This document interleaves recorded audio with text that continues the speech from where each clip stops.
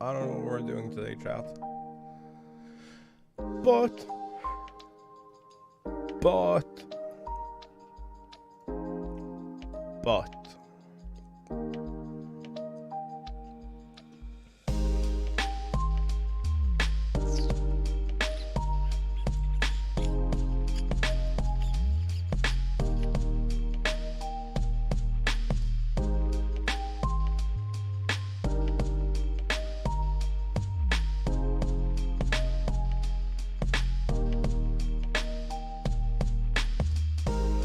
we're live.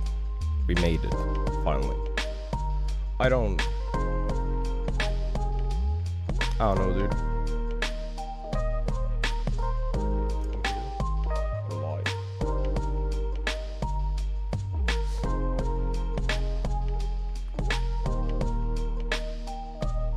I got so much extra room. So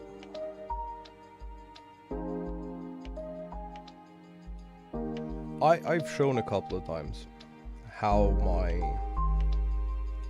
camera was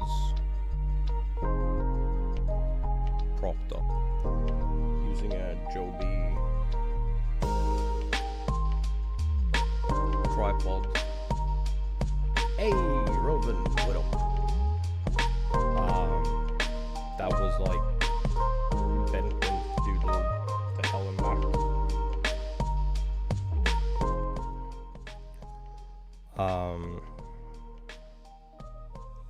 Obviously, that is a GoPro. It was propped up by like my quad monitor setup here, and a piece of like, it's called edge trim, wall trim. I don't know. Whatever the fuck. Little piece of wood that goes like at the bottom of or top of the wall to like hide the edge against the floor and the ceiling.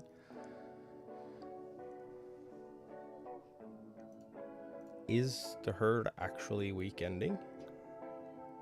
Is that a thing?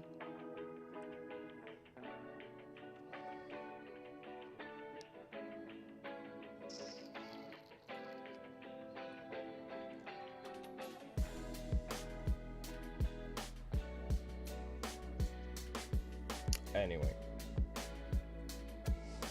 So this is what we were using alongside that, and that was obviously like propped up between a monitor and a desk, and then zip tied to the rail that all the monitors slide back and forth on. It was a goddamn nightmare to get that everything of that set up, and it had chat. It had you guys so much lower down.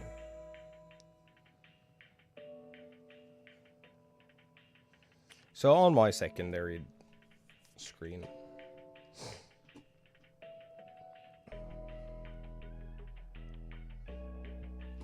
I don't know if I even have. Let me OBS for a second. Studio mode.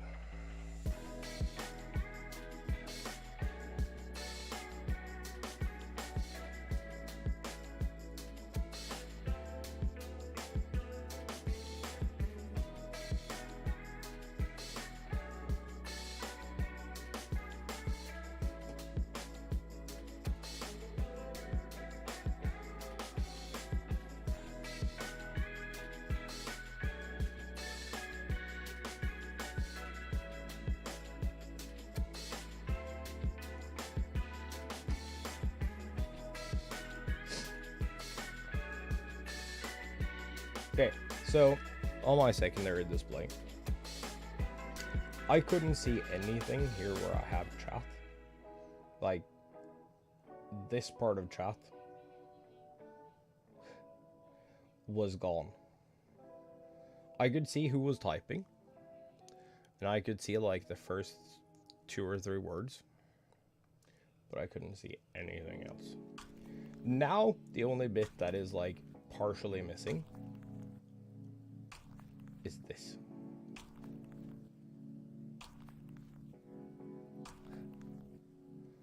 I can see this button, and then I can't see a bit, and then I can see everything from here down.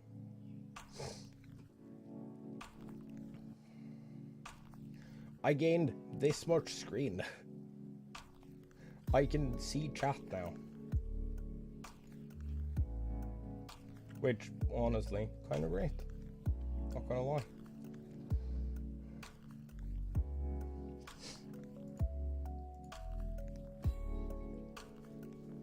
Oh. Wonder what Rowan's up to today. Wonder if he's up to something today.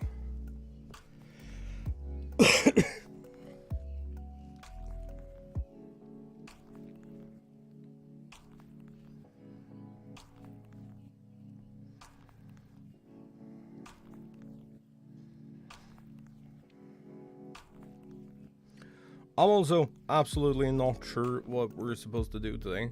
I know Schlatts is busy, so probably shouldn't bother him with stuff. I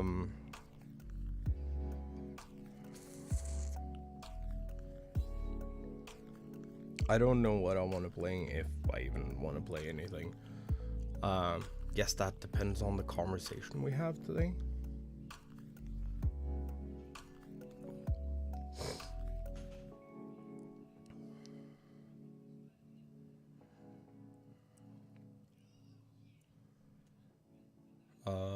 If there isn't too much to talk about, then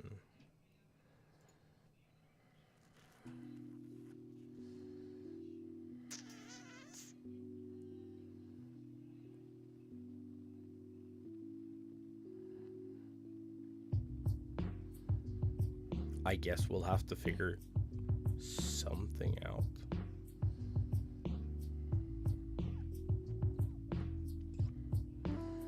Oh man, skill-based matchmaking is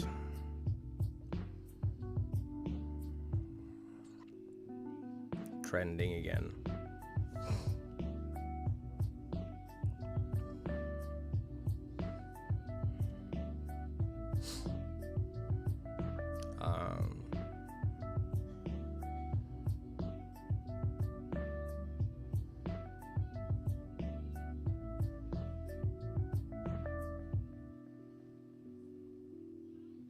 Alright, kid, schedule.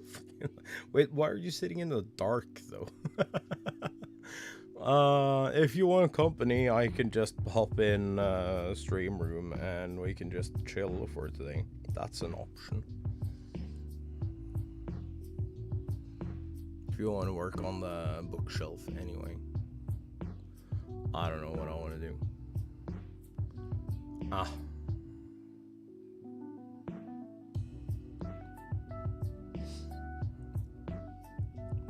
So, do they play anything other than their mandatory bowling? Like, what else do they actually play?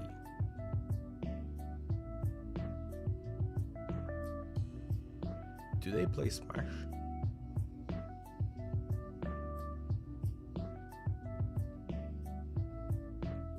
Because that's a 4-people activity.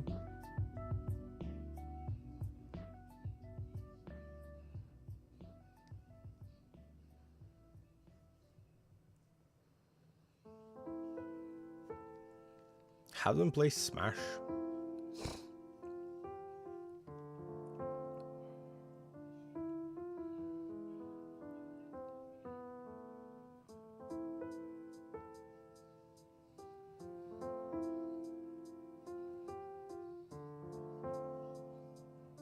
Down to 3 working Joy-Cons for them. How? Okay, so is it drift or is it they've smashed them? I want to buy more Joy-Cons because I want more pretty Joy-Cons, but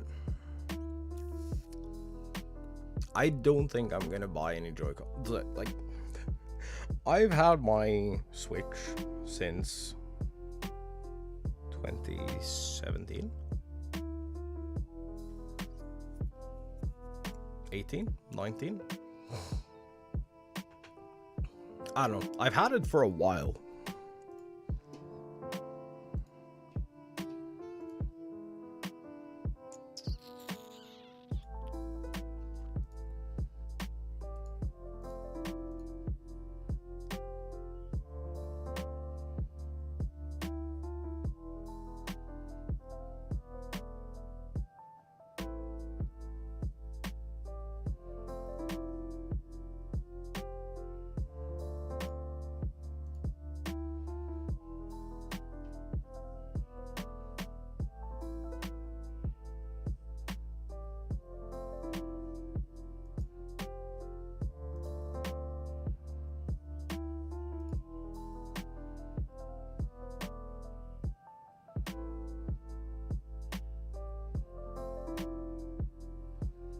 ...2018... I bought my Switch. There's still no proof that I bought my monitor, though. That is just gone. I have everything else.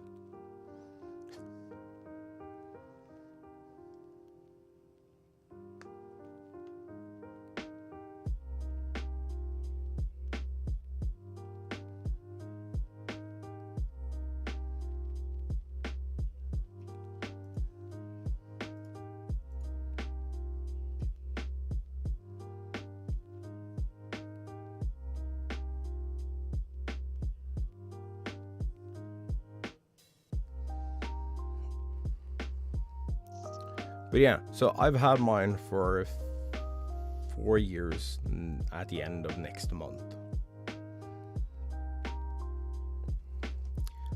Neither my Pro Controller nor my Joy-Cons drift.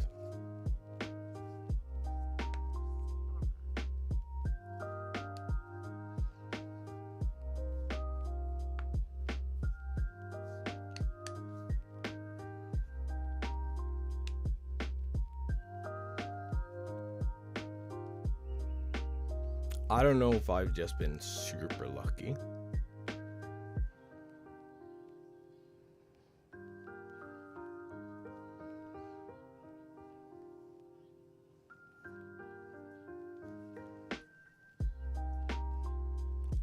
What I have experienced drift on is my 360 controller. I think I wore out the spring in that because I had it for a really long time.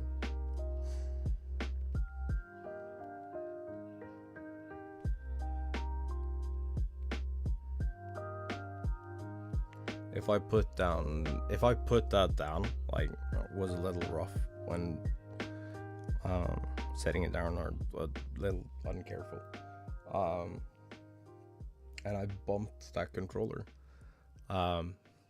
it would initiate drifting forward.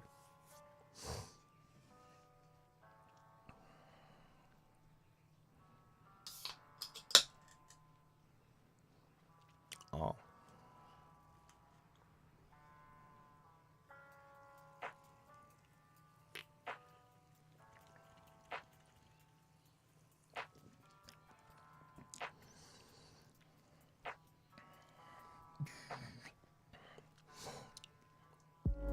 Can't you just have them...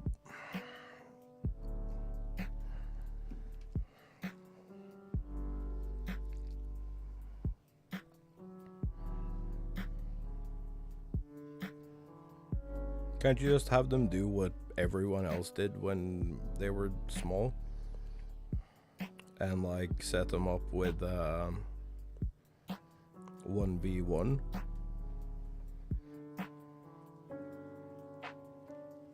Loser leaves.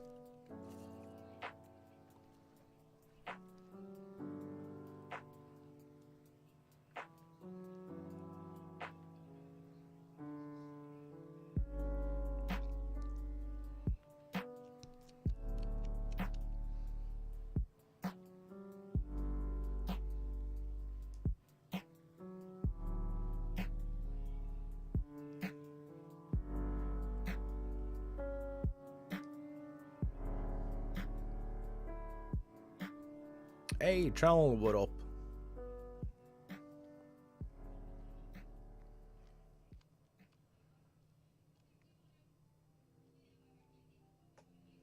Really? Is it Stream Elements bot that works today? No, there we go. There is not bot.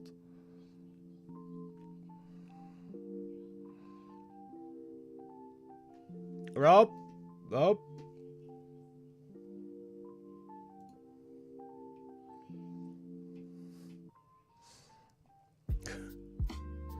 That was close.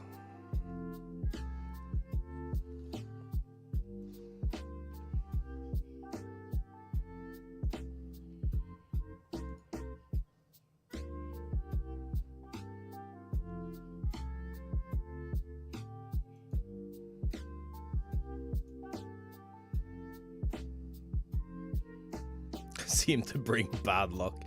Nah, dude, that wasn't your fault. How are you today, dude? Long time no talk.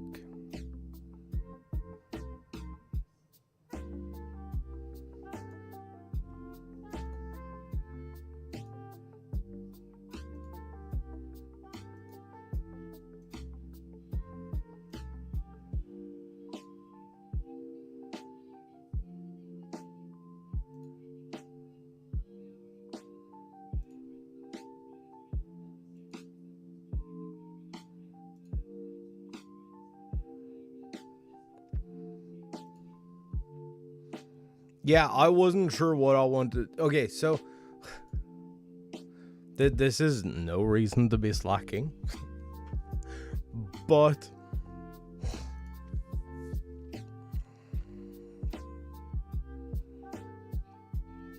the rules are different on YouTube.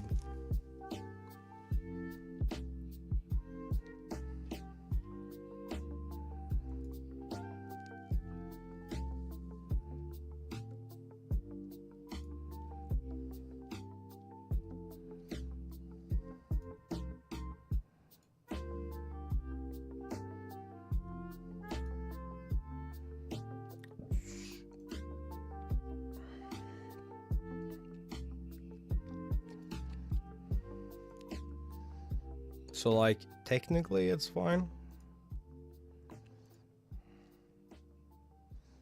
But, like, it kind of sucks in a chat that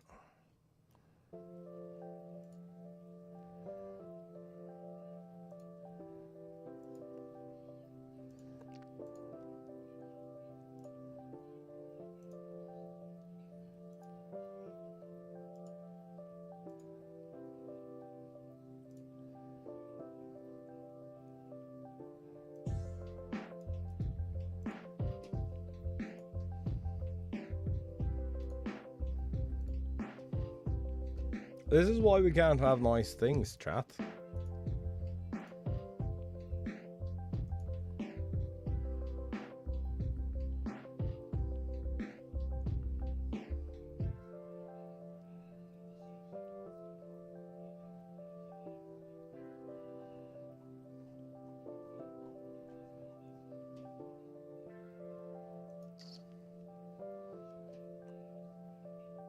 This is why we can't have nice things. Oh. No! My little glow-in-the-dark vault boy. He's fell over. No! And apparently the other character up there, Kadosh, doesn't want to look at us anymore.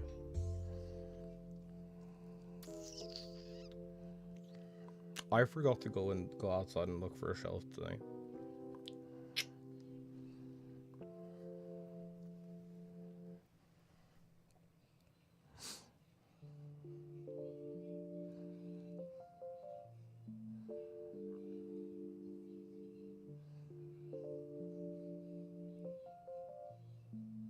I don't want to talk about it, chat. Fucked up.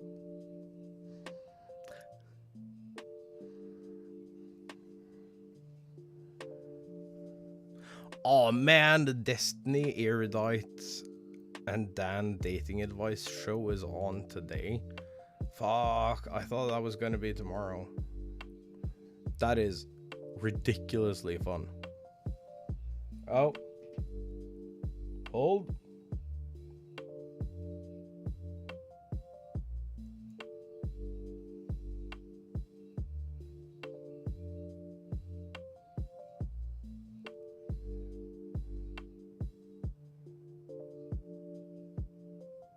Oh, it's still there.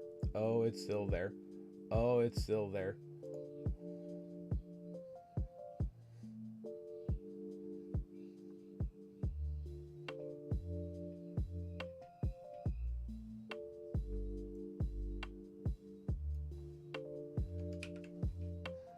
Chat, help me.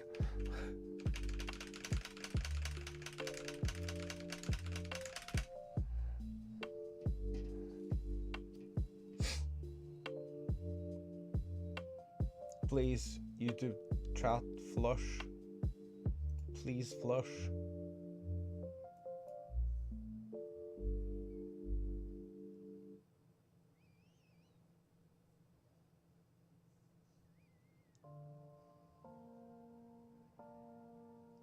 Okay, we're good.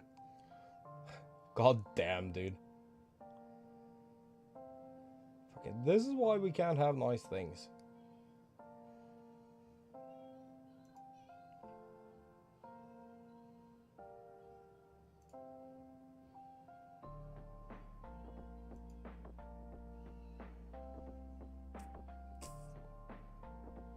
Oh?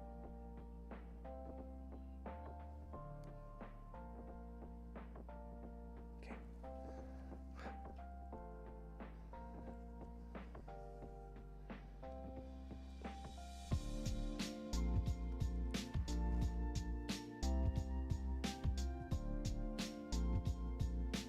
If we missed if I missed the message in here, I'm sorry.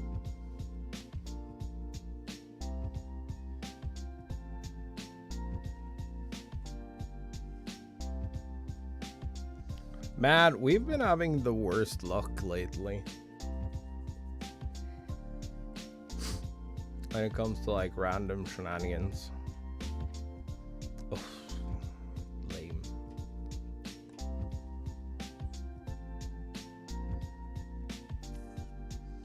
No, I was just curious if I lost regular chat messages in my spam. But it looks like we're good.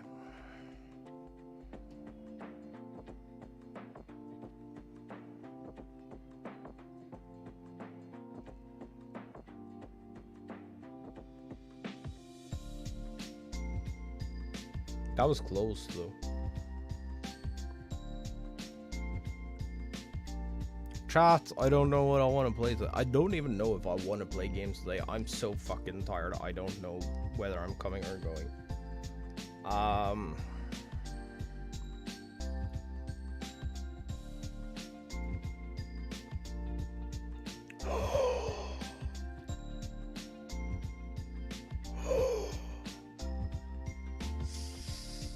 Oh, I might.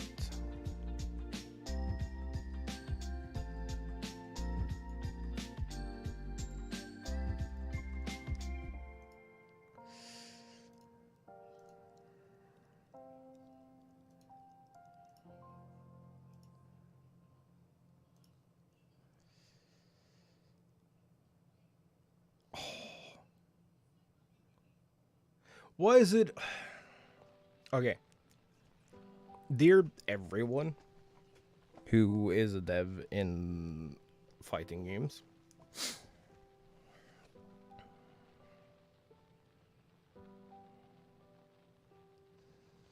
if you're gonna run a sale,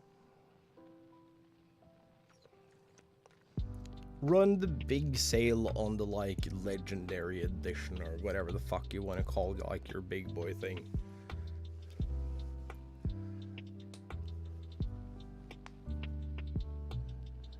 Because running the sale on the base game that doesn't have all the characters or anything, it's stupid.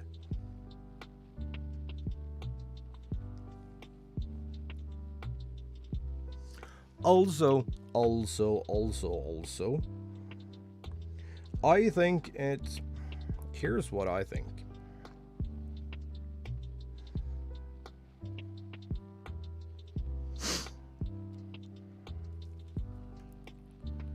I think that fighting games, tournament-wise,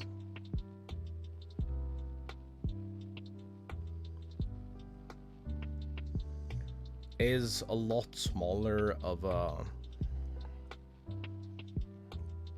genre competitively because the buy-in is so high.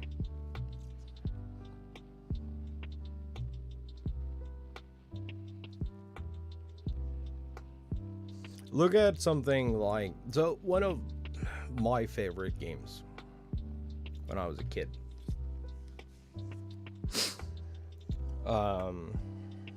because like I didn't really something y'all might not have figured out. Well, you might have figured out on like my gameplay alone, but I didn't really start playing games until I started streaming.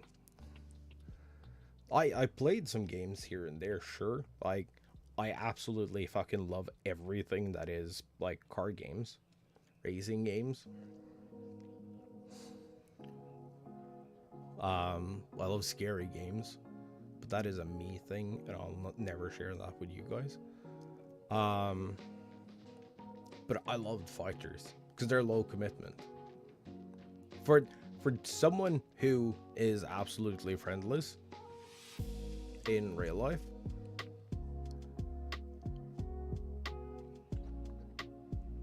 fighting games, low commitment.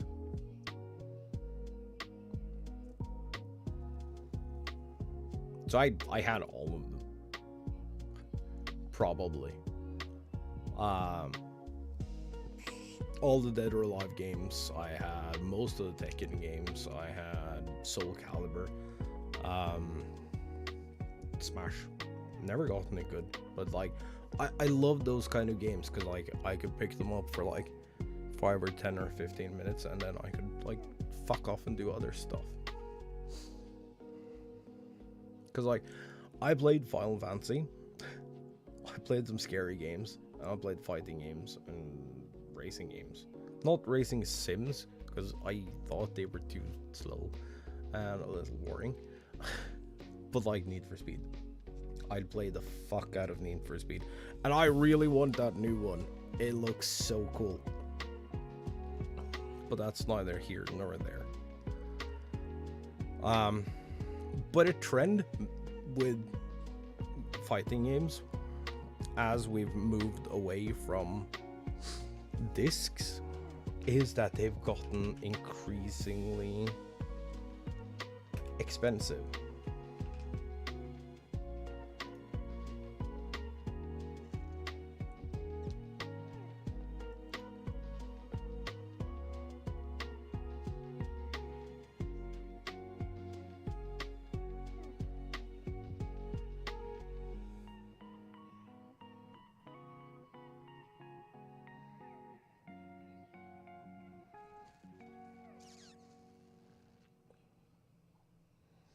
Dead or Alive, for instance, it is 569 nice rubles if you want to get the digital deluxe edition, which is like season 1, like season pass 1.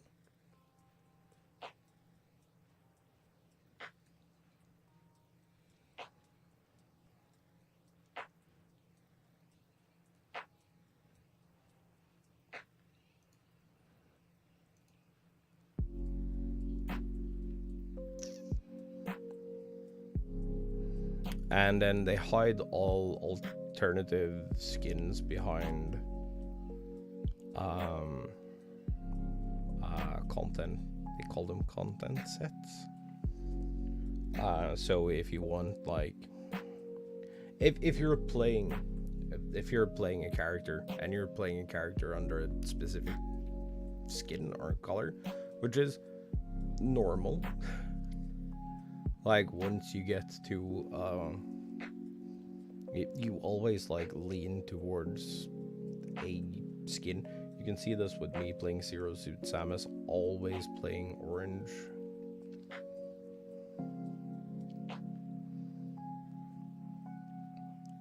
So they take all the costume sets and they lock them away. So if you want to get the costume set that you've played with since the beginning, you have to pay like $20 for like costume sets. Then to get like all the first season characters, it's like another $30. Then the second season is like $60, and then the third season is like $50, and then the last season is like $60.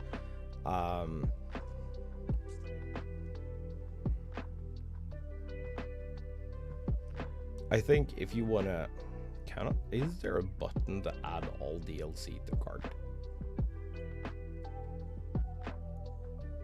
No.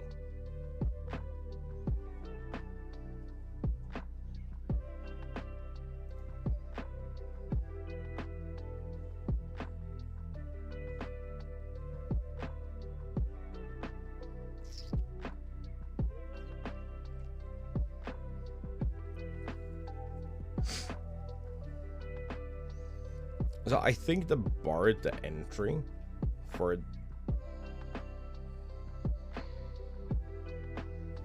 fighting games is too high. Soul Calibur 6, which came out in 2018, is $90 for the deluxe edition, and then 126.5 for all the additional content.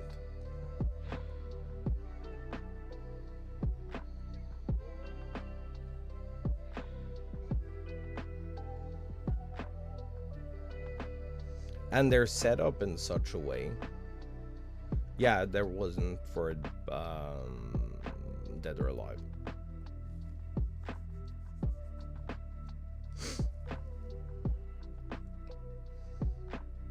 But fighting games are usually set up in such a way that if you're playing a DLC character, you can only play against people who also have DLC characters. Or if you don't have the DLC character, you can't play against all the other people.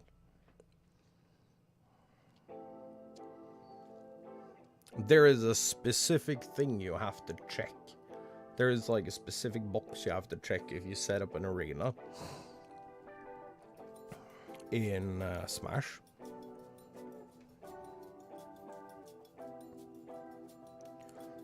If you don't have all DLC, you have to be like, yes, I understand, and it's okay to play against DLC characters, even though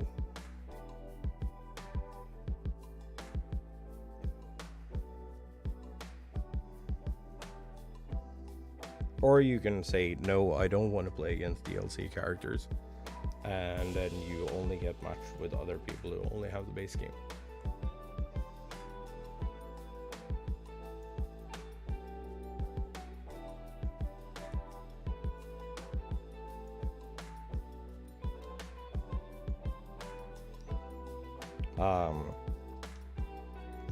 But for most fighting games, they're expensive as shit. Tekken 7 you can buy as definitive edition, but that's been out for like half a decade. They have long time support, I'll give them that. Like, GG's. But damn, dude.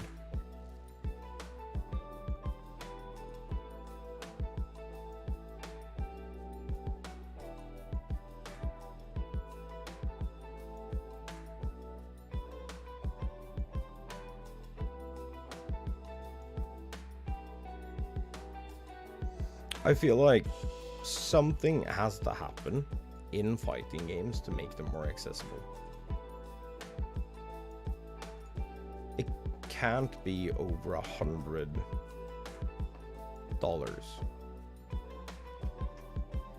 Or like upwards of $160, $200, $250 to be competitive.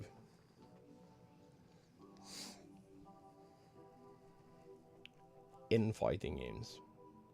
That can't continue to be a thing.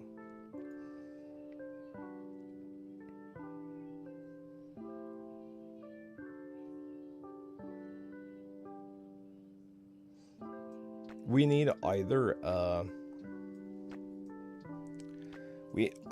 we need a better monetary system,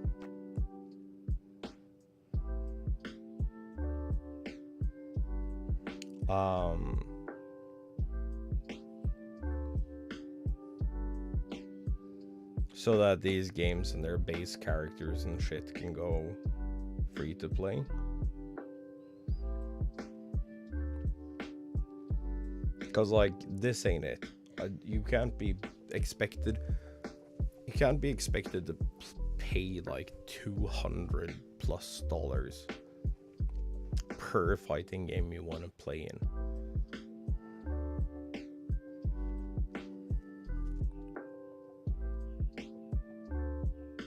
Now, based on like playtime rules that I have for myself, sure.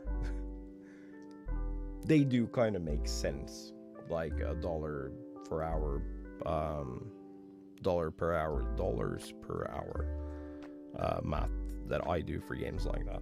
They make sense, but I still think that the bar is way too high.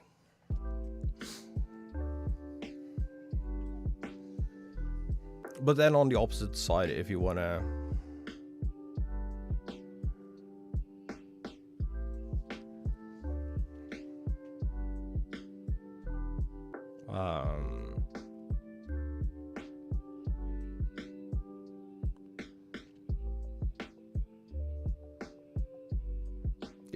to get into fighting games, you have Multiverses, which is a brawler. You have Brawlhalla, which is a brawler.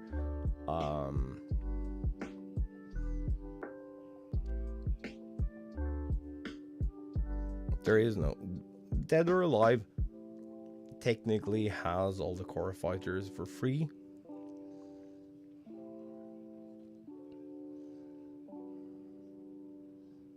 But that ain't it.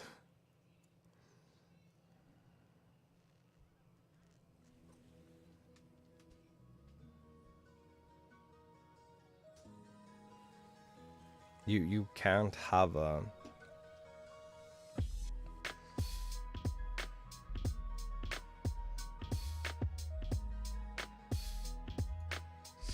you can't actually do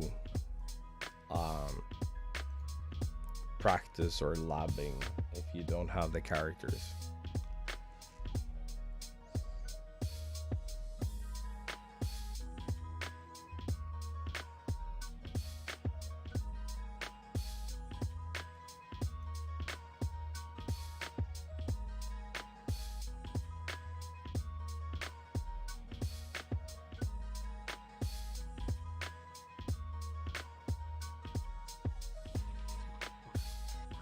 Which is something I learned really fast playing Smash. You need all the characters. You actually need all the characters. Now, if your core fighter rule is that it changes based on competitive meta, then sure. If everyone is playing DLC characters and you get access to the DLC characters, I think that's better. I don't think it's fine, but I think it's better.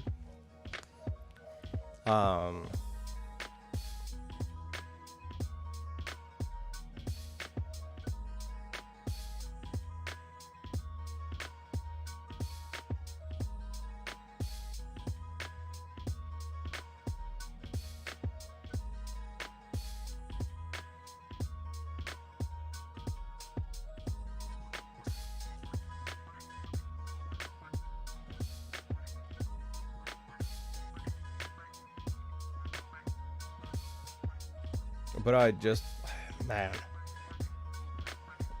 I really wish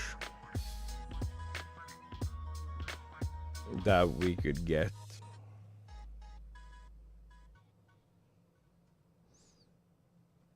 some popular fighting games that don't cost anything to enter. I think we will see a massive change in like the amount of people that play something like Tekken or Street Fighter or something if the characters are available for free.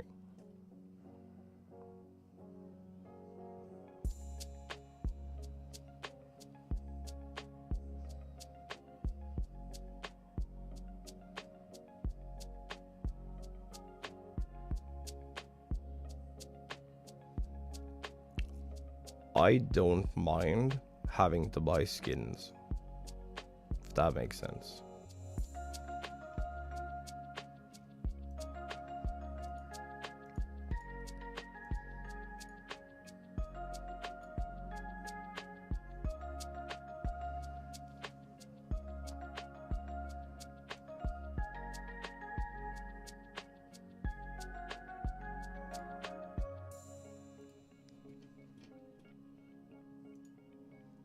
I think that is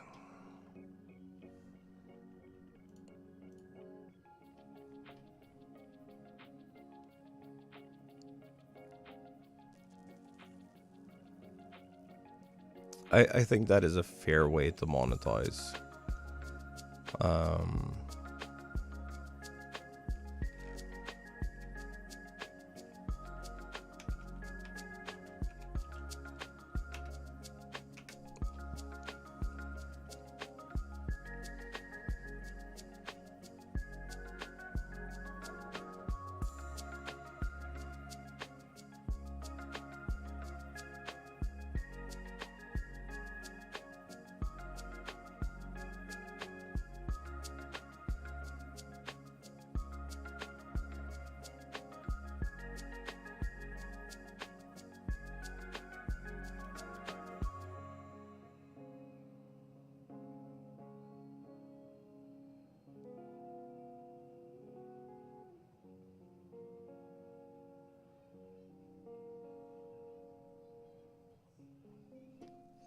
I don't even know if there is people playing this game. I don't know if there's people playing anything. FGC charts. Let's see. Because, like, yeah, this is what I'm talking about.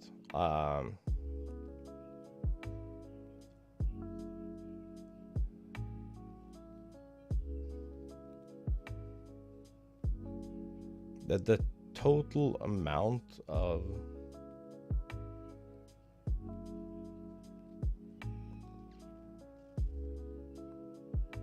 players is like next to none.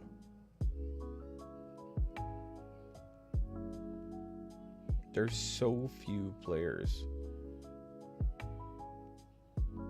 who play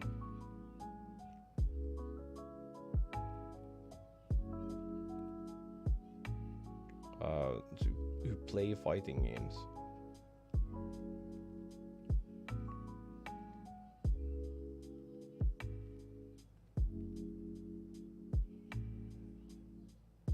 just simply because the bar to enter is like, it's so goddamn high.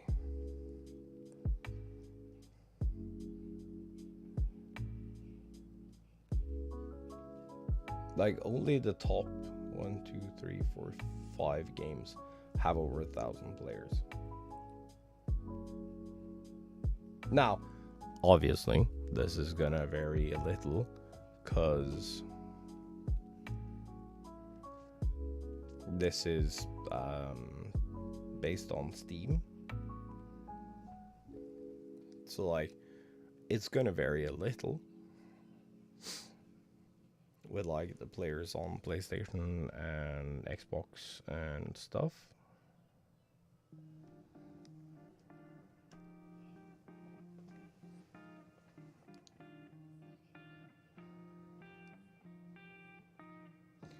But you need the top 3 games to break 10,000 players total.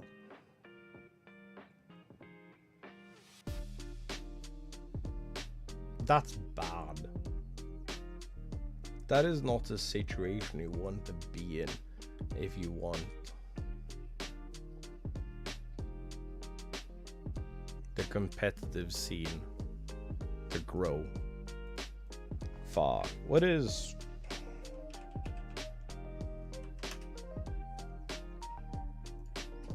Let's compare it to CSGO.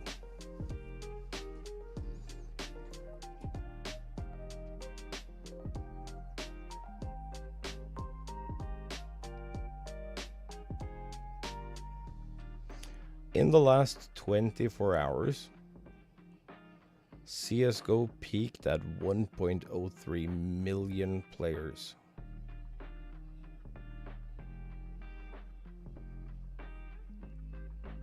And is currently sitting on 734,000 players.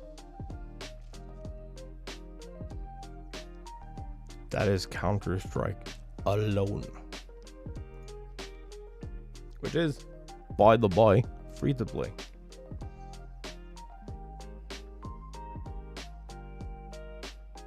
In the top 3,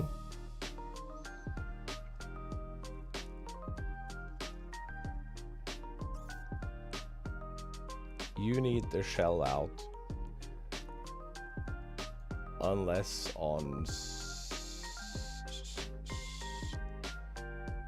yeah, so not on sale, we'll go for, like, I'm not counting G2A and stuff.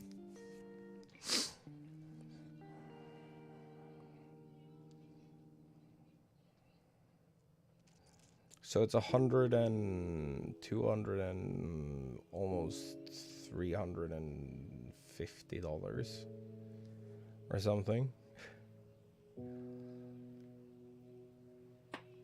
to get 10,000, 11,000. No, that isn't even 10. Fuck, I can't even math, my dudes.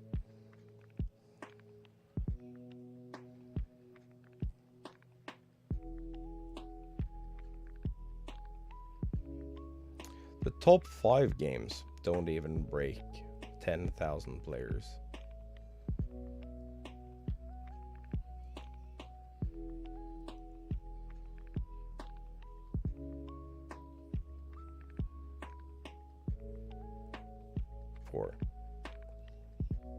Like, the fuck?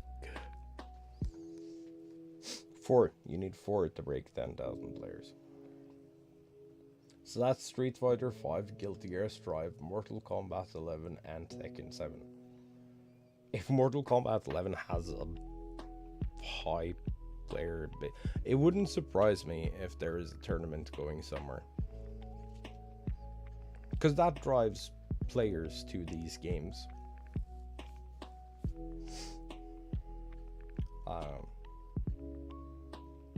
Or like wild sales, like Grand Blue Fantasy Versus.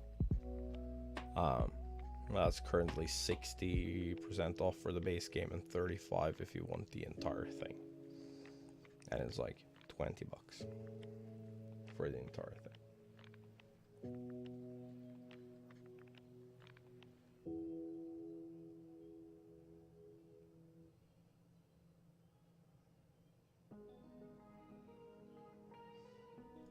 But if you look at the charts, that says everything you need to know about, like,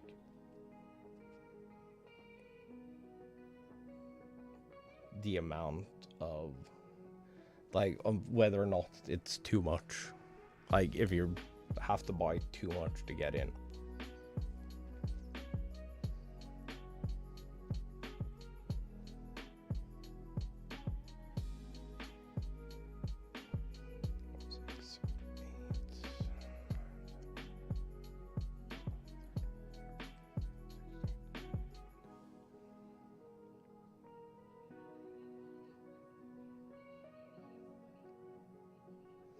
Dead or Alive 6 is number 20 on this list, and it has 81 current players with a 24-hour average of 83. The fuck? I understand Dead or Alive isn't a particularly new game. Neither is Skullgirls. But Skullgirls has a ridiculously tight community.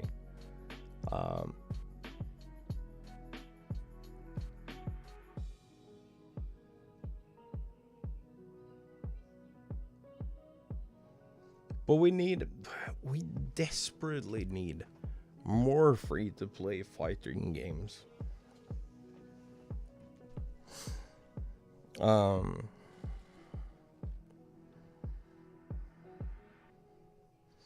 Like, I understand that we're not gonna see Project L until next year at the earliest.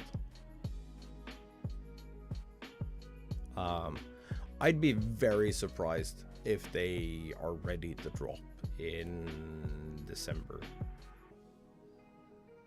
when they're gonna do another communications thing. I'd be very surprised. If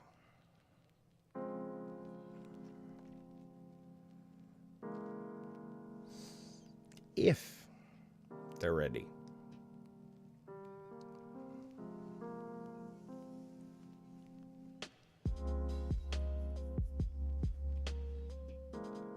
That'd be great. But I understand that that is probably not the case.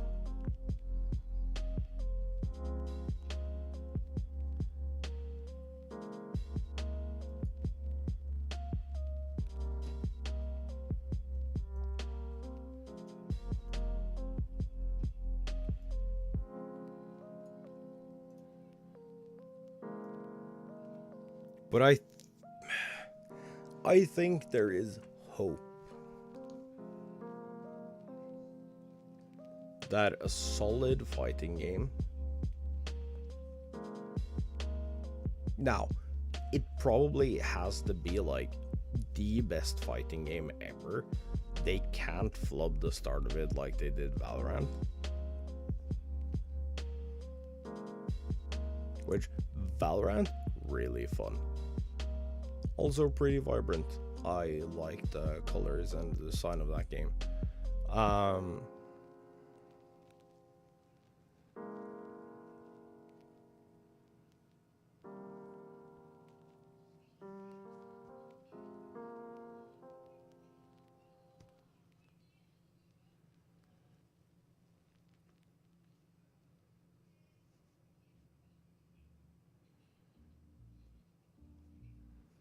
But if it's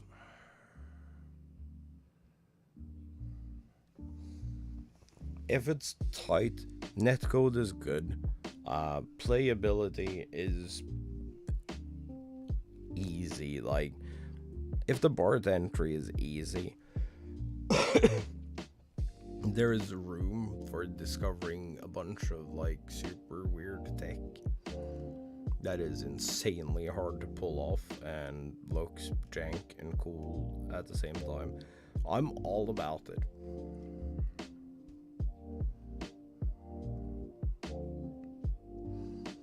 If that plays on the difficulty level of something like Melty Blood, oh, it's gonna be so good. But from what we've seen, it doesn't look that fast.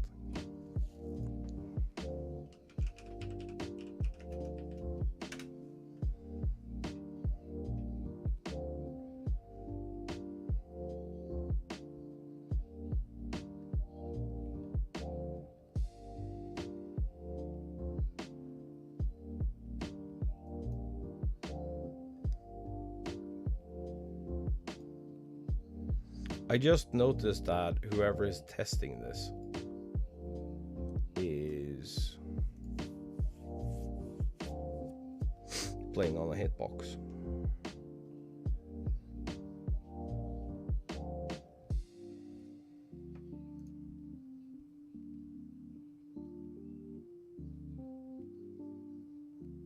Did you see that?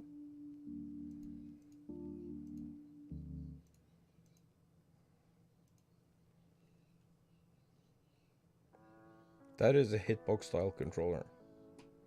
It probably is a hitbox based on, well, we can't see the buttons underneath the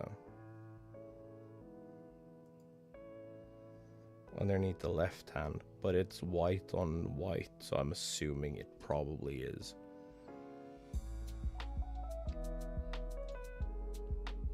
Yeah, I do not care.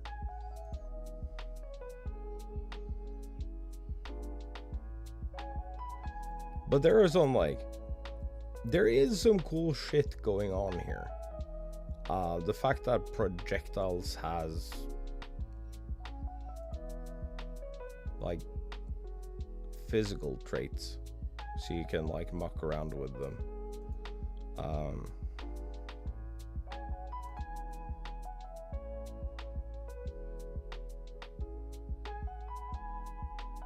Yeah, great netcode. Don't care. I just want to watch gameplay. Also, it's going to be a tag fighter, which is interesting. But it feels like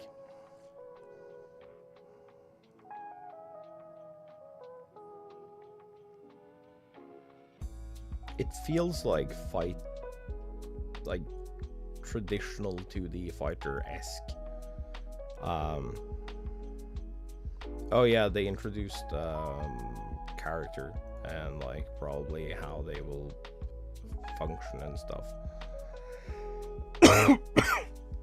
They also said that they're done with like game mechanics, and they've moved on to like character animations and stuff. So there is a chance that Riot will tweet something or post something and they'll be like, oh, by the by,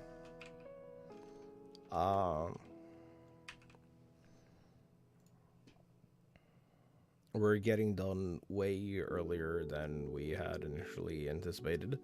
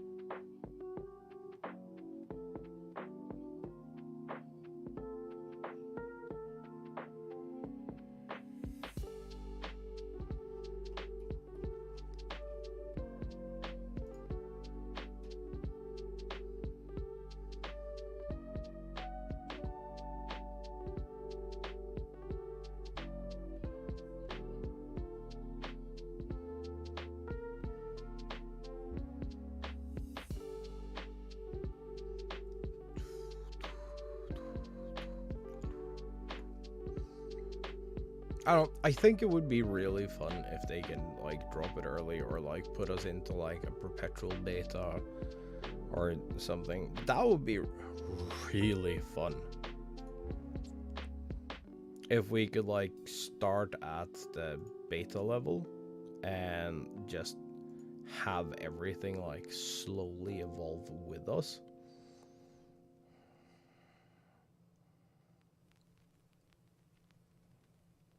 That'd be sick.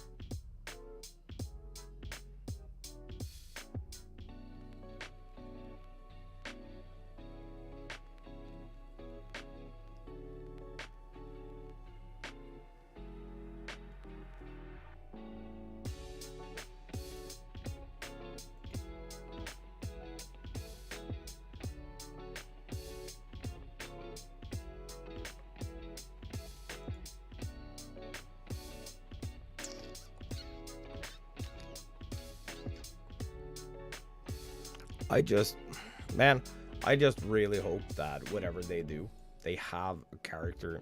Like, I understand that it's supposed to be in like the same universe and everything, and that is cool.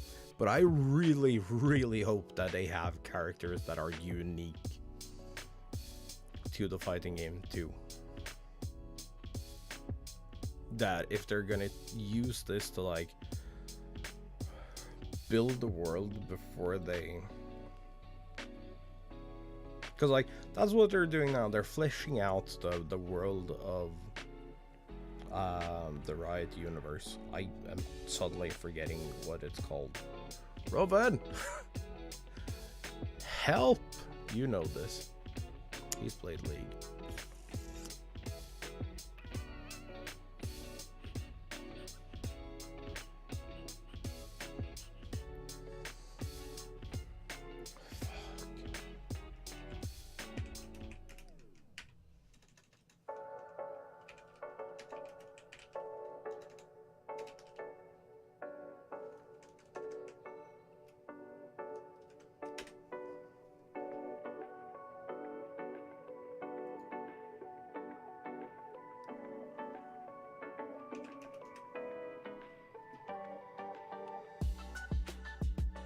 Runeterra, thank you. Fuck. I know that what they're doing right now is like fleshing out all of this and like introducing as many characters as they can and like as much static lore as they can before the MMO comes out. I understand that this is a thing they're doing. But man, do I hope that they put some like unique new characters that are like only fighting game, only has a fighting game existence.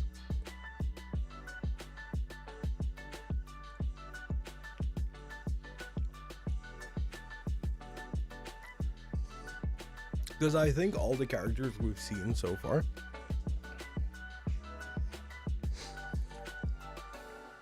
is like Darius Jinx.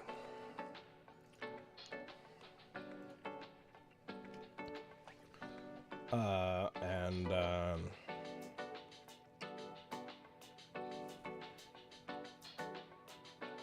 God damn, I've forgotten.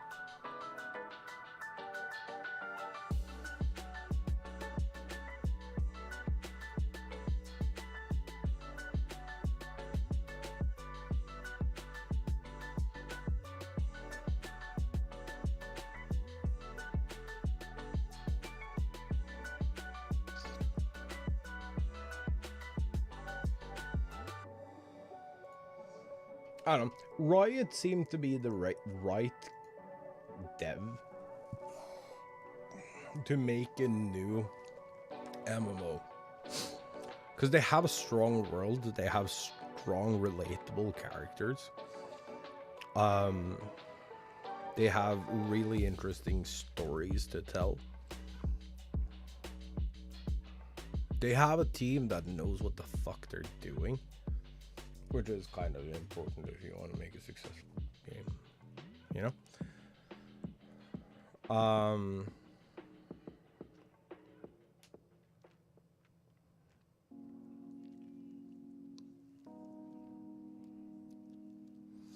I think that the MMO that Riot makes, because we know they're working on MMO. This is not news. Maybe if someone has gotten an interview with someone and they've figured out like how far in development they are, that would be news. But the fact that they're working on one, not news.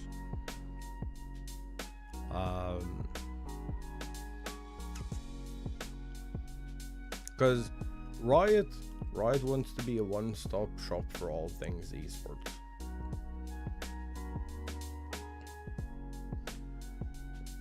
They have the promotional people that knows how to run events.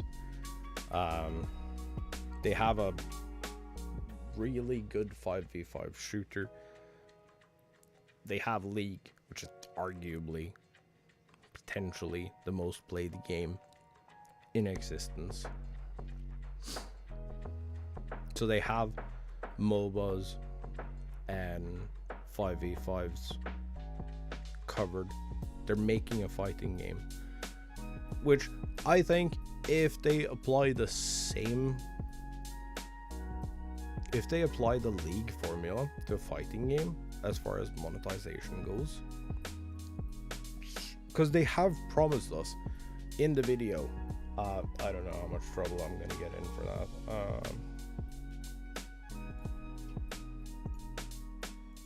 Fuck it.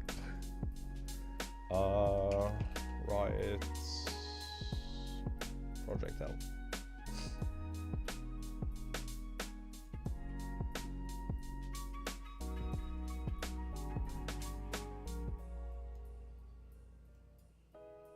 Wait, you guys can't hear my stuff.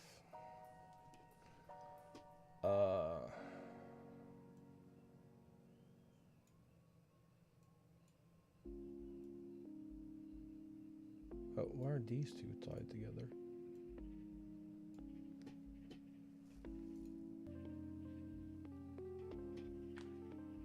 Hey folks, Tom here, back with a quick update on Project L, Riot's upcoming 2D fighter. Last November, we dropped an update showing off some core game concepts and our rebooted art style. Honestly, showing off the game this early was a little scary, and we're grateful that so many of you are so excited about Project L. God, that was so sick! Your reactions and excitement gave us the reassurance that we're headed in the right direction. Yes! Yes! In this update, I'll talk about what's been happening in the team over the past few months and what's coming next. Last time, I shared that we've honed in on our gameplay as an assist-based fighter with 2 champs per team. Yeah. We're finishing. So it's a tag team based.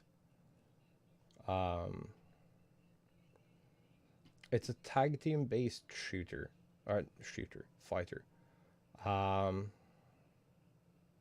Wait, I need to turn that down this up, I think. Up our work on core mechanics now, and a lot of the team has moved on to building champions or building around game features like competitive play and our social systems. One of our goals is to remove as many barriers as possible from you enjoying Project L. We want you to be able to play no matter where you live, what your skill level is, or how much money you have to spend on a game. To that, this is so goddamn important.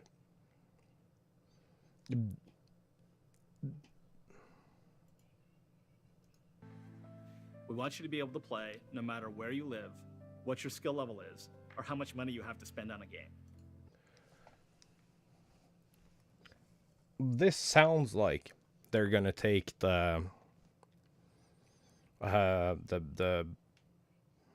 really good Riot formula, and it's gonna be skins. It's gonna be non-intrusive. It's gonna have all the fighters available to you. Might be a battle pass style model. Could be like, I don't know. I think that would be really fun. I'm sorry, but I think that would be really fun. Like, and I mean, really fun. Battle pass for a fighter? Count me the fuck in. Like, actually. Count me all the way in on that. If you have to, like... But I hope it's quest-based.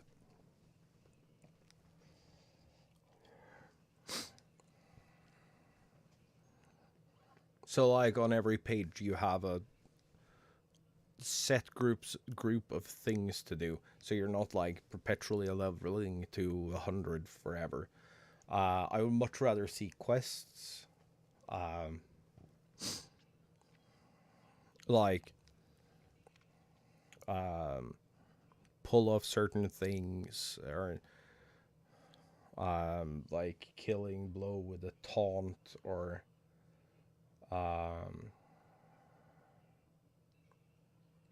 right? There are so many things that they could do to make fighting games fun. And they could make an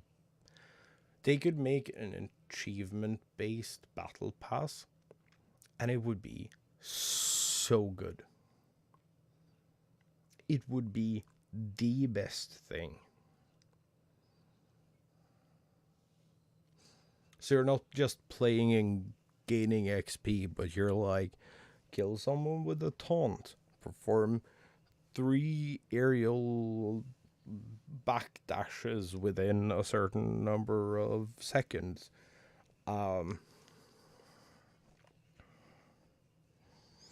Block an opponent for X amount of time.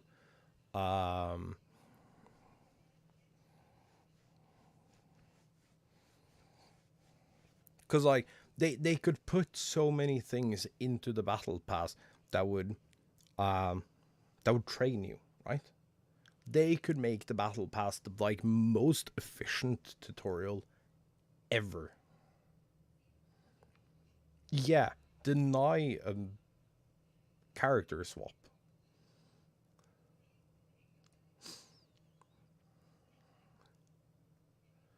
Like, every 3 months, you could have the perfect tutorial. If it's going to be on a 3-month recurring thing. I'd pay the fuck out of being trained every... Are you serious? If I could get in and I could, like... I could learn how to play the game, and I could learn how to be efficient in the game, and I could be better every time I play a battle pass. Duh. Of course. That'd be like the best thing ever. It'd be the coolest shit.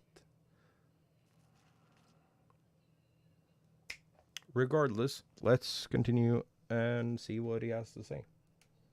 To that, I'm happy to confirm that Project L will be free to play. Yes. If you've played a Riot game before, this probably won't come as a surprise. Our team is made up of fighting game veterans and folks who are passionate about serving the FGC. And we operate with one approach. If we wouldn't like it, we won't do it. When it comes to monetization, we promise to be respectful of both your time and your wallet. Also, the team has put together a blog post to give you a sneak peek on development of a new fighter in Project L, Ilaoi the Kraken Priestess. The spiritual leader of her people, Ilaoi is a physical powerhouse who tests the strength of souls for her tentacled god. Check out the post for more details on how we're approaching character development and how Ilaoi will look and play in Project L. That's all from me for now, but I'll be back later this year with one more update. Before I This sign off, this weekend is EVO. To everyone heading out to the event, yeah, so this dropped the day that everyone got to Evo.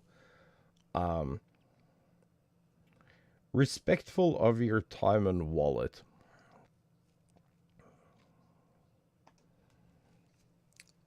That is an interesting thing. I also wonder, because, like, we know that this game, like, kind of starts with a fixed team. I don't remember where I read this or where I saw this. It's not in this video. But this, if I recall correctly, it's starting with Darius and Jinx together. So I don't know if that's just the base 2 fighters, or if they're gonna be like forever teams. That could be a way. That could be a really fun way to balance.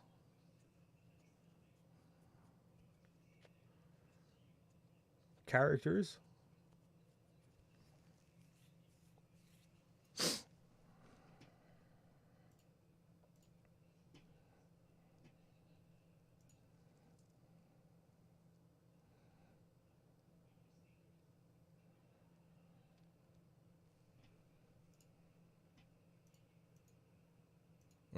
No angry boy messages about me watching a video.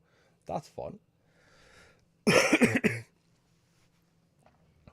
Anyway, back to what I was talking about, or trying to talk about.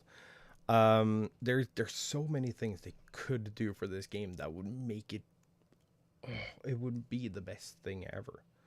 Or it has the potential to be the best thing ever. I don't know if mixing, like,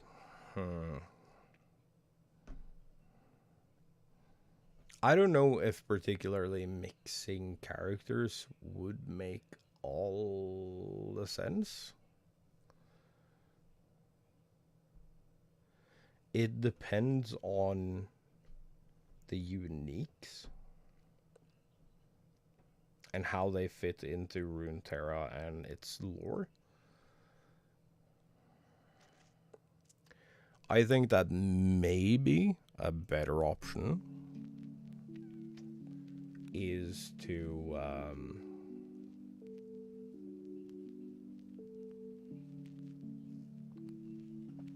hello? Okay. I think that maybe a better option is to like have preset teams. So, like, let's pull out paint, my dudes.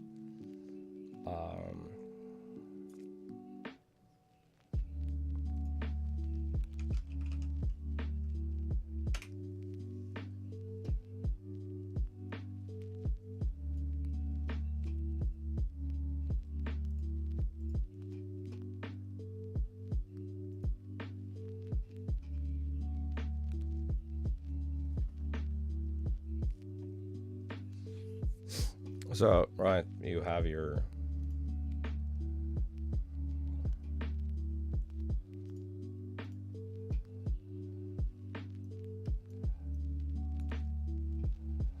and then you have your character silhouette on this side, and you have a character silhouette on this side.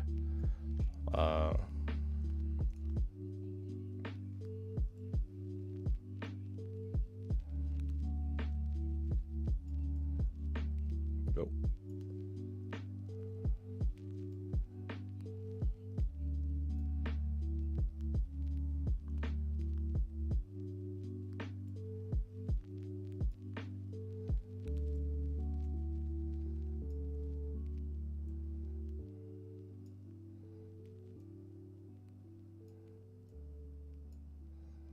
And then within these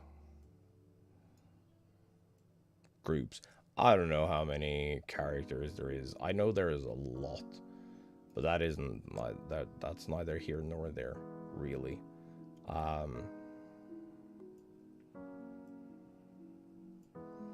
But within these, instead of like you're choosing character, instead of like oh,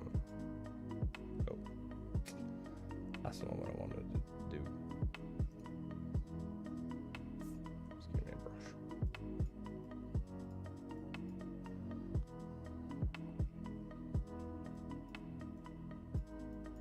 Instead of player one choosing this character and potentially getting a super unbalanced team, it could be that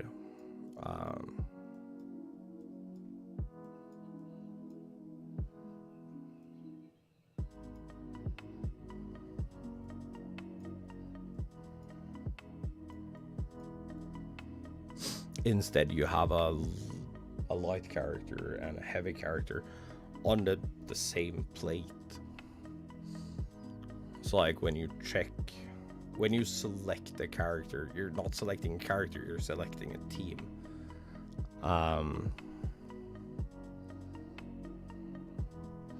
That is something that could make sense.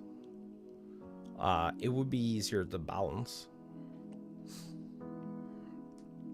So light characters go together with the heavy characters, and mid characters go together with mid characters. That is way less balancing than if you have the opportunity to like select two fast-paced characters or two like tank style characters or two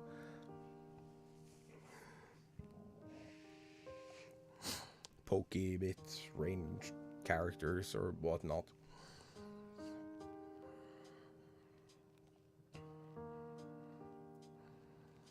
I think the potential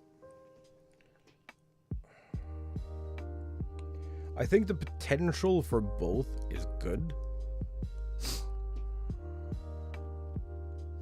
I think the balancing work for this model's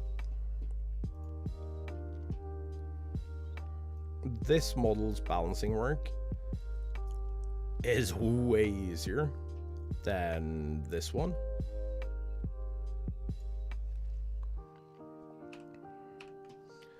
But I think they're both viable. I just think that, I don't know. I think it makes more sense if you're gonna do a tag team style fighter. It's gonna be assistance based, what he said. I currently can't think of a single assistance based fighter.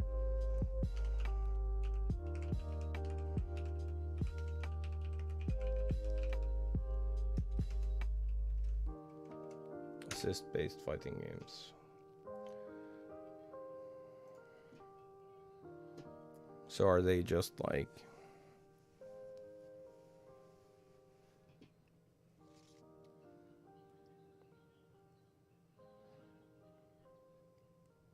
Yeah, so it's just tag team. Nah. Because that's like tag team games or tag team games. Sorry. Yeah, if it's gonna be like pure tag team, this model of fighter selection kind of makes more sense.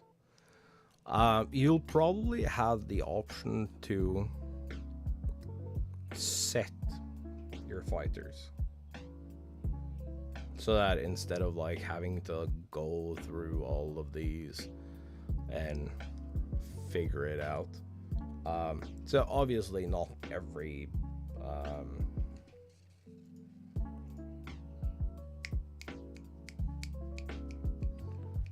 league character is gonna work for this.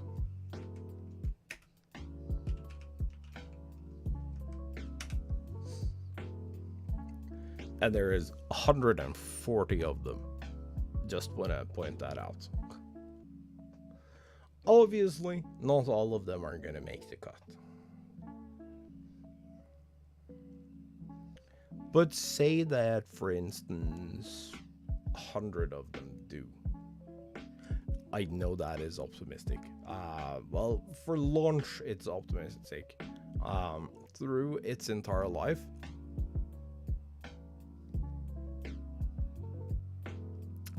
probably.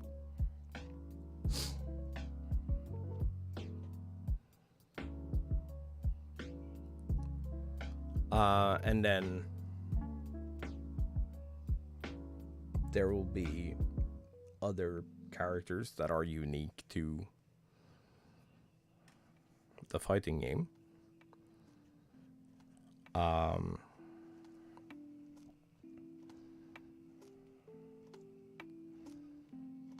So I don't think it's unrealistic that the selection for online play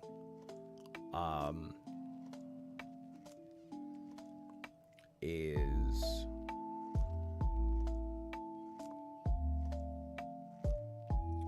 like preset,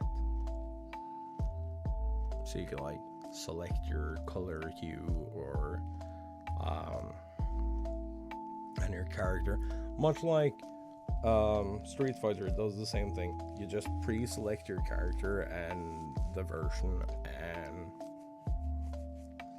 you click online and it match makes for you, and that's all you have to worry about.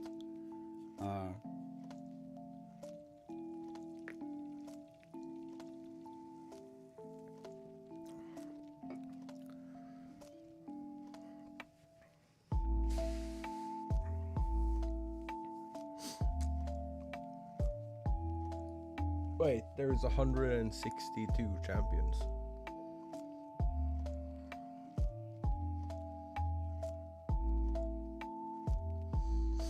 Yeah, so, like, could there be 30 league champions that, like, just straight up work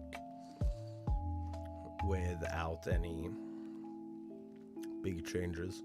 Probably. Say we get 30 league characters and we get 5 or 10 unique characters as like the starting point. I think it'll be really cool. Like, either way would be really cool if they like preset the teams so they're easier to balance, or if they like, yeah, go ham.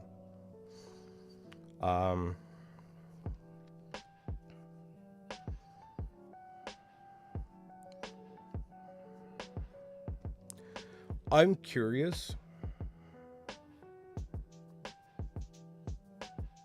how high the skill ceiling will be and what they're going to do about jank.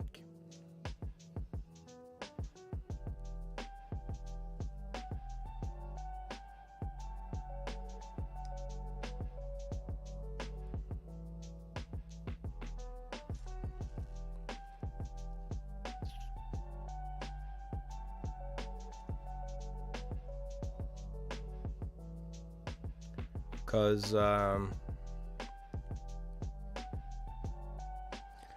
janky code doesn't seem to be Riot's strong suit, but it is for fighting games.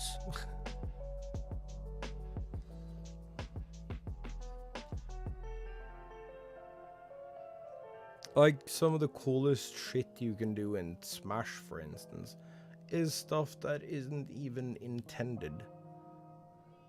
But if you pull it off within, like, if you pull off a set amount of inputs within a given time frame, it just still kind of works. Which, you know, definitely isn't janky.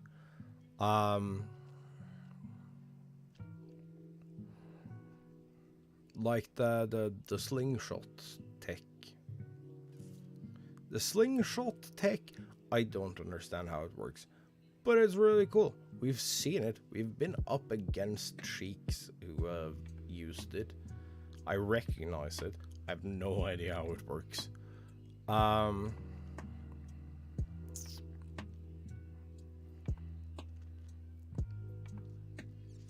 but it allows you to, among other things, directionally buffer a back air. So you can have full movement speed in the same direction as your back air, but it's because you've loaded the back air into your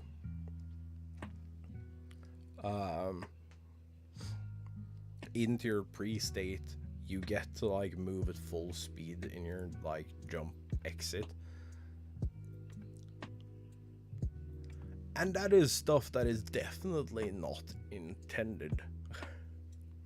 But that is also the things that raise the skill ceiling of a game, right? Figuring out the things that are possible within the framework of said game. It also allows for like the slingshot tech. We're still on that because that's one of the things that I understand how it works, even though I can't execute it. It also allows you to swap to crouch state early. So it's more difficult to punish whiffs.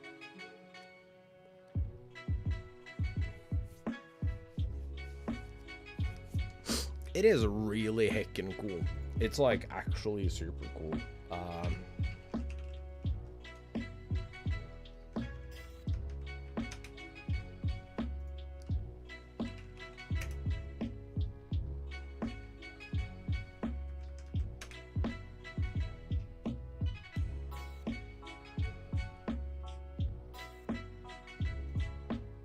Shot hop, but because they won't dash back.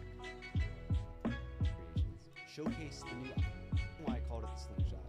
It's pretty simple. Mainly, it's 2 syllables, so it rolls off the tongue nicely. Wave dash, slingshot, and also the name kind of aligns with the movement as well as the controller.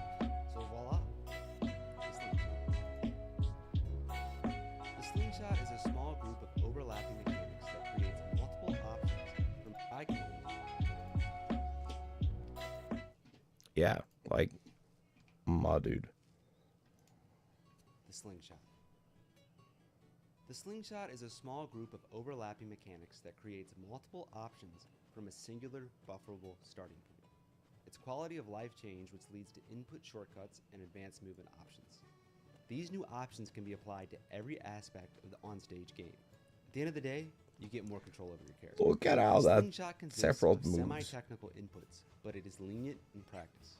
It's our chance to integrate a technique that can create a skill gap for those who are willing to put in the extra work. I truly believe this can change the meta, but as Ultimate players, you're gonna have to be willing to be patient on something that you're not gonna be able to implement into your game in one sitting. This isn't a one-for-one comparison, but it took Melee players quite a while to be able to consistently wave dash, and they rolled with the punches until they got it right. So seriously, if you really, really want to level up and you want to have more fun playing the game, take the time to learn this. Where the fuck did my At the pointer end of the go? day, it actually isn't that hard. And it's pretty lenient, like I said before. Oh yeah, so if you do this, see that? You can slide underneath the grab.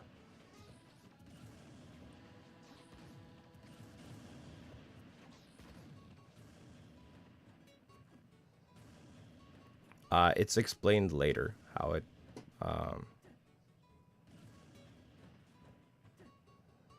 how it works, but it's so ridiculous because it allows you movement. 2 syllables, so it rolls off the tongue nicely. Wave dash, slingshot. And also the name kind of aligns with the movement as well as the controller input. So voila, the slingshot. So let's get into the meat and potatoes a little bit. In this presentation, I'm going to show you how and why slingshotting works. It is the so problems insane. It solves, its different variations and sub-variations, showcase the new options it brings to the table, and show how to apply it in almost every aspect of the onstage game. In its simplest form, the slingshot is 2 controller stick inputs in quick succession. Dash, forward or back, then down back or up back. But generally down back is a bit better, as it has more utility. If done correctly, your character will dash in the initial direction, but they won't dash back. For most uses, slingshot is almost always followed up with jump. Technically speaking, that would be like a slingshot hop, but because it's almost always used that way, we'll probably just default to slingshot for that. Now, those two inputs I talked about aren't like something that people don't know about, but I think it's mostly known at a very basic level, and nobody really looked into it. The wildest thing is he showed us in the demo. But this one simple input like has lots of layers and different mechanics like on top of it. There are three main slingshot variations: the flick shot, the hold shot, and the full shot. I'm going to explain the flick shot first and use that as a base to go over a bunch of the different mechanics related to the slingshot. Flick your controller to the bottom right, press jump. If done correctly, you'll instantly be facing right, but you'll fly left at max airspeed. And you stay at max airspeed for a bit. And when I say flick, I mean flick, so it goes back to neutral. Like, the fuck is this?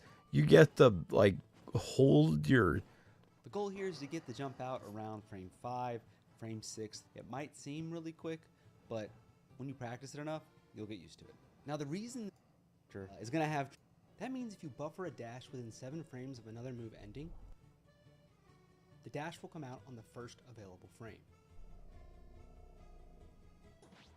And there's this weird mechanic that makes it so if you buffer a dash in that 7-frame window, and then afterwards, in that 7-frame window, you buffer down back or up back, the dash will still come out on the first available frame. But you're still holding down back or up back.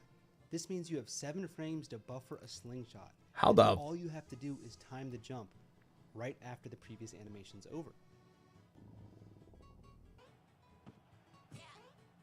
So if you start perfecting a 5 or 6 frame,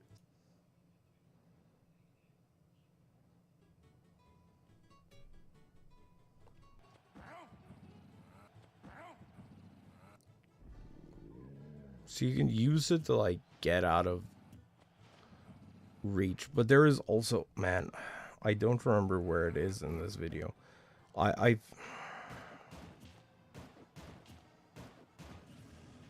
I've watched this thing so many times. Oh yeah, look at this. with the hold shot you get down beat.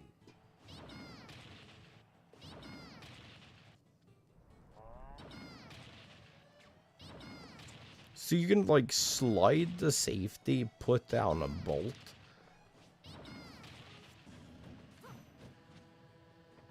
It's insane. And with a full shot, you get side beat.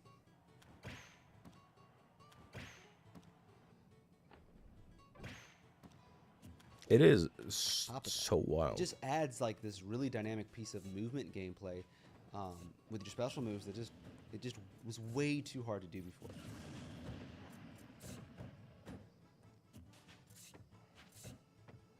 I'm gonna see if I could find the thing that I was talking about.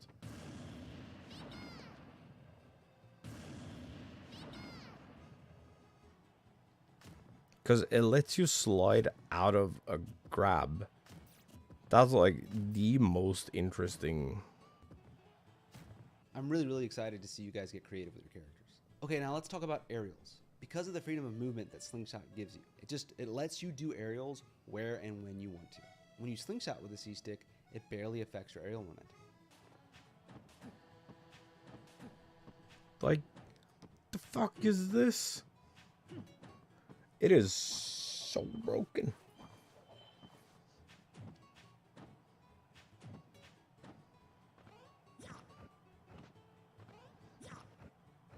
But yeah, I was hoping that they'd like properly show it, but in the early demo, the early Chic demo,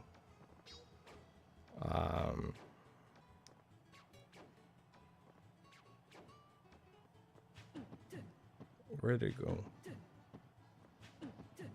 For example, when you do down throw back air with Pell, and you do attack canceling, kind of forces you into your opponent. can't find it So again. if you mess up and miss them, you're like inside of them. But if you do a full shot back air, Pally will burst towards them and the back air will pretty much land in the same spot. But because she's immediately pulling back, she'll drift away. And if you mess up, they're not going to be able to punish you. One thing I wanted to briefly touch on is hurtbox shifting. For many characters, the Oh, slingshot here it is. shifts their hurtbox back better than backdashes. In this Look clip, at this. Sheik back airs shield, tries to dash away, and gets shield grabbed. In this next clip, she does a slingshot instead and gets away.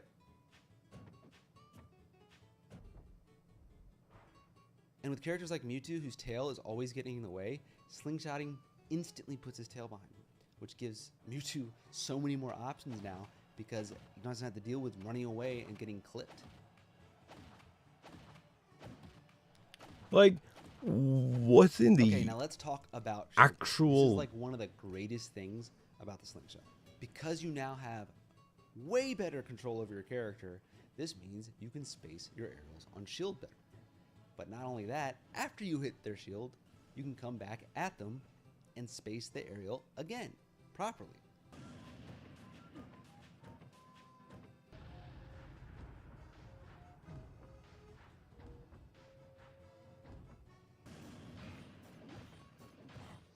You get to move perfectly within the same rotation.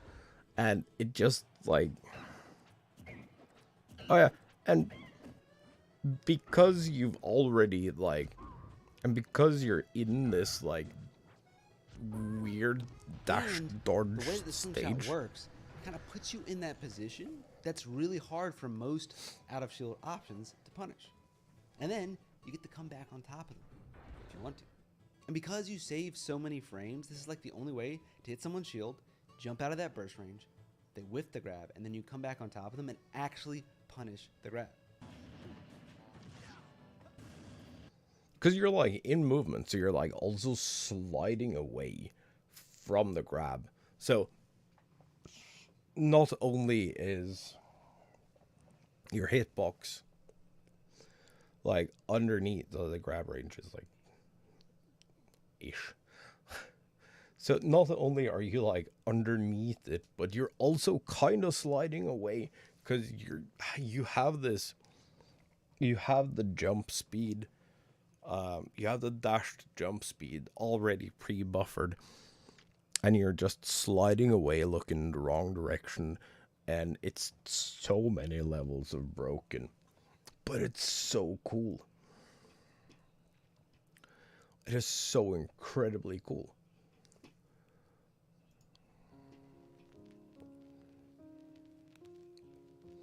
But it's shit like that that makes fighting games fun. There are some things that make fighting games really janky, like the Korean backdash in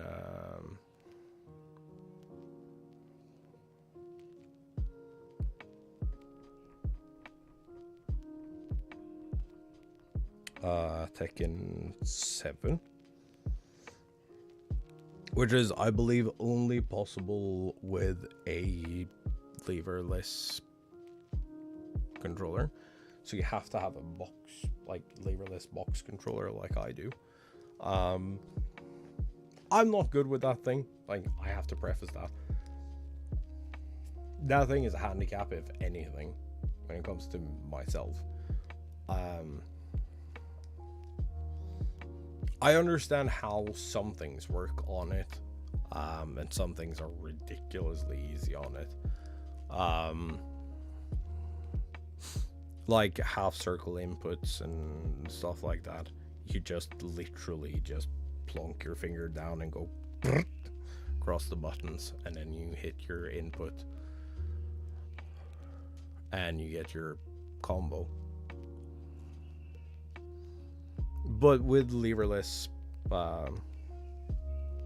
controllers, you get to apply more button inputs at once, because, well, they're buttons. It's not a lever, so you can have opposite buttons So, for instance, dashing. You can do that by holding your dash direction and tapping the opposite direction. Because the code within Leverless Custom Box is left right is neutral, like SOCD. SOCD is left right neutral, up down up. So if you want to repeatedly dash, you just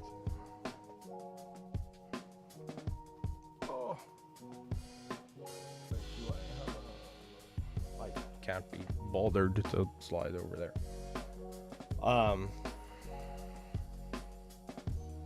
But you just hold your direction that you want to go, and you just tap.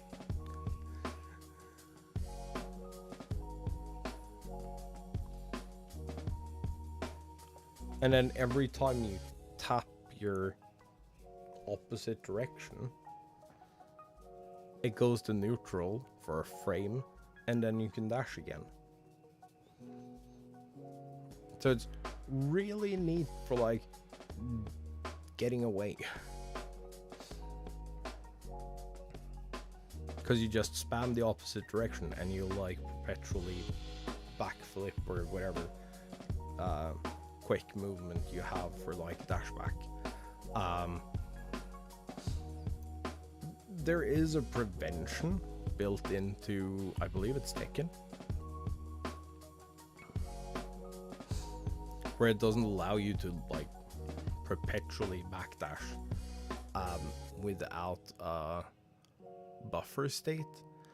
But if you do a different input,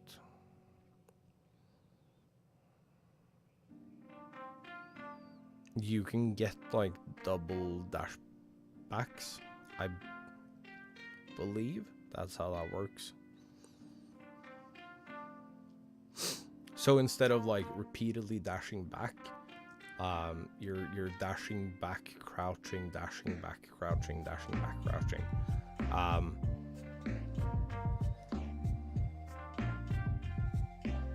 And because you can do that the same way you would on a not mouse and keyboard, suddenly it gets really effective. Because you're just tapping the secondary buttons.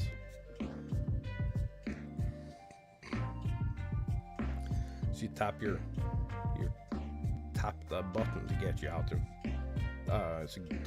out of back movement and into neutral to get a dash, and then you tap your down button while still holding your back button, and that will give you a back crouch or a block crouch, and then you can just like repeatedly tap those two buttons and have forever backdashes.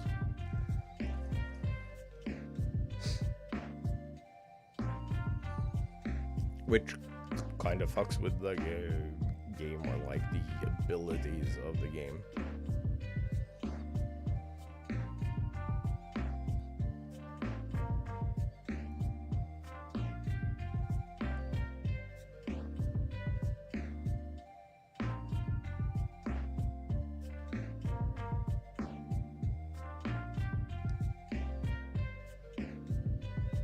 Which obviously a lot of fun. Like tech is always fun because it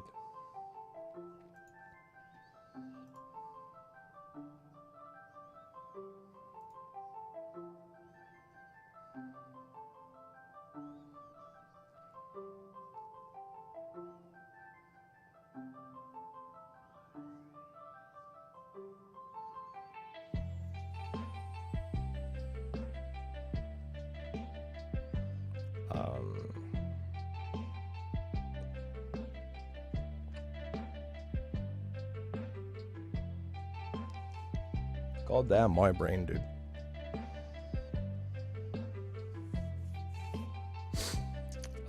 Because it changes like the entirety of how a game plays, and it makes for and it raises the skill ceiling.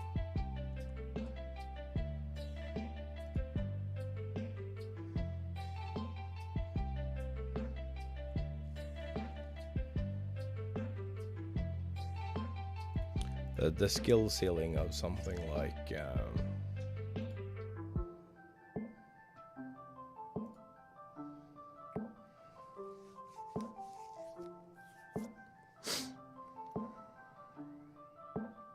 the skill ceiling of something like a fighting game is highly dependent on its janky tech. Which honestly makes it a lot of fun. I think that anything that allows the skill ceiling to perpetually raise is good for a game.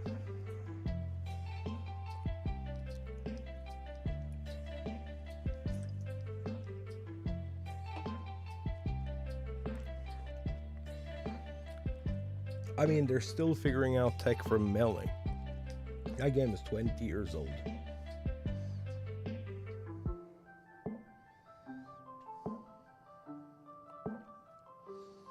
And they're still figuring out new stuff for that game.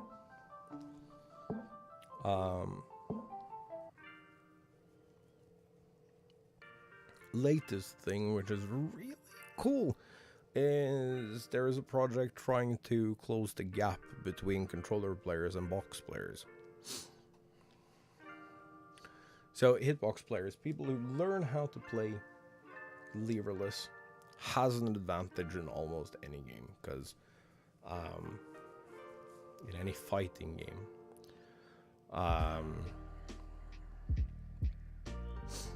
because it's perfect 1.0 cardinals all the time, every time.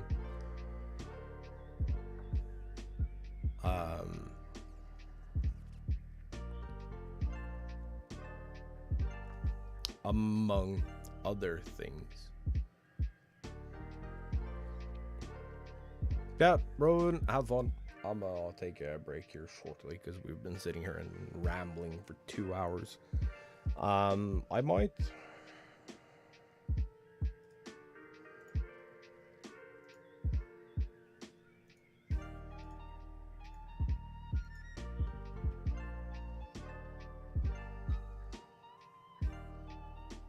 Oh, yeah. It's like 2:55. No, 1:55.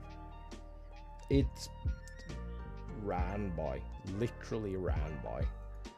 Oh, man, I'm not gonna lie, I kind of want to buy Grand Blue.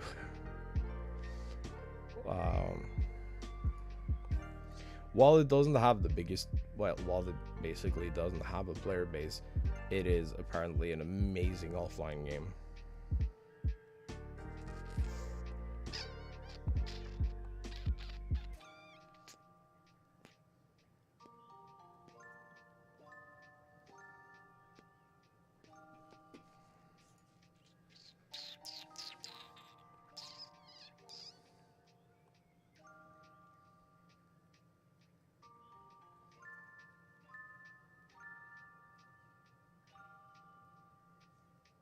Something with you have to stay motivated.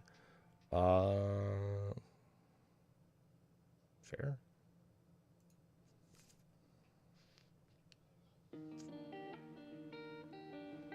Not really, but it's tempting.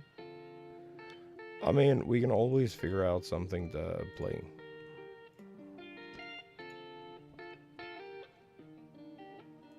Like, I don't care what we do today. Really. Like, I'll do whatever.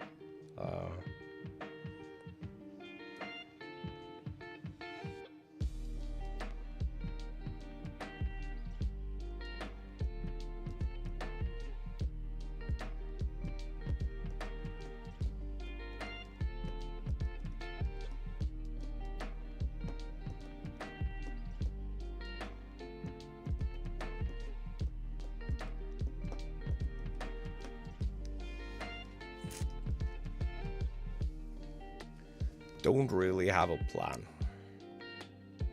And like, it's not like if I picked up Grand Blue, not that I can, but if I did,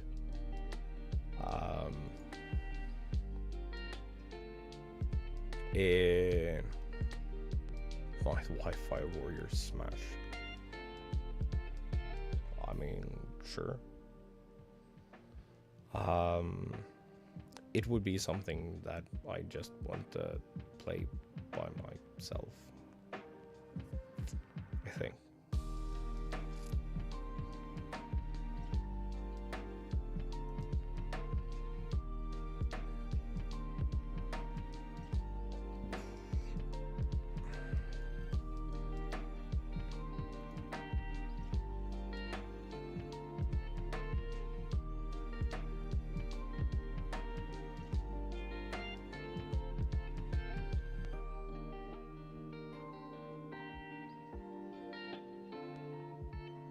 Wait, who makes all the other Grand Blue games? Arc Systems?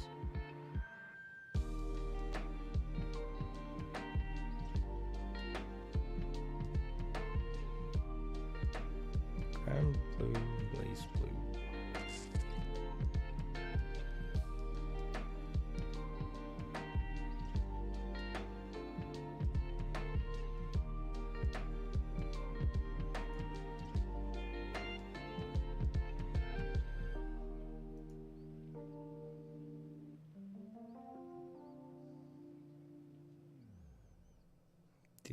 There is a lot of fighting games that come out of that.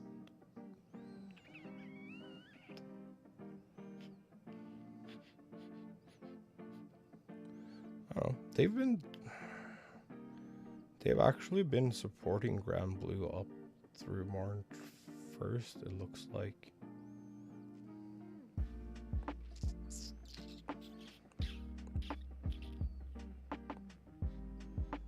Yeah, Blaze Blue has been the thing that I was thinking about, cross tag battle.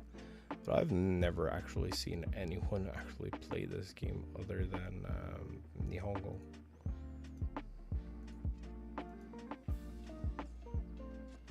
It's pretty.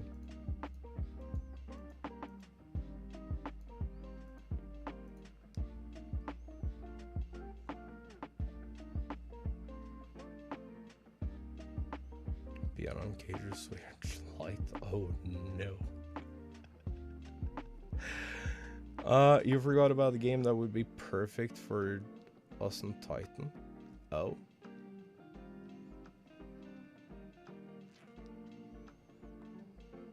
Dude, is Blaze Blue even on that list? FGC list?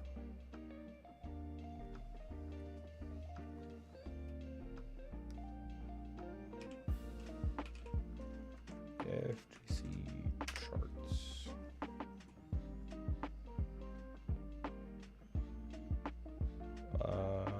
Blaze Blue centralification. That isn't the one. Blaze Blue cross tag battle. It has a current player base of 60. Oh man. That Grand Blue looks fun though. I don't know.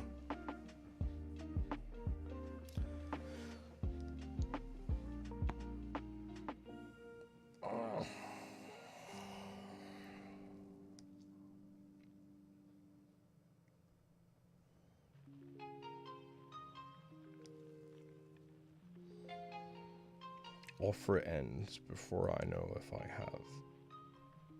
Fuck you, Steam. I hate the Steam sale dates.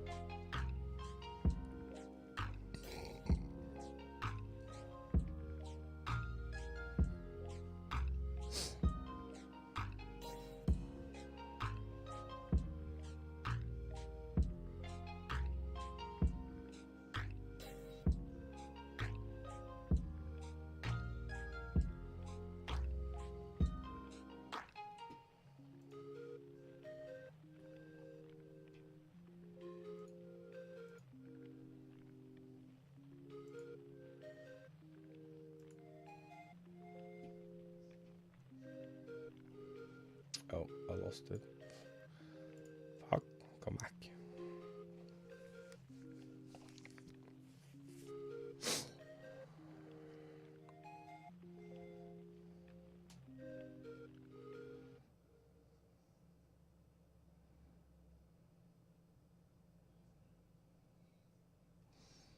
I don't know. It looks fun. I don't actually know if it is. It has solid offline apparently.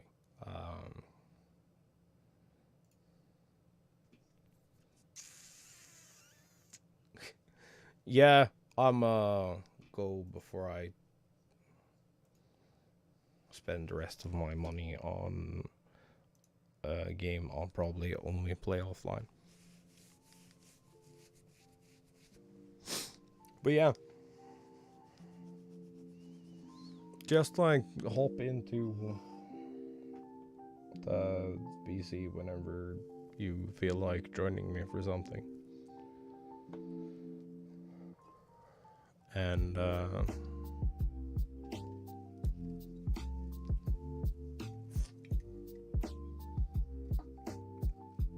gonna go take a break.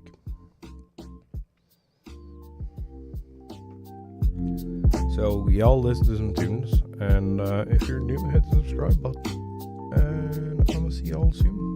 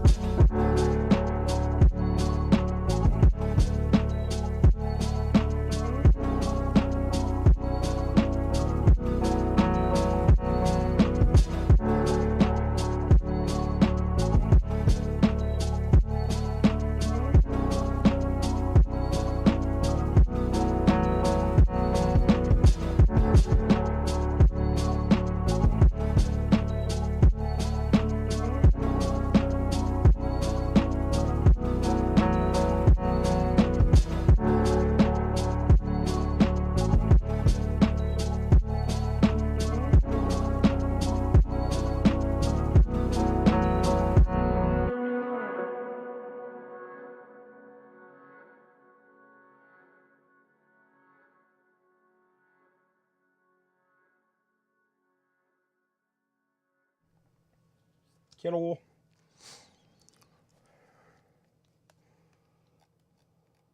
Dude, I don't know what we should do today. I feel like we should do something, but I have no idea what that something is.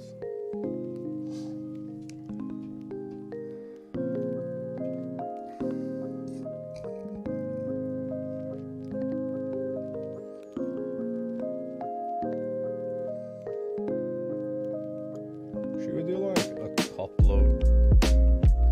Dear God. Should we do a couple of rounds of Vampire Survivor while we wait for Roven to figure out?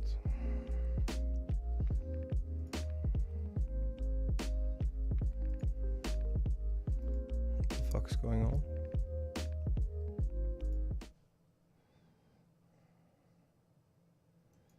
Yeah, let's do that.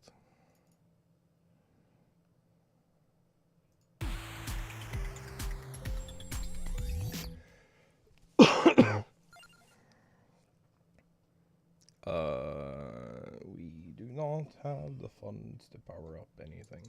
Cool.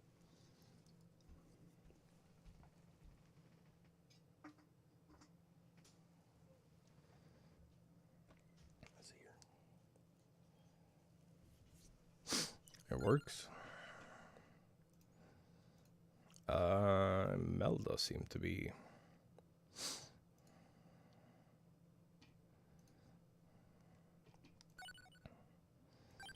what we're doing best.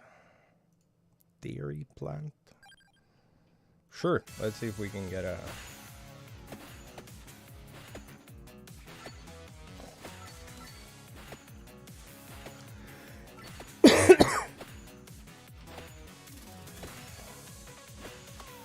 Ow. Garlic.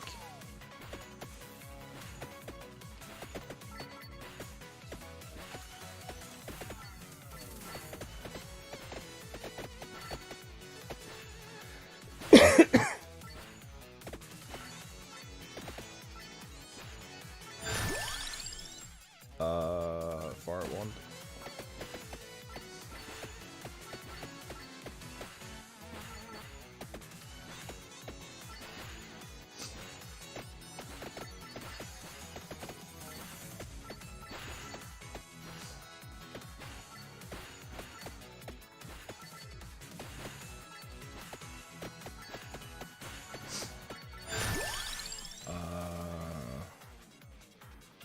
Far one.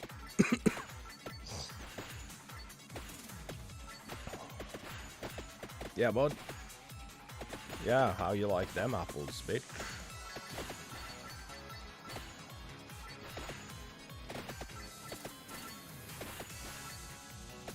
Go, ghost and stuff.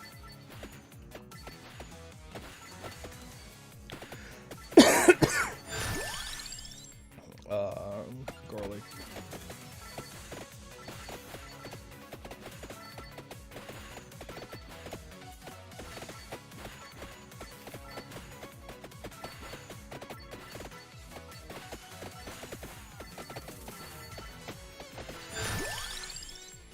Magic one additional projectile.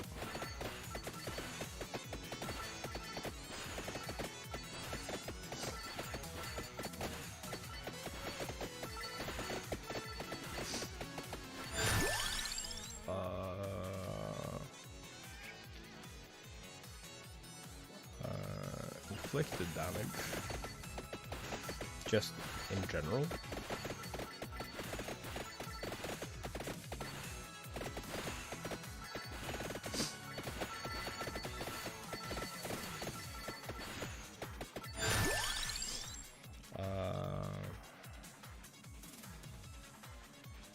I think a crown. More XP. More XP good. Oh. Angry lizard people, not good.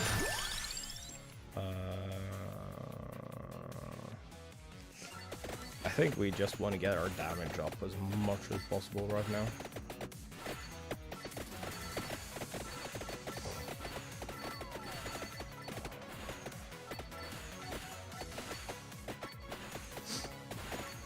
damage and XP seems to be like the best way to go.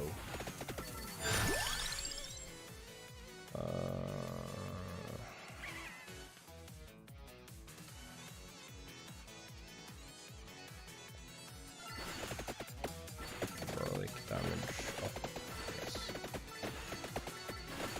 Orb! Hey, buds, I'ma need you to like chill out for a second.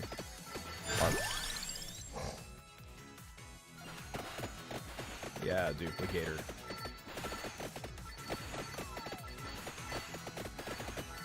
How do you like them apples, dude?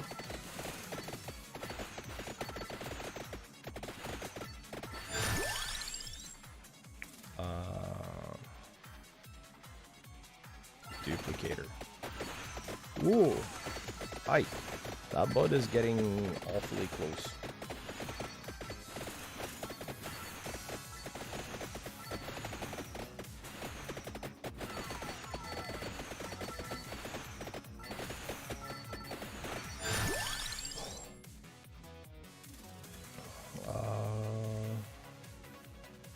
Cooldown reduction.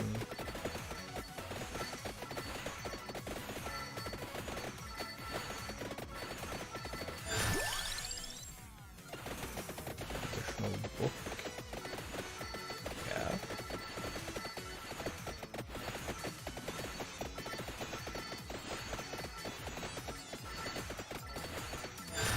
That Minotaur, or whatever the fuck it is kind of rough. Not gonna lie. Oh,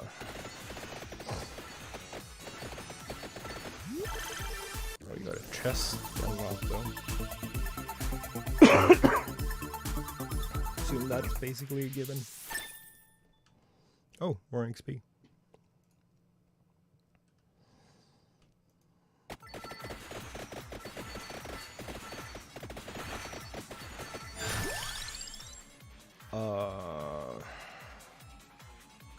Magic one.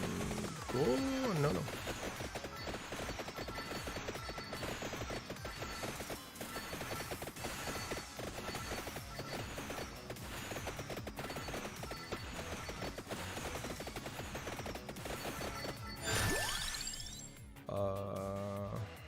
All base damage up.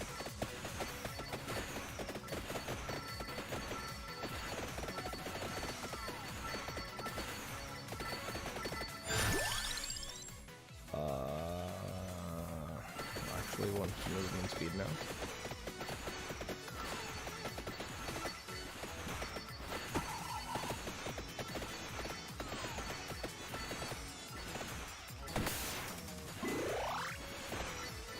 That thing just nuked everything on screen. Garlic damage up.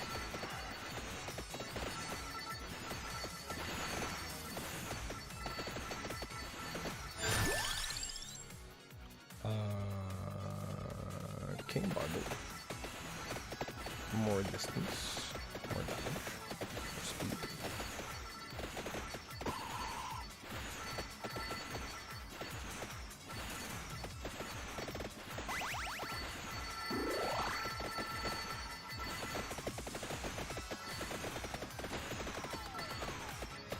Oh, he's a tough boy. That is what that's trying to tell me. Okay. Better be careful then.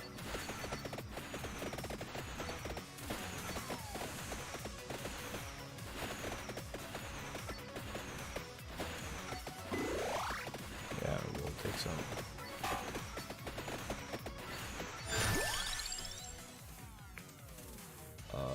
Base damage.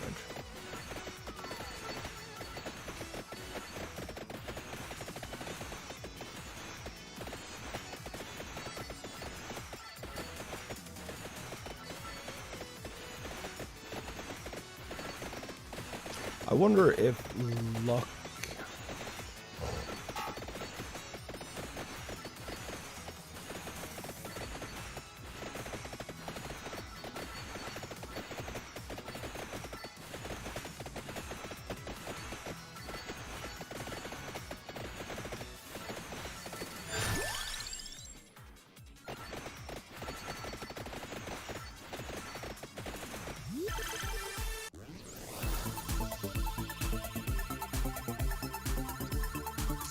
A lot of the stuff in here I don't like at all.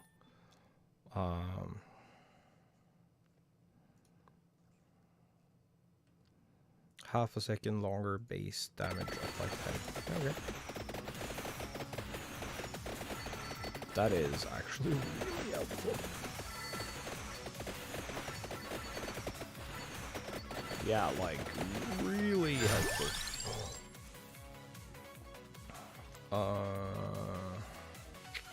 Far one.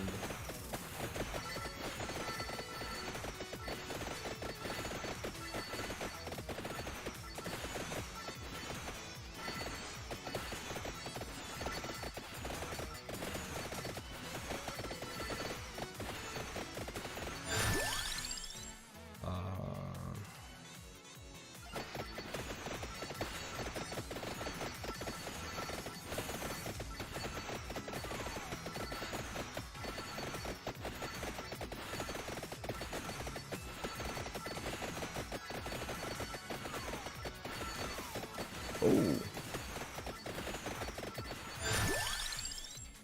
Attack orb.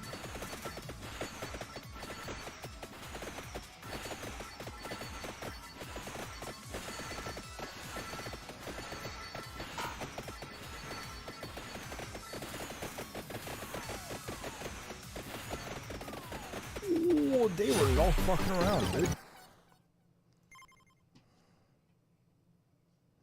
Find a rose ring.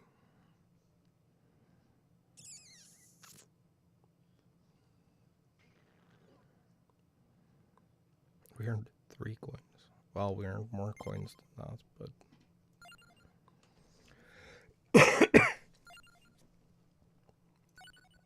I think we just go again.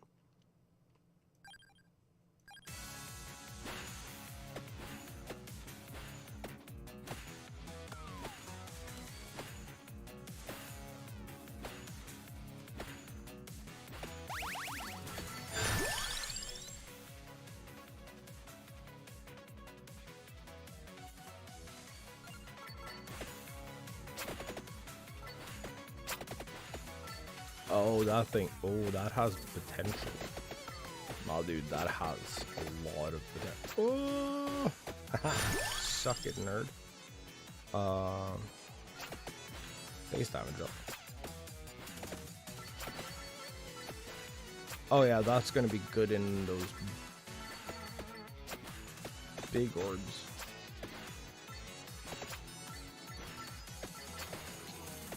We need less trouble. It doesn't go that far, which is kind of more projectiles. Ooh. Oh, that changes the game.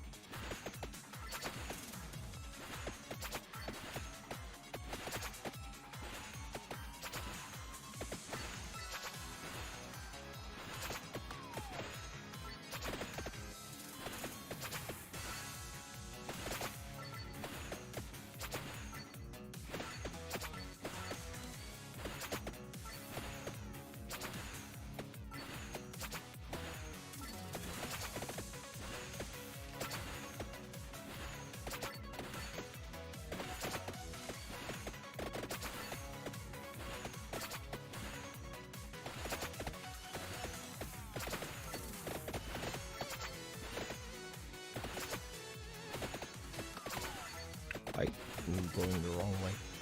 I am not supposed to be up here. Oh. Well, I guess. That's our best. Whoa. That was unfortunate.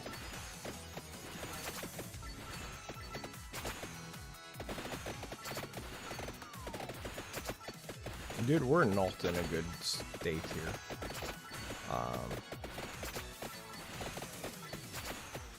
Because all our XP is like kind of occupied by other things.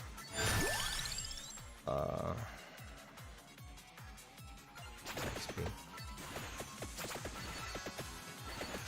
Yeah, well, this...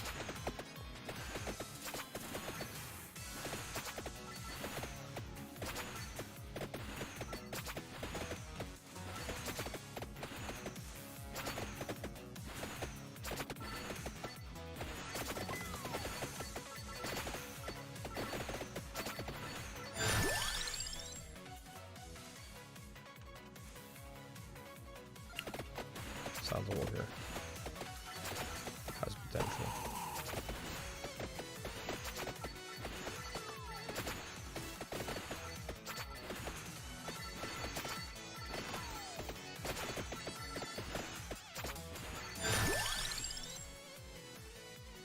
R1. Oh yeah, this is bad. It's not fast enough. It is unoptimal. Yeah, I'm dead.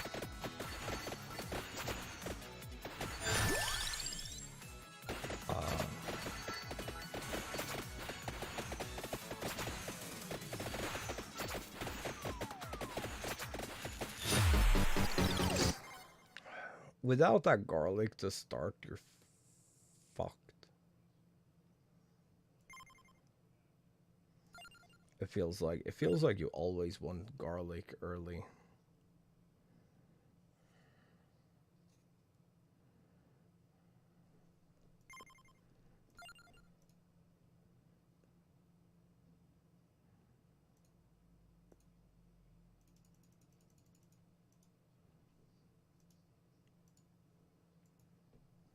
Oh, 595.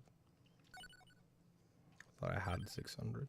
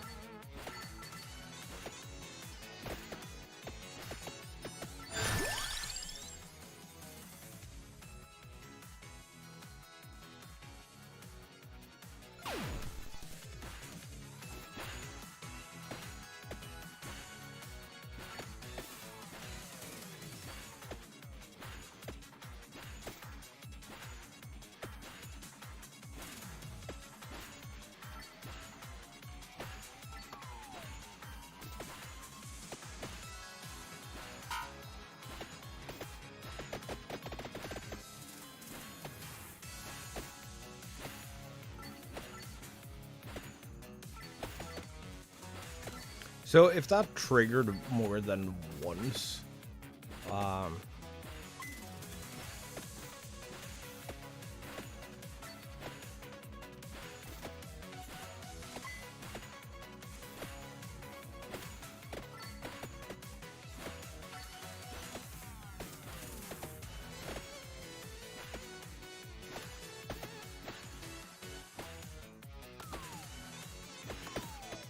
we're seeing too many high damage enemies and not enough XP. We're actually seeing too little XP for these runs.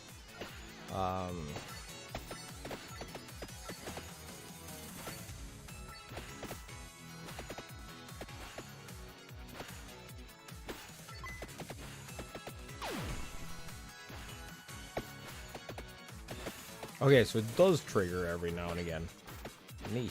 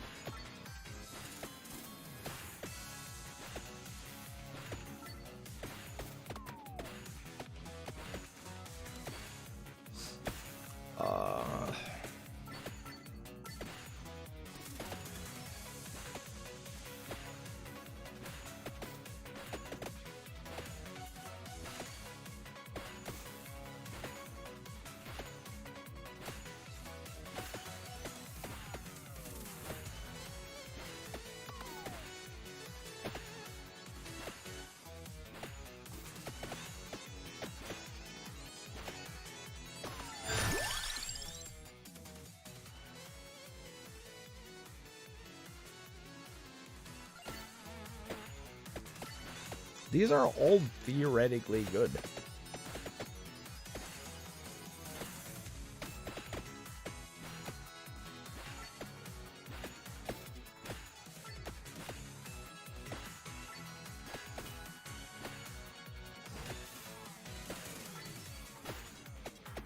I'm just having a really hard time. Okay, so the pentagram just nukes everything. Doesn't like consider them.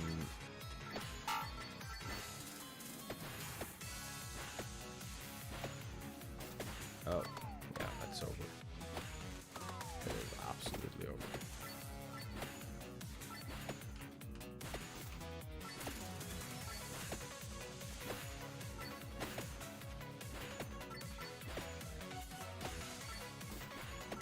Without the garlic, it's even difficult to just stay alive.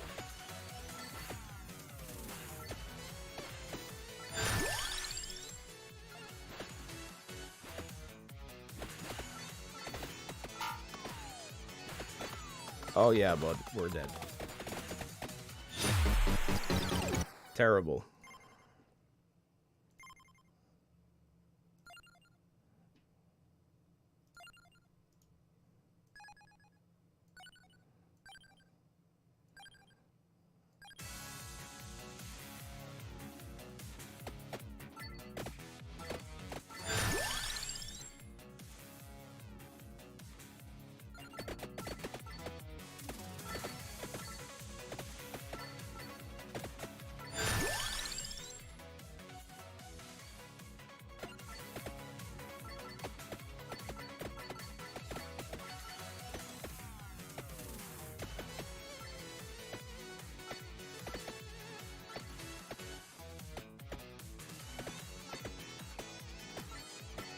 Scary how much more confident you get once you have a AoE barrier saving you. Duplicator. It starts everything up with at a higher level.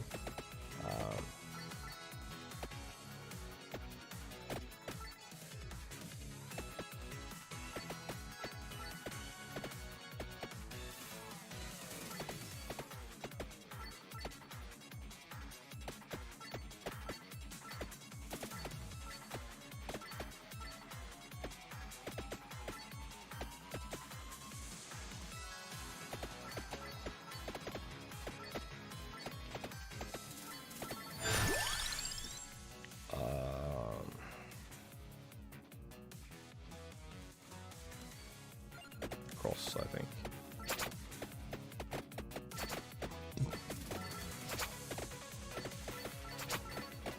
This is very much this is a close combat build.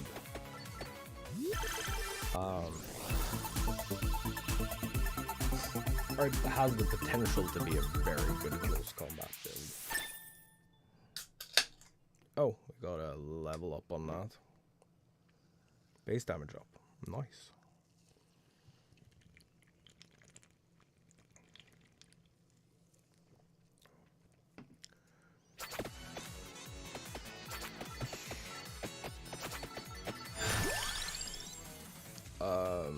Lord.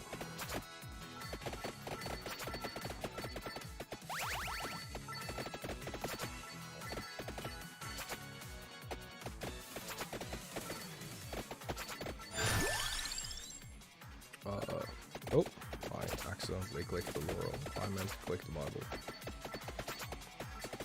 King Bible is kind of neat.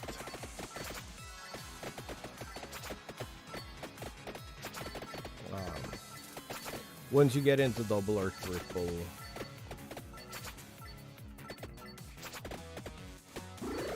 didn't mean to pick up that. Oh. Yeah, I actually think that is beneficial to us to do that. Oh, instead.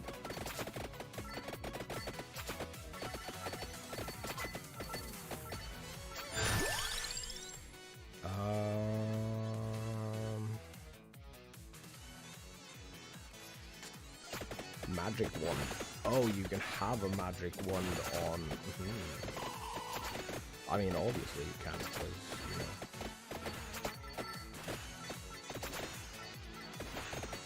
Hey, shit, bud. Ooh. Garlic. Damage up.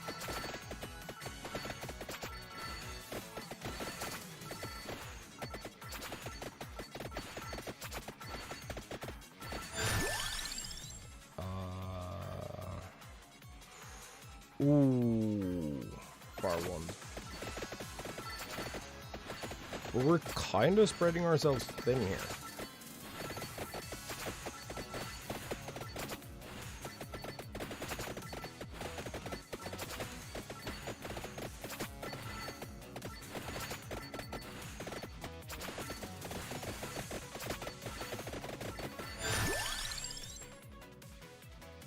Duplicator. Easy.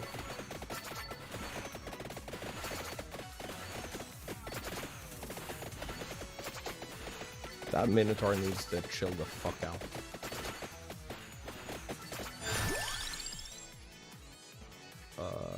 Bar one. I think bar one is a better alternative than the pentagram. Though I don't know what the pentagram does at a higher level. So it could be that pentagrams are like super useful.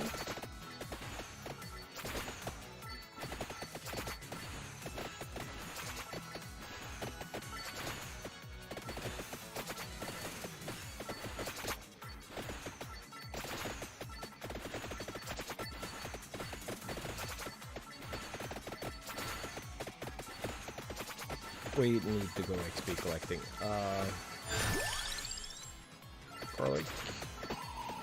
Shit spot.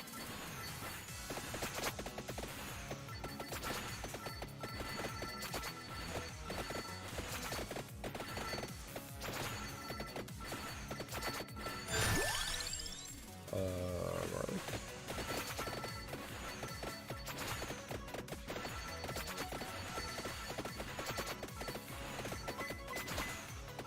The like infinite garlic damage build is like so OP.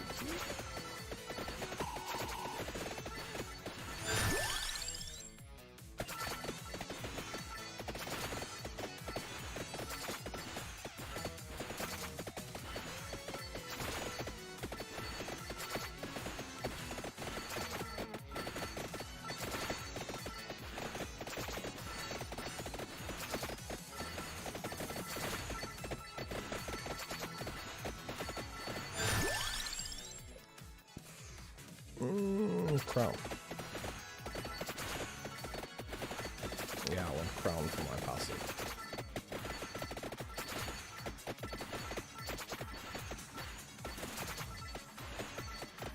Dude, this almost...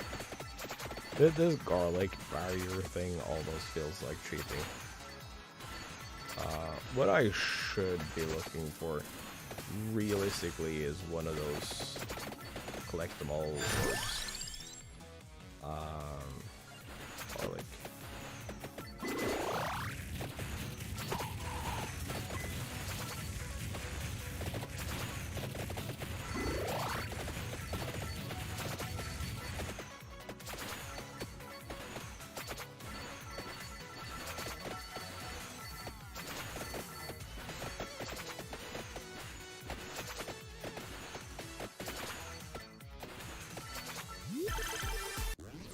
It's not even a contest, dude. This is borderline bullying.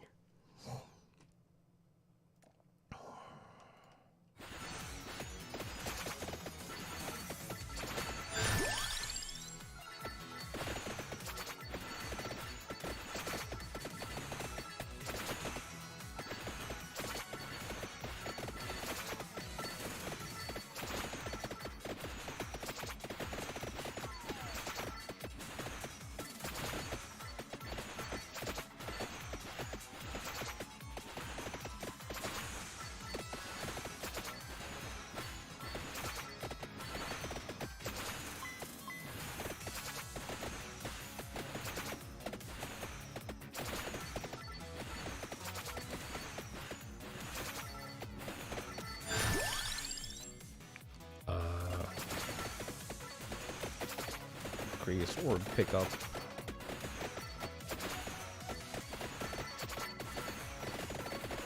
I wonder if you can actually infinitely go on.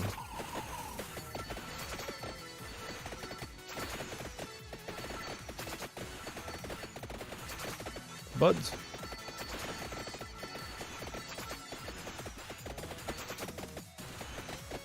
Like, will you always get to a point where you can?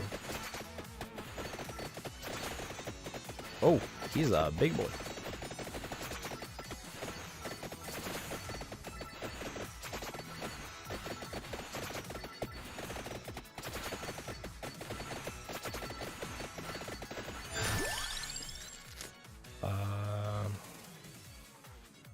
Additional chart, yeah. That's what we want. We want to be able to take 2 hits. That is like majorly beneficial to us.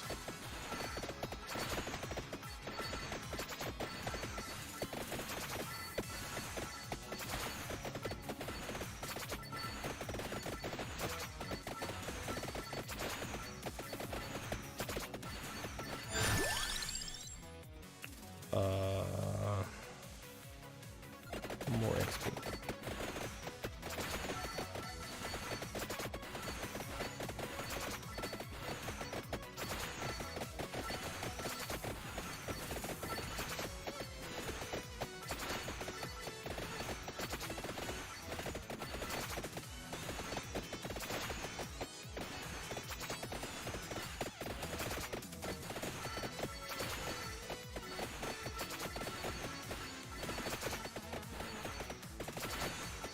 Also managed to spread my XP kind of thing here. Base damage up by 2. Yes, please. Oh no, triple damage.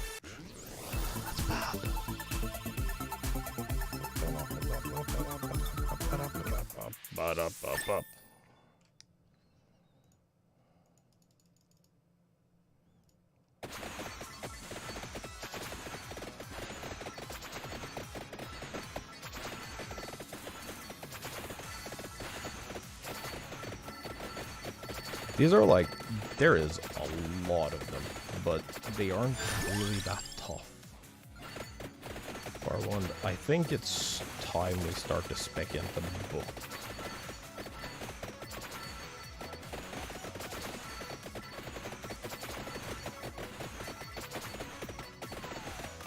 Oh, Minotaurs are kind of tough.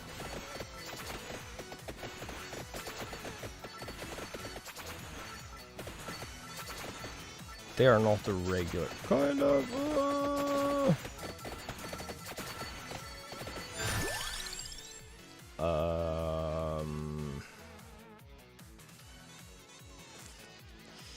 Tractor.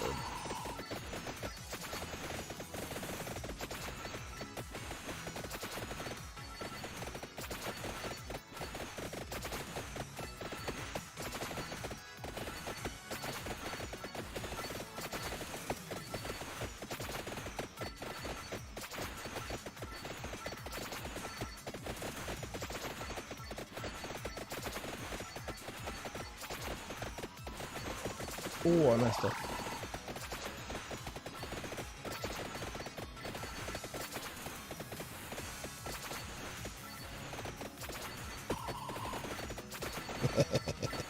Suck it, nerd.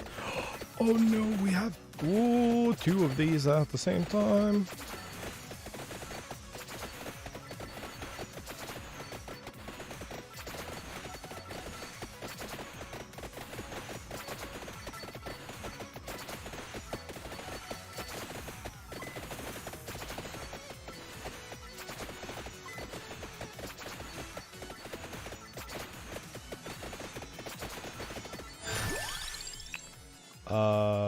Yeah, we need to spec in the Bible.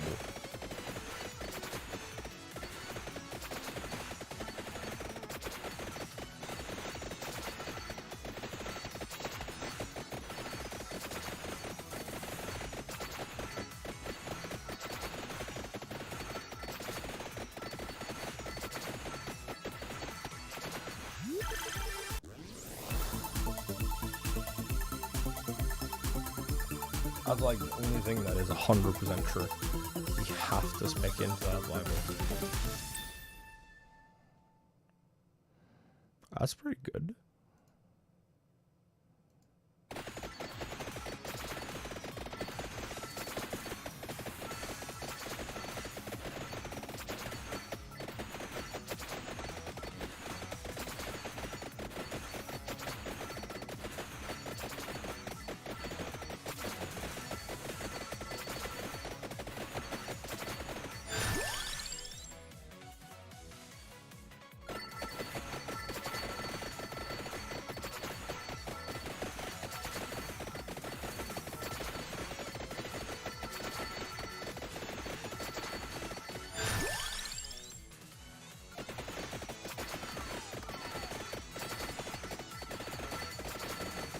Oh, I made a big oopsie.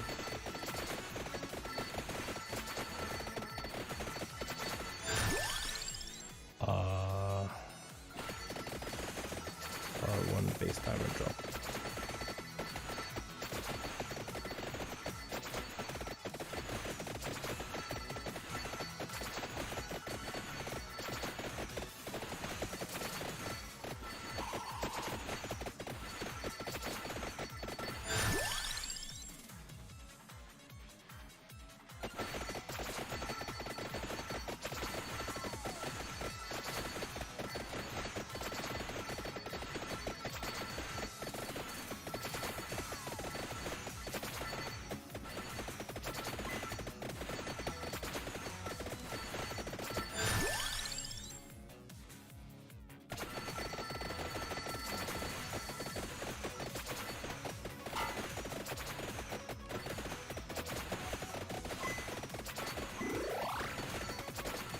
There we go. Heals.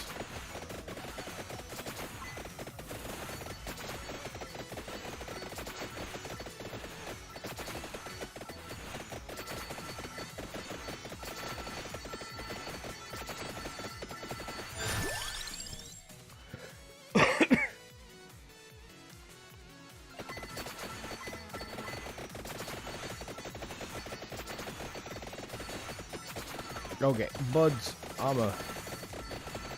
need y'all to like chill the fuck out for a second.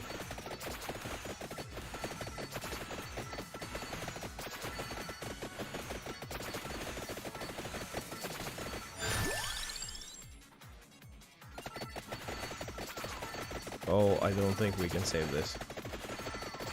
No, we're dead.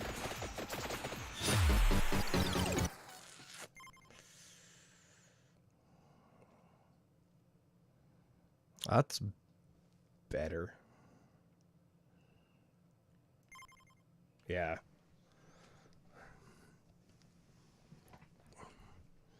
Ideally, we want to get more spinach and more... We need to see more laurels. We need to see laurels earlier. And we need to see spinach earlier. And then tomes, I think. Because I think theoretically we can do this on...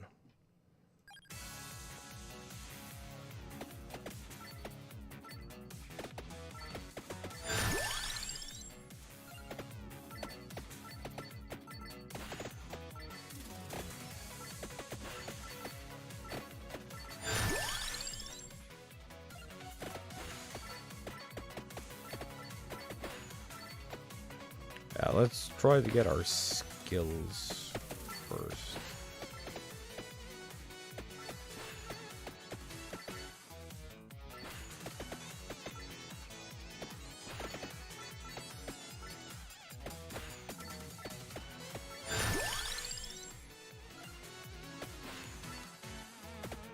Garlic, this is good.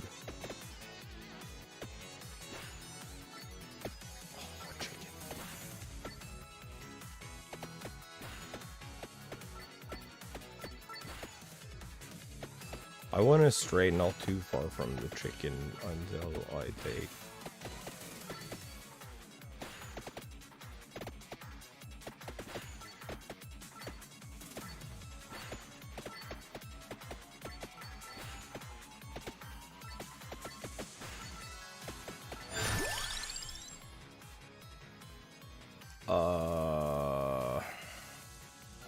weapon cooldown.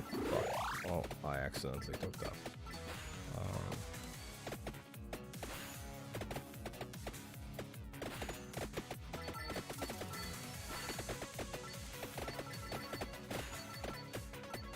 As long as there's just one of those, I'm not particularly worried.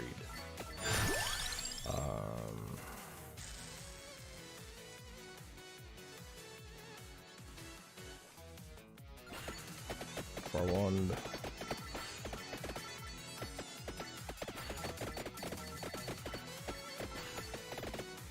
Yeah, see, there's like.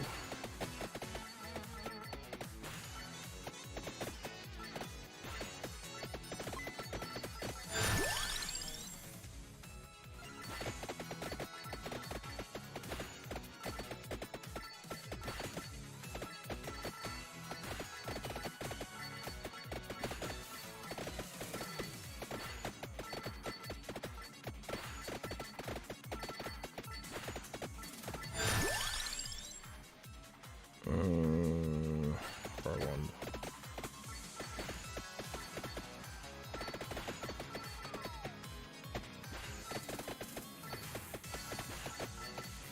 Monster.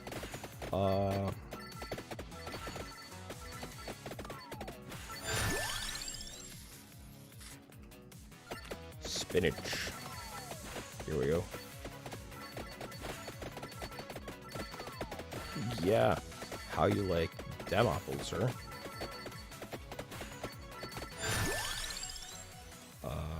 Duplicator.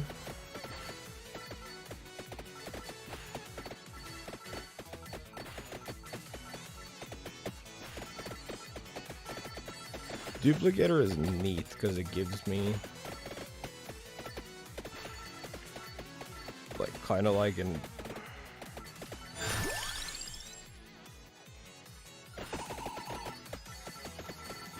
extra level.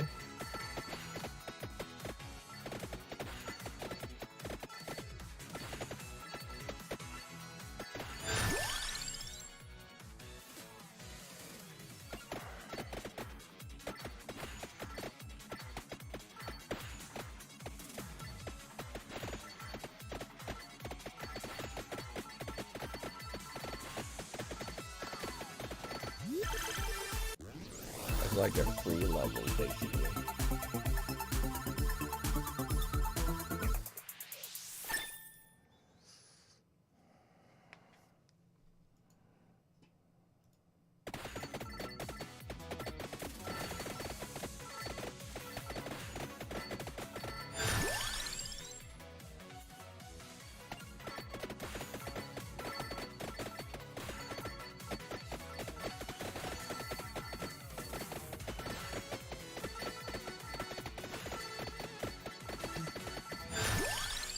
Think of it like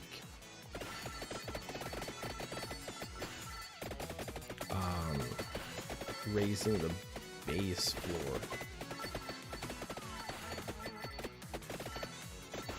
for the skills. So instead of like they starting on level 1, they start on level 2.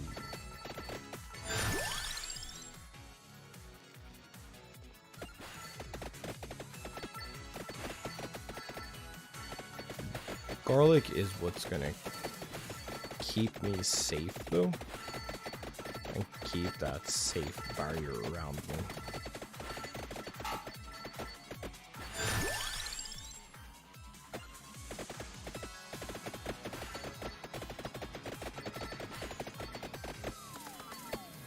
Ooh. Yeah, getting destroyed by the Minotaurs. Probably a bad idea. You know, I'm just gonna go out of my own say that. Just claim that. So we do not step on the plate, is what I'm hearing.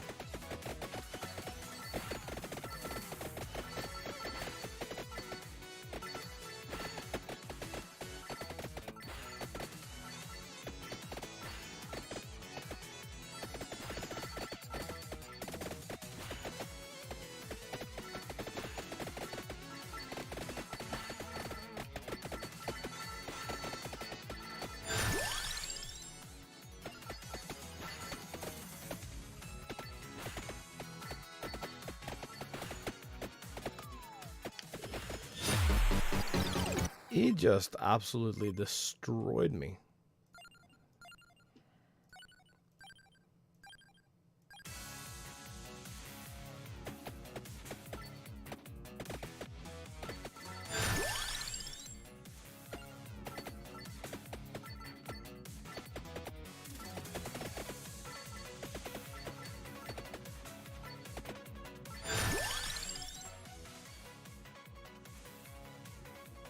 Yeah.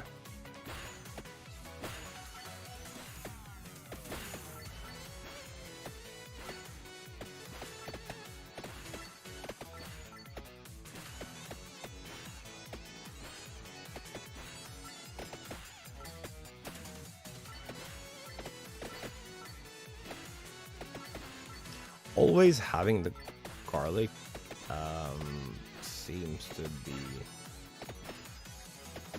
It seems to be the play.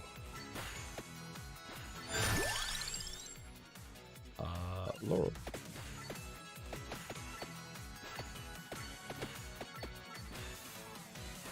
Lets me be way more aggressive. Oh yeah, I have no idea if I even have XP on the board.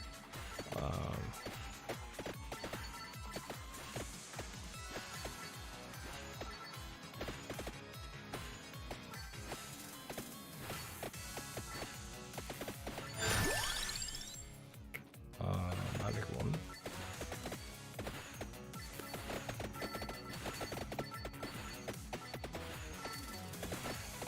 Yeah, an early Laurel is really good.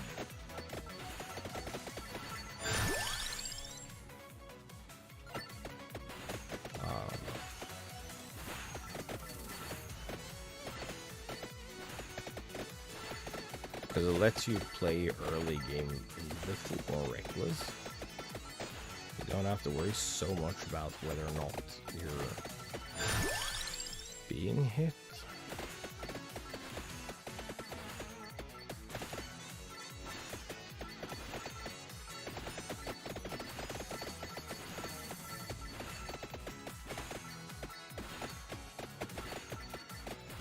You can just kind of let the garlic do its thing.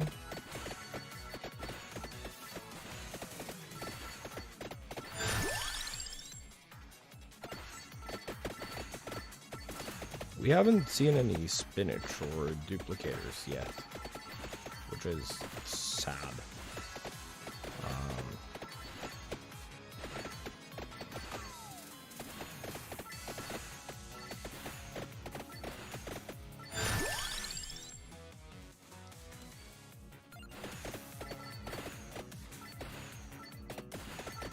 Yeah, we might as well take the damage increase then. Or multi. Yeah.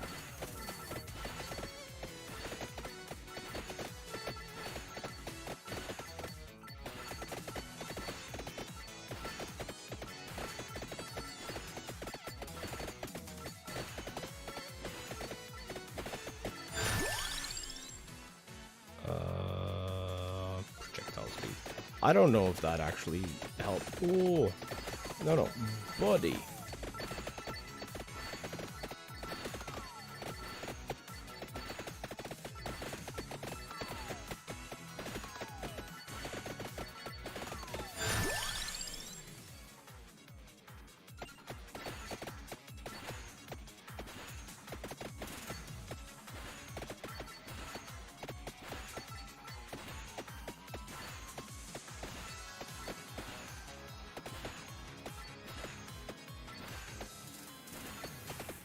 I understand, but you're making this really difficult for me.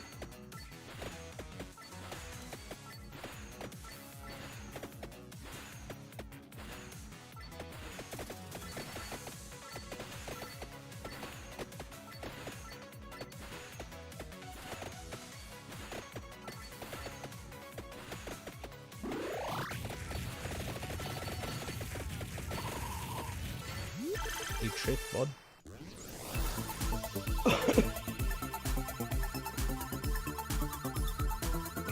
What is really confusing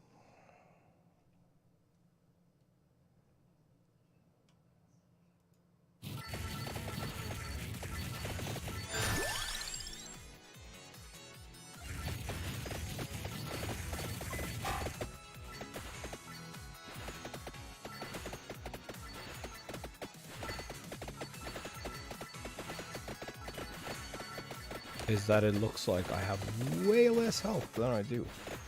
Because, like, we only have a health, nondescript health bar.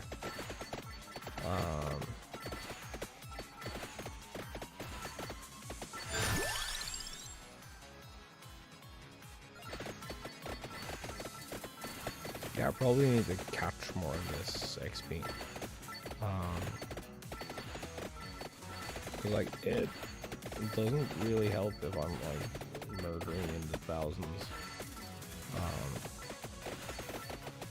If I can't pick up any of the XP.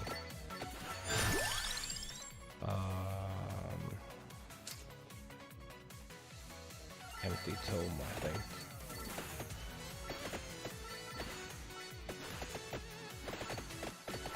I would really like to see a...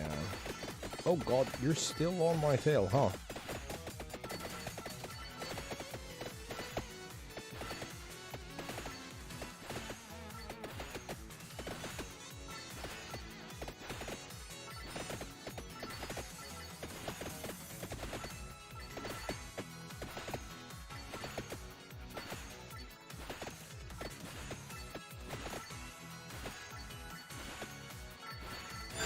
There's an XP. Attractive. Yeah, that helps. Okay.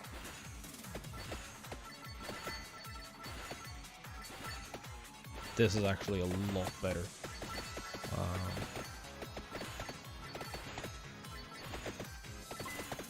Oh, I got a singular coin. Oh, that blows, dude.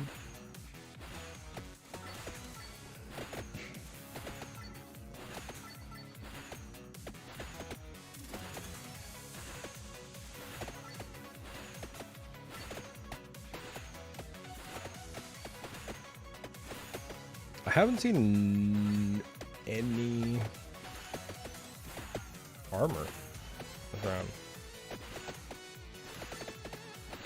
That Minotaur, though.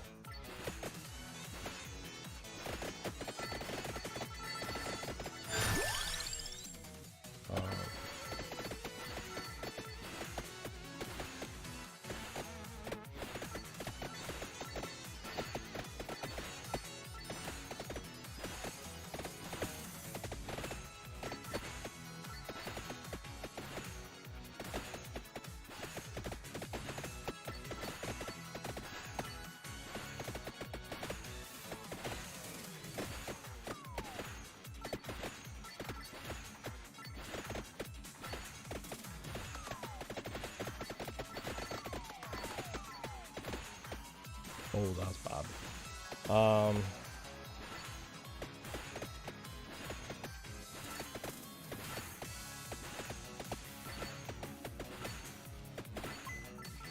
Please. Okay. Food. We got food. Food's good.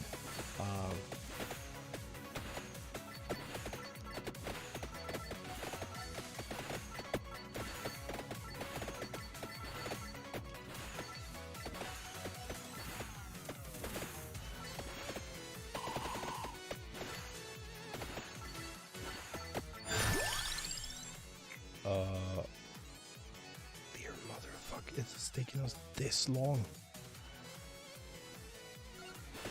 to even see the far one. Oh god.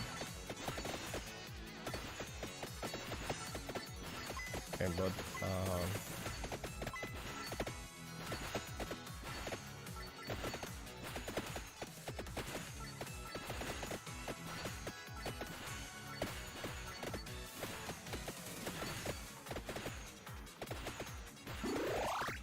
We got some heals.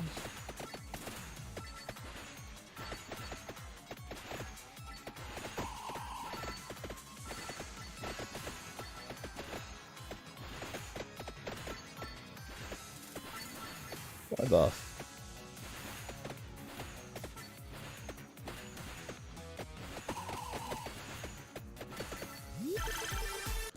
Why is the Grim Reaper after me? What did I do?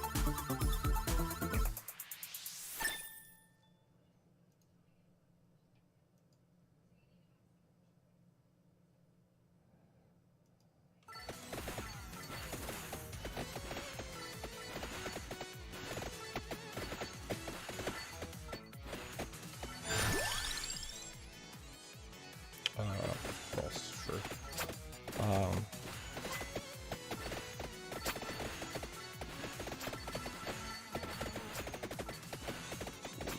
Whoa, buddy.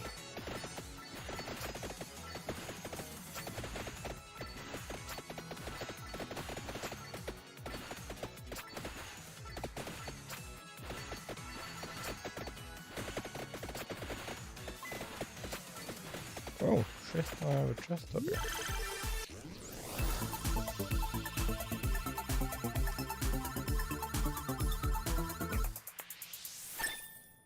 Attract orb? Sure. That's good. That is actually kind of helpful right now. Or at least I'm gonna have to say that to convince myself that it's true.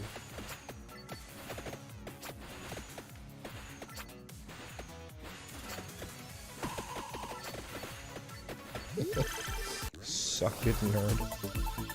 Oh, the bait though.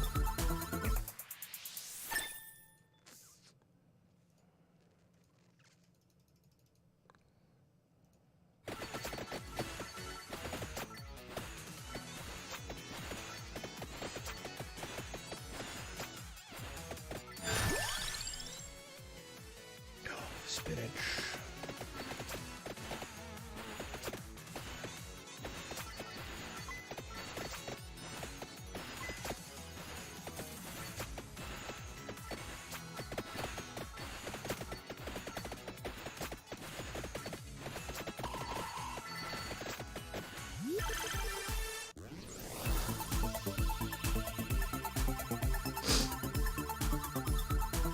Those are kind of fierce.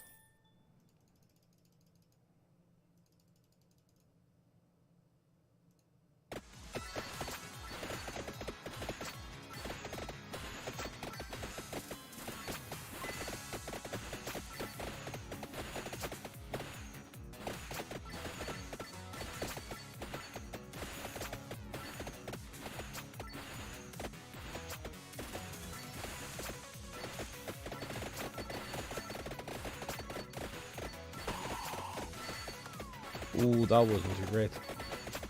Oh, that was actually kind of bad.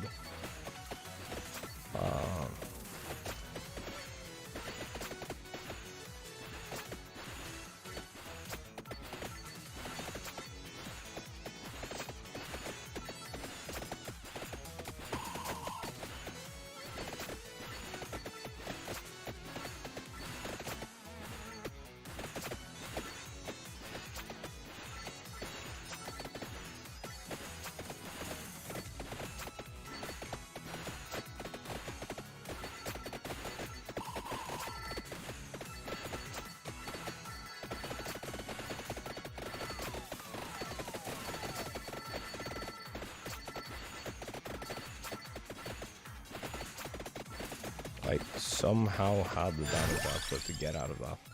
Base damage up. Yes. Oh, but it's too late. It's too late. We can't save this.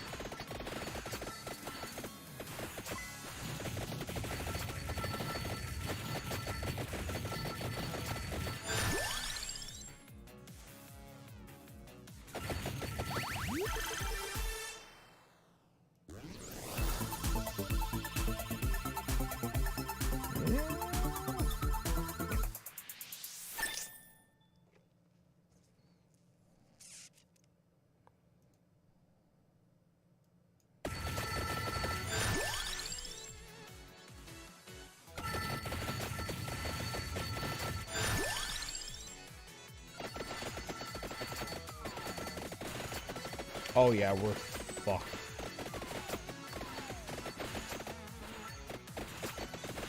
Oh, yeah, it's over.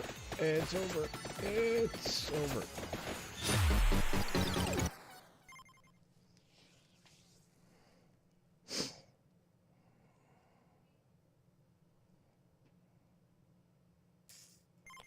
I didn't really get to see any of the stuff that I was hoping to see.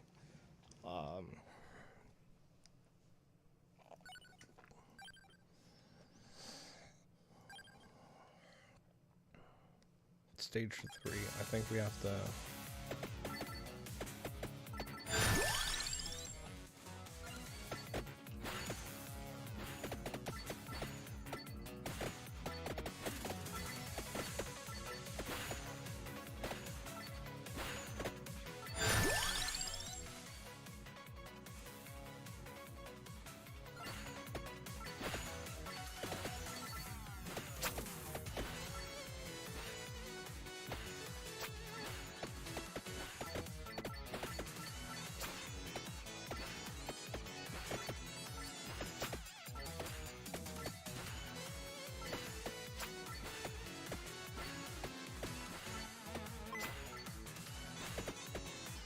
Also, like, you have to spend levels to get a chance to get more stuff at your level.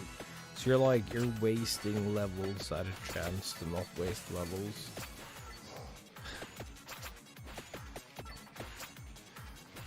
Which seems a little counterproductive, if I'm being completely honest.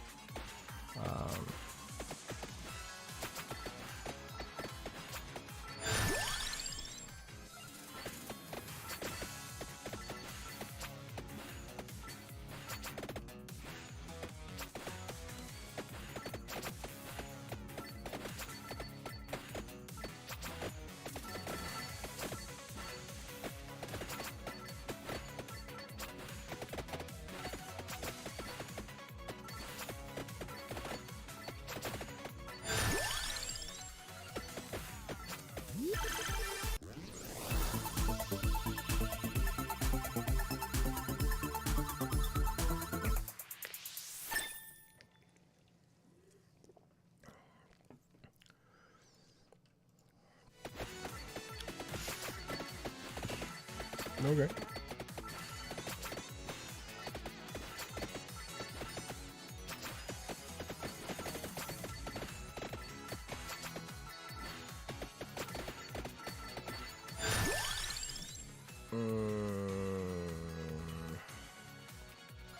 Weapon cooldown. More weapon cooldown means more weapons. More weapons means more damage. More damage means more time to play.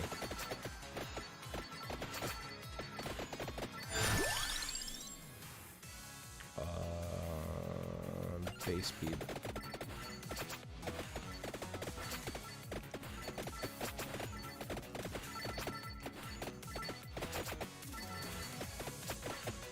I don't like that I don't have any laurels.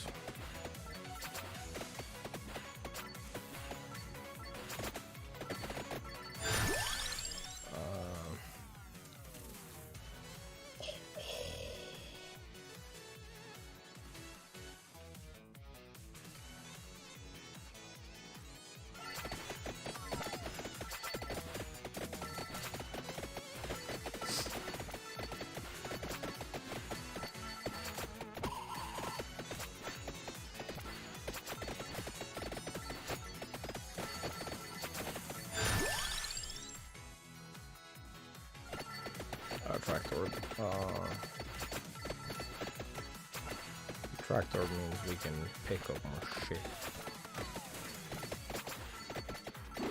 So we definitely like those.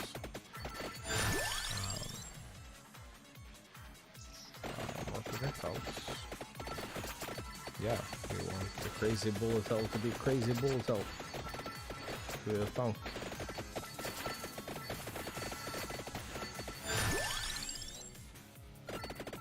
Oh no! I clicked the wrong thing. I should have clicked the base speed. I should have clicked the spinach. Oh, I'm so dumb.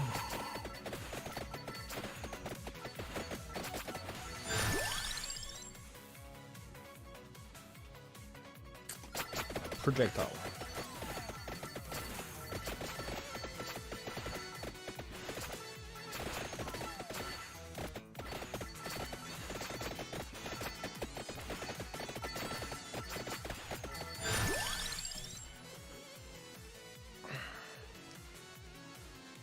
Area up. Area up and base damage up. We like those.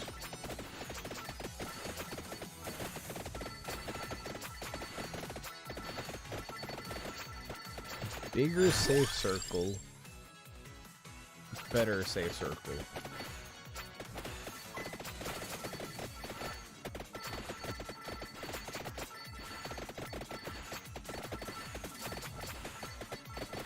I have to make it this way. Cooldown reduction.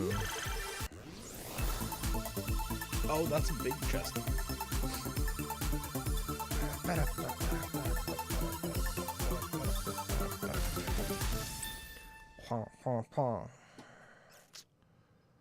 Bible up. Base damage up by 2 on the garlic. Base damage up by 10 on the Bible. And more grabbies.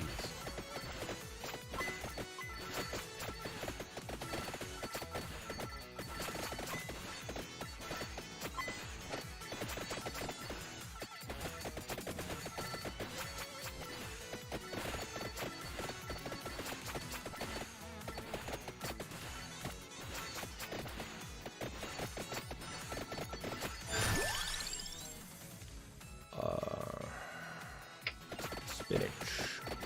Yeah.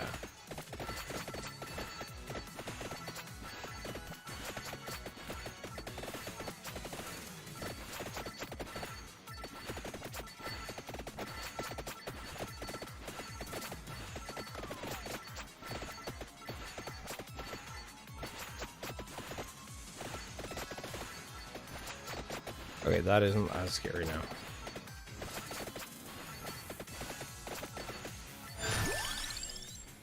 Okay, so what?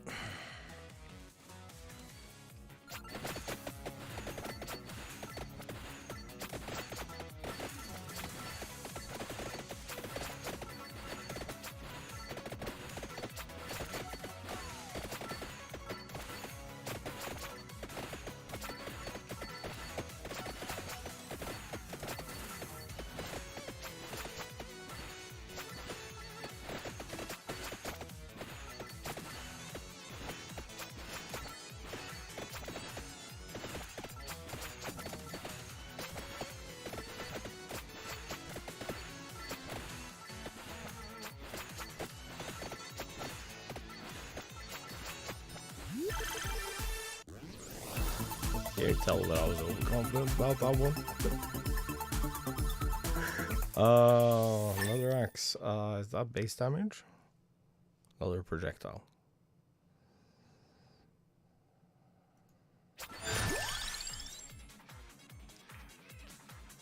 I think I want to pick up range.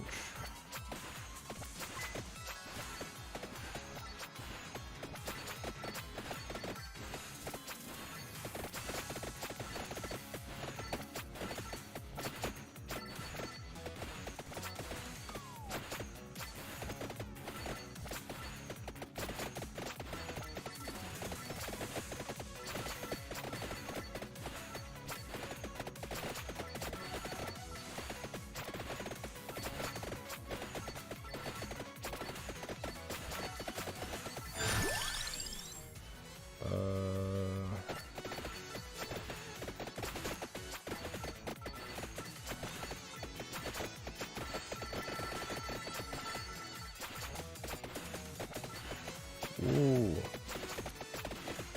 Big scary bug.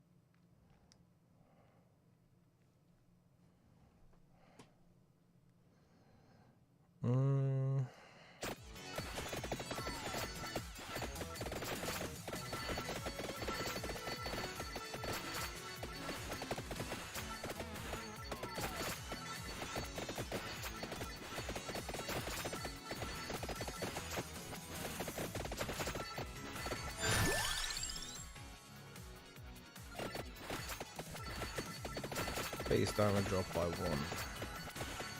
We take those.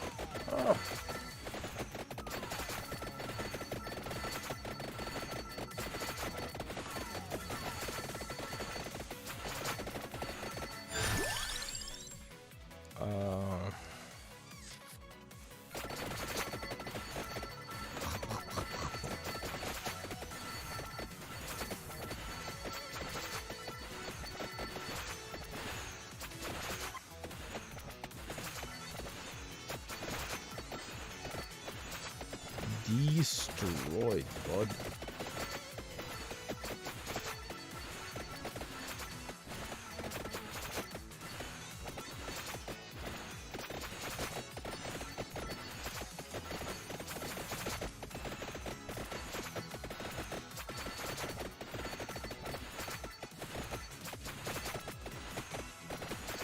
Okay, I should actually try to like turn my brain on and cooldown reduction.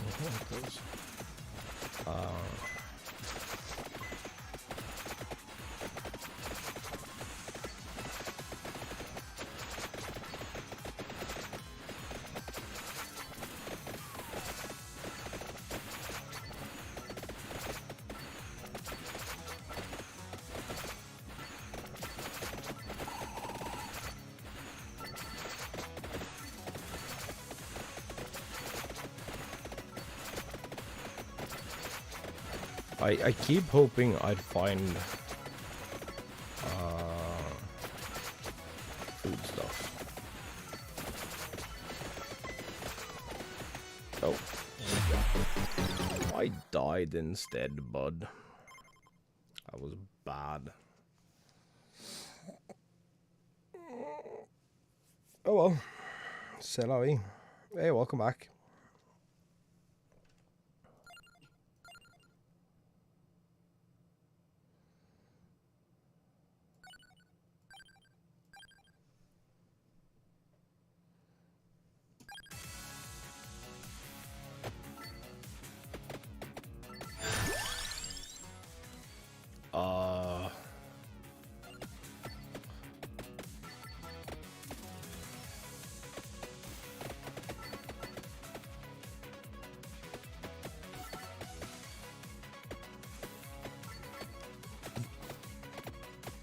Who'd have thunk it, bud? Terrible start is terrible. Oh, it just even managed to get worse.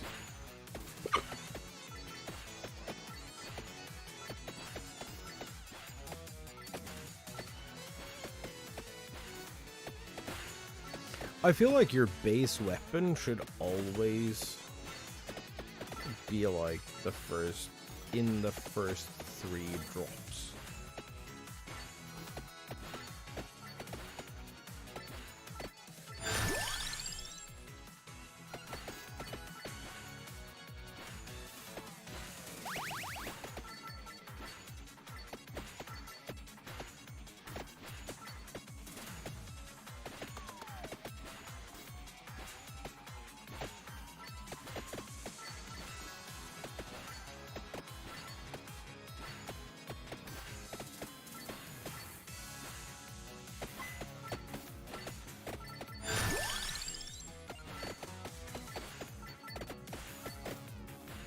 Like, everything else can be randomized because you don't have anything else. But I feel like the option to upgrade your base weapon should always be among the first things. The first drop.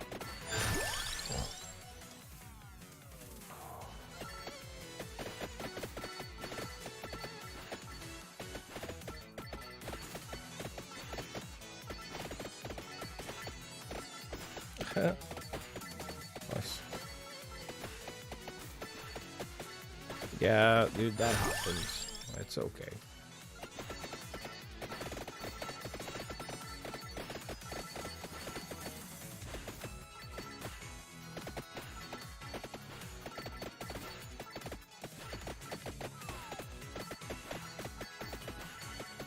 You know what this should have? It should have a pattern mode.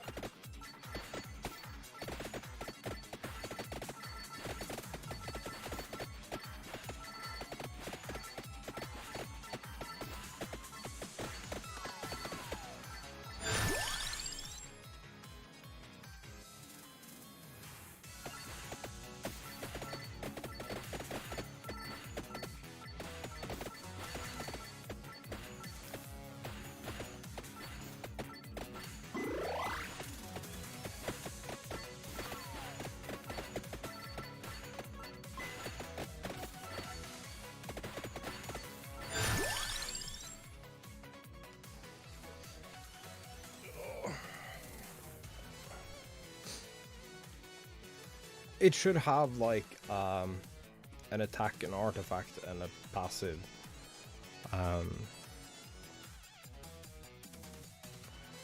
Like a mode that does that, so you can. So if you want to like play this more, you can either play like wild card or.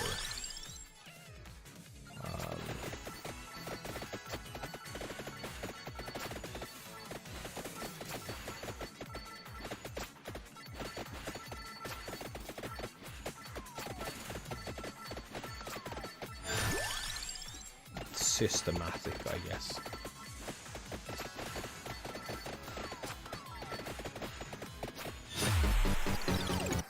I feel like so many times I just sit there with crap that doesn't really do anything, and I don't.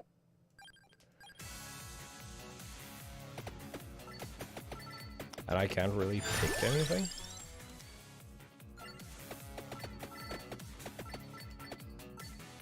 Like, I just have to waste a slot because the game said so.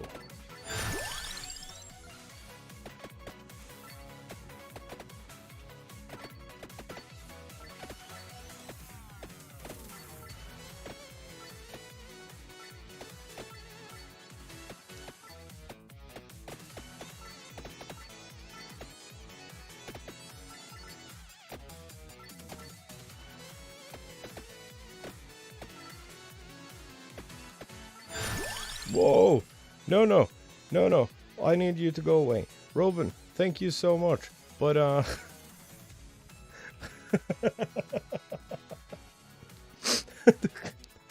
that fucked with my game.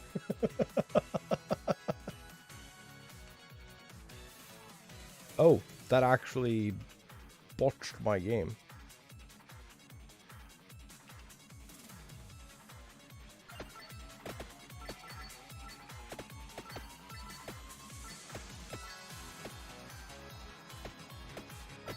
We're just forever going to the right now.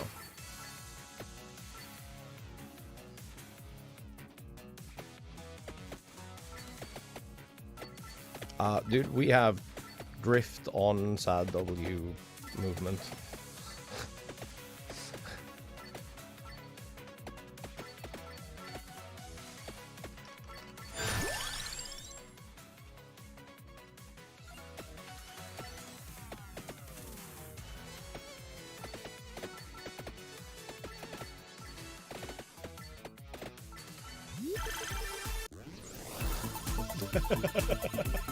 But thank you so much.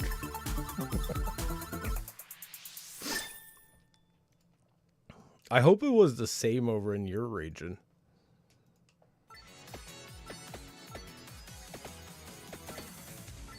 Whoa.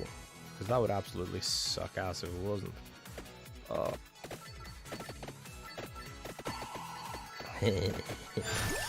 This is really difficult when you're always moving. Well, as long as there's small enemies, then I guess it's fine. But,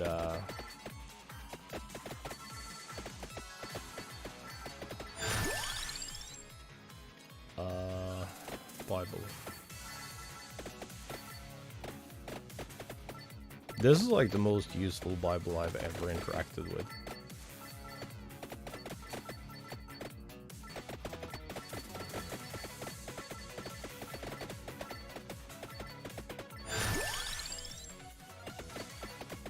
Base damage. Shit. All of you. Yeah, we're just going to right.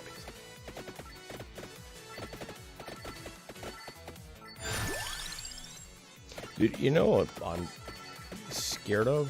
Like, having talked about, like, online politics and stuff occasionally in the last week or so. I'm scared that there's going to be, like, a massive swing back.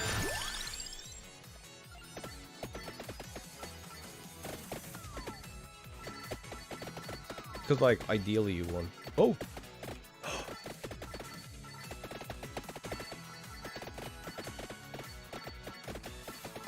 Because ideally you want the world to move forward, right?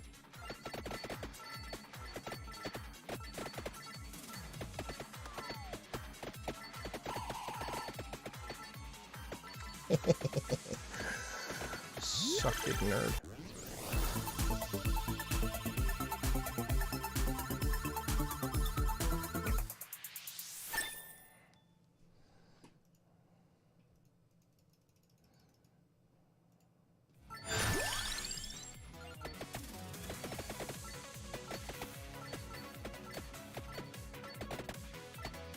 Oh man, can I have a food maybe?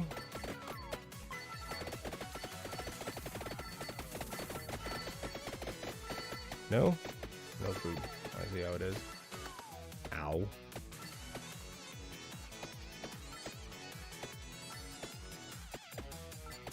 You know I'm gonna have to go back up there to get my... Oh, I guess we'll have to take one armor. I wonder at what point armor actually becomes useful.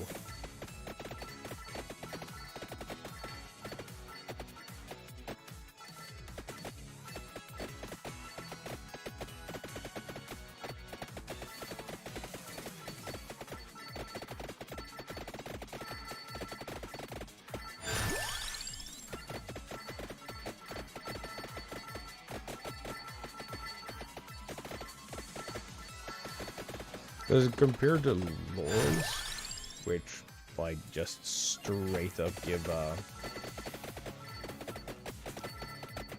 gives you a free hit, they're just like,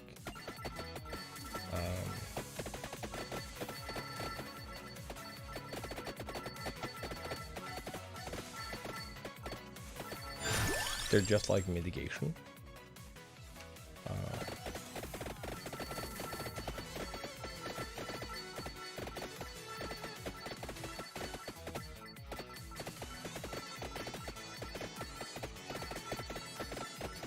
This feels like damage-wise that it's a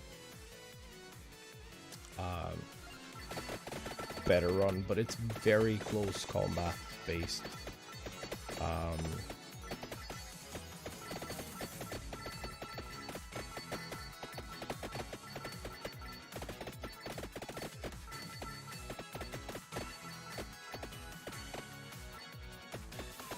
Because I haven't... Whoa. Hi, buddy.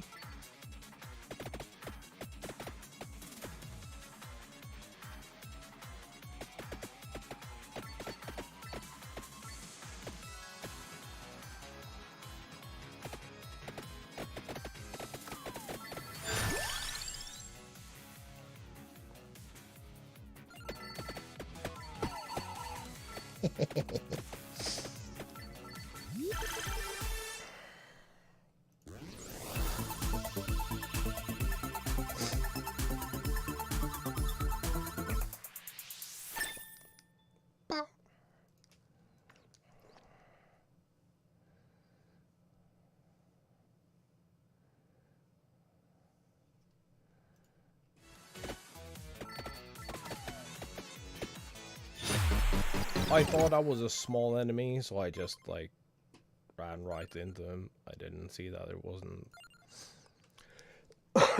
until after the fact. Reduces, blah, blah. I feel like buffing spinach might be...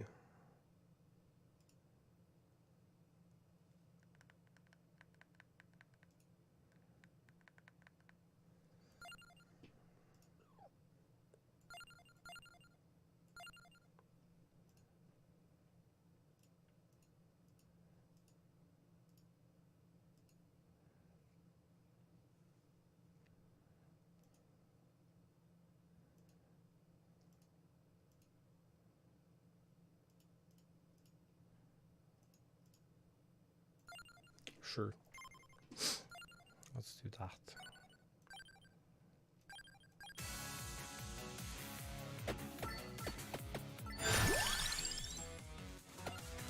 Fire wand to start.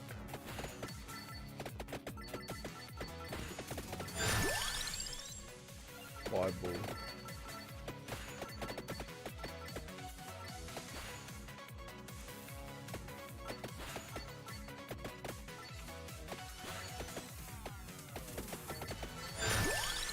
Garlic. Orb.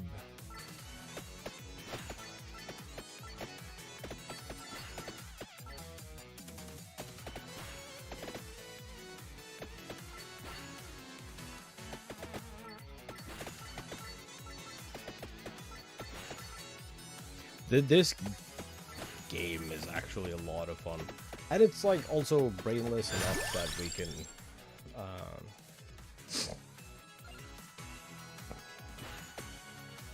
just chill and chat and stuff. I actually like it. I like it as a stream game quite a bit.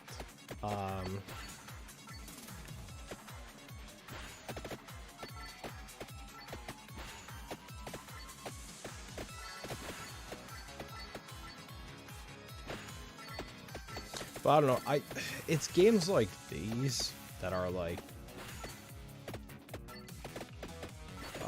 super unoptimized for like full screen.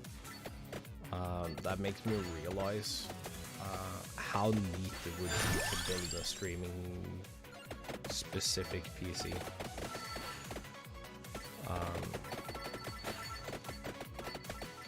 So I'm like not logged into any personal shit on the gaming system, or like Twitter, but you know.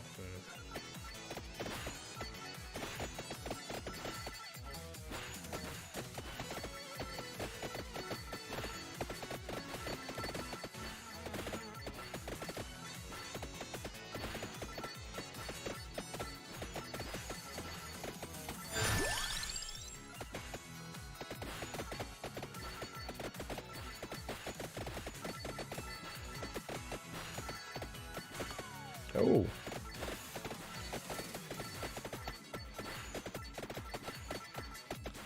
Dude, Elmo was the one who said tickle me, not me. Leave me alone.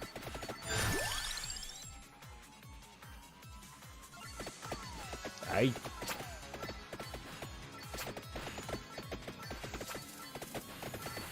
No touchy touchy.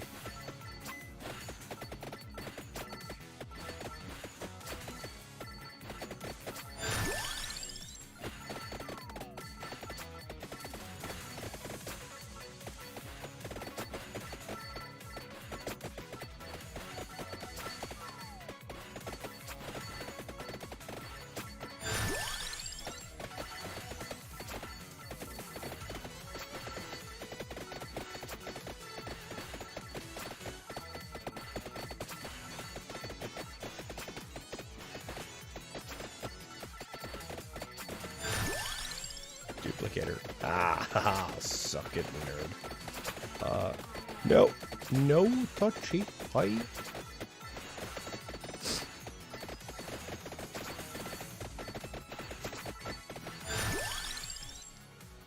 Don't think these guys ever learned about consent.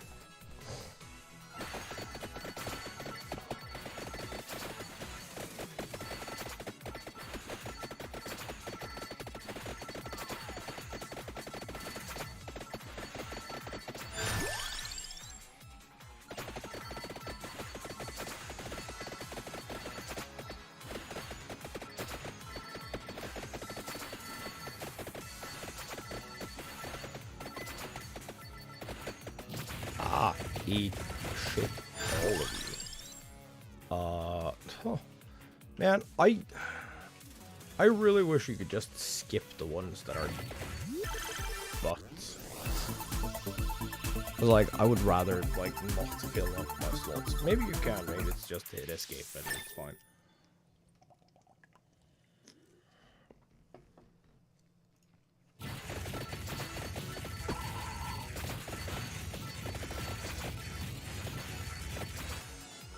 Oh.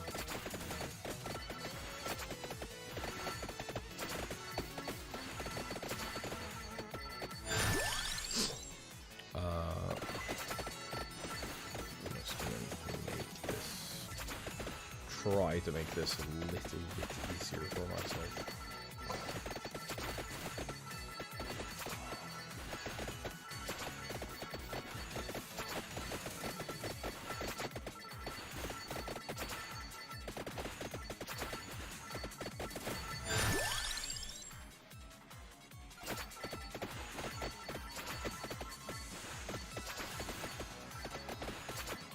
Dude, I swear, it feels like the only thing that does the, like, increase your heals or your health points thing. It feels like the only thing that does is just, like, reduce the amount of HP in your bar. I don't know how many levels of that you need before it actually starts doing anything, but I think it's many.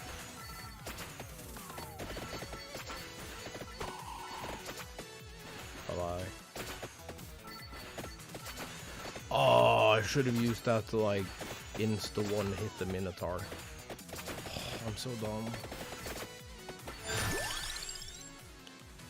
One more projectile. No. You do not get to stand inside me. I said no.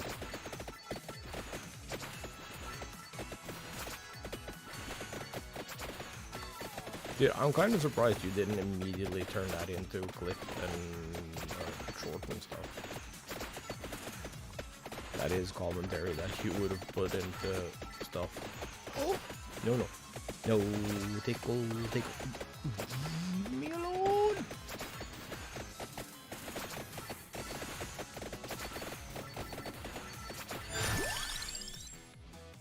Spinach.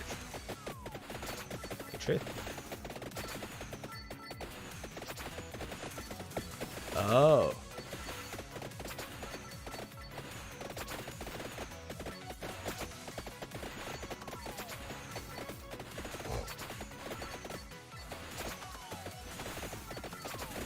I feel like that. I feel like the difficult. Whoa. That just sniped him out of existence like it was nothing.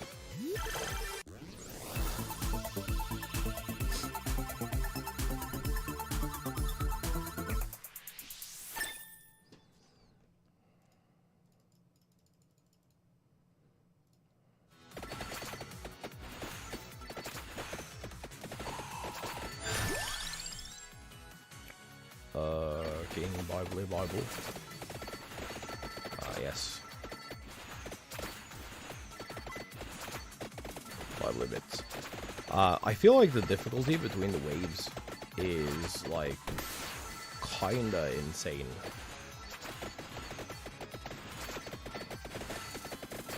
Like they go up to a mad degree.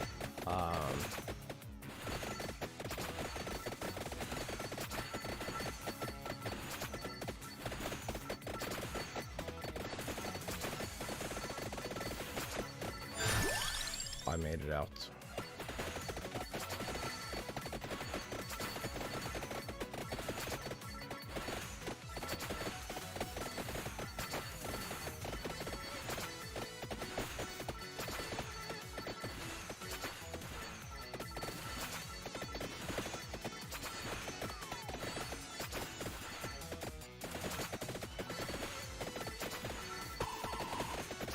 Haha, suck it, nerd.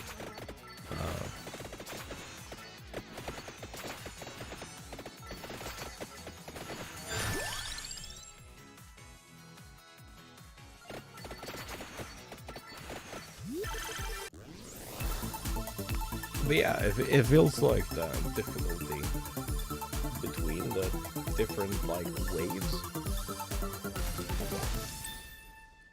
It's like wave 1 and 2 is pretty there, and then 3, and then 4. It's like the difficulty goes up exponentially.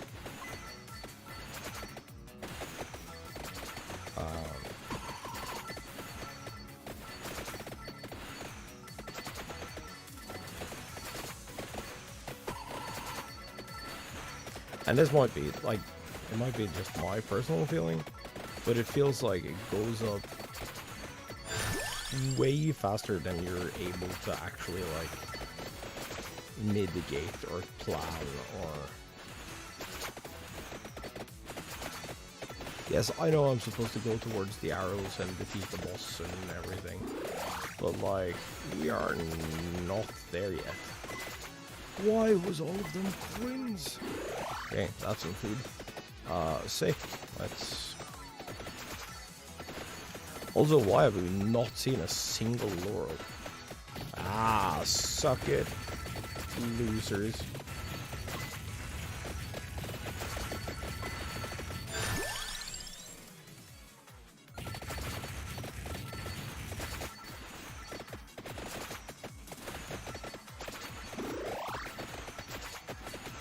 Yeah, like, our ability to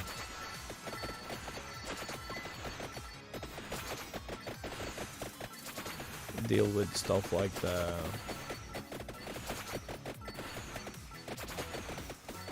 Minotaurs, really bad.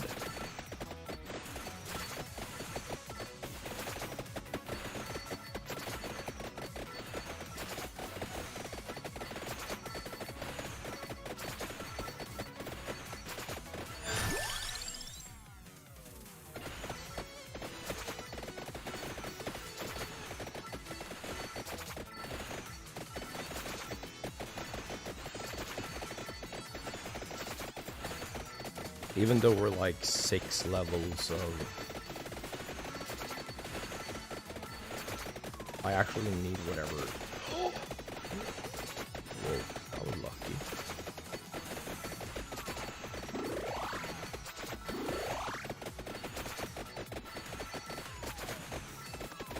Hey, buds.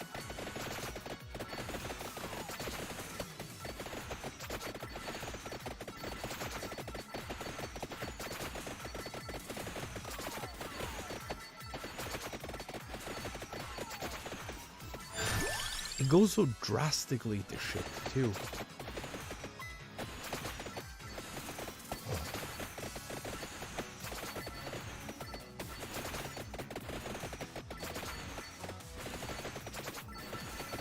It feels so incredibly impossible to save. Oh yeah. Oh yeah. I'll take another boss. Definitely. I mean, I guess they're technically just strong enemies, but you know. Yeah, just knock them over. That'll do.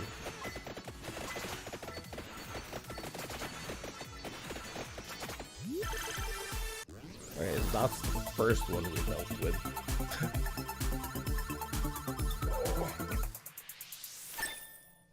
Spinach? Okay.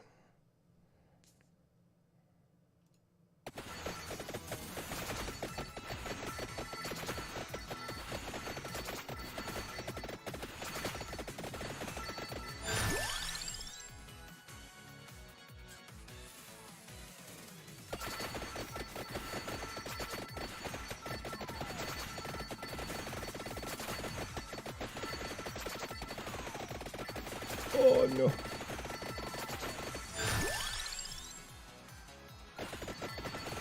Oh yeah, we're actually screwed. It's like I can't get...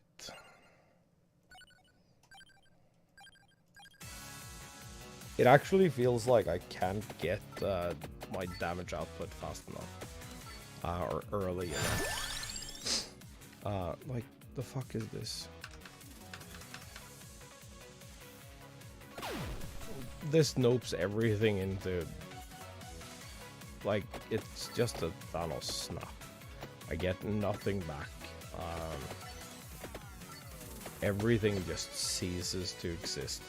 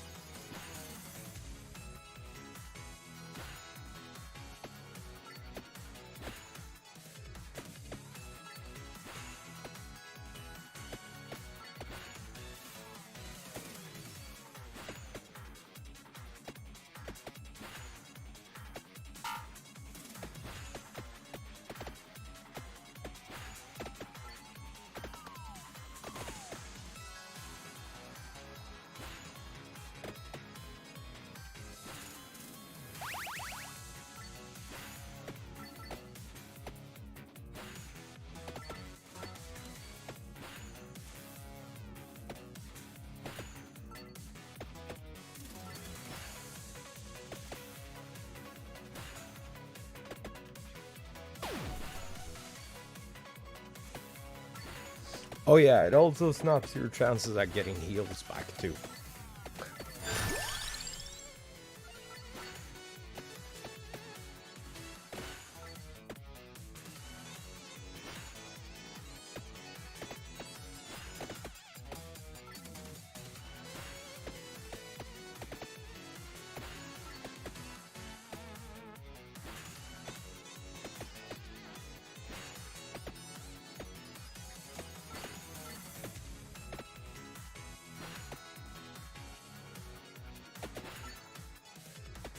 I just want to see what the boss buds are like.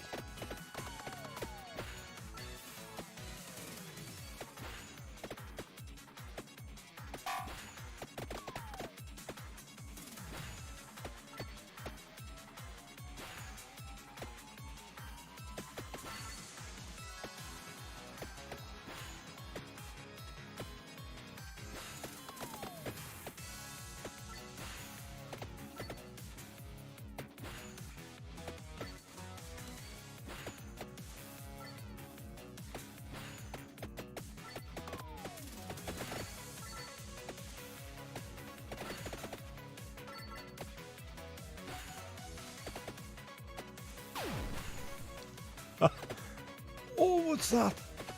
Oh, that's a big one.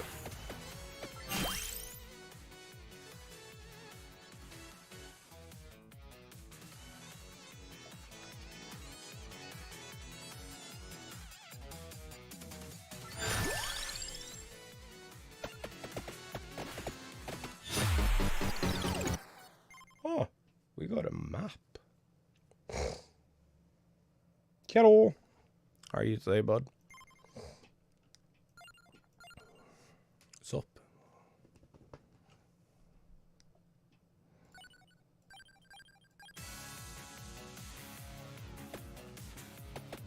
I couldn't decide what I wanted to do today, so we ended up playing this, which I think is great.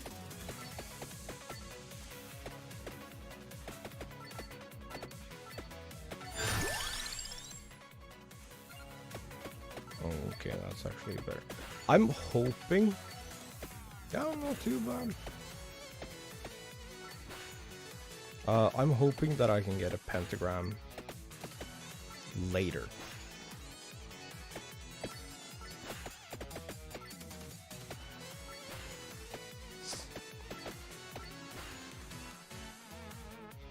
Will this actually...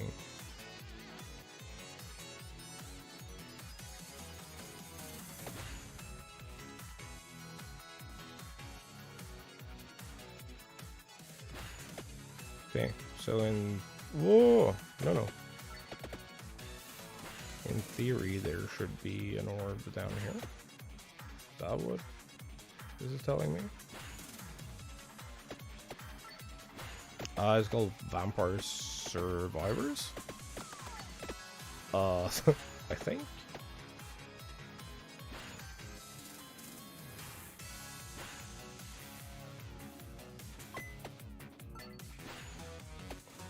Oh yeah, there is. Ah.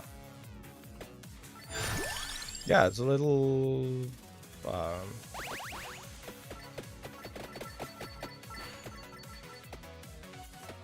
little roguelike bullet hell.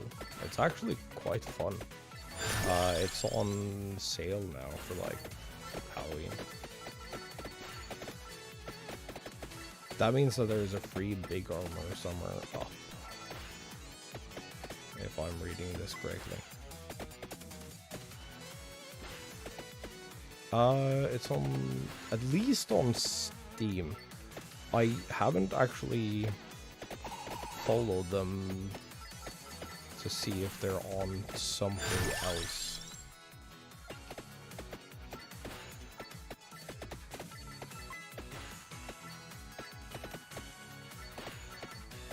But it's definitely available on PC.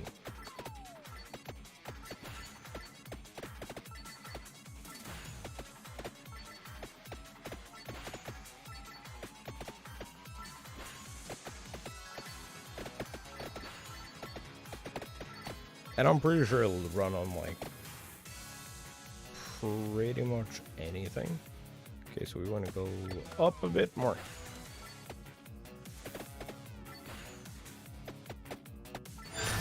Actual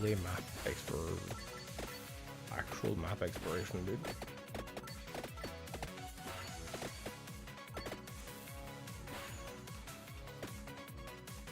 Okay. These squares are a lot bigger than I thought they were going to be.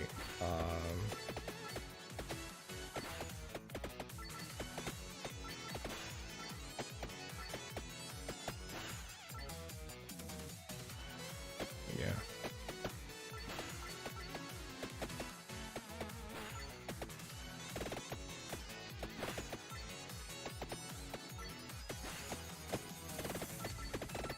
Ooh, no.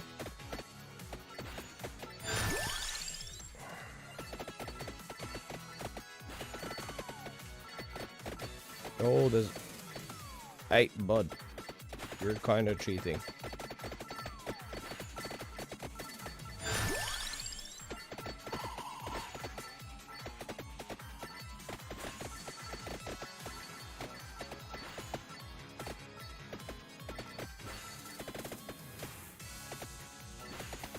Yeah. Later, dude. Enjoy.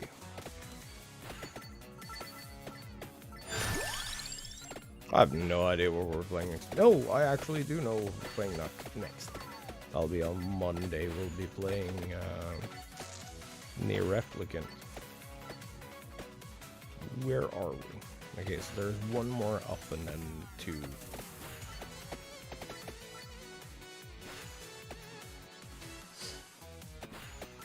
I wonder if it's a permanent thing or if it's like... Okay, this has us on the right track. Cool.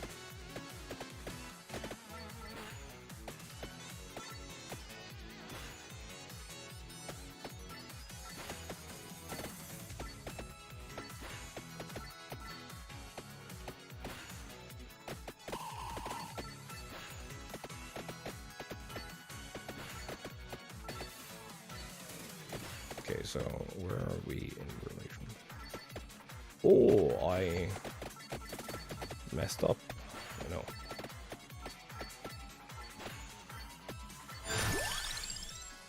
Okay, hopefully I can get another one from this. That'd actually be ideal if I could get more garlic. I mean, it's not bad, but it's just inconvenient right now.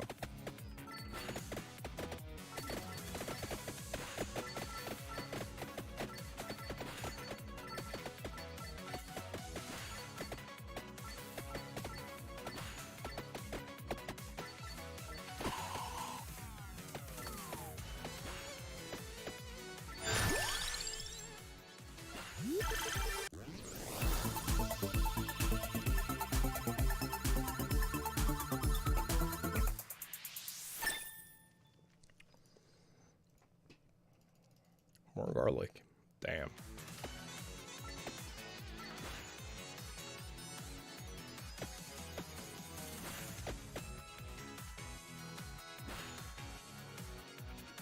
It's like right here.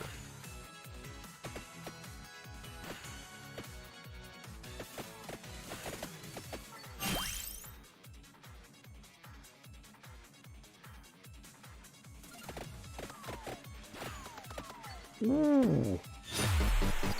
That thing was not fucking around, dude. That thing was mad.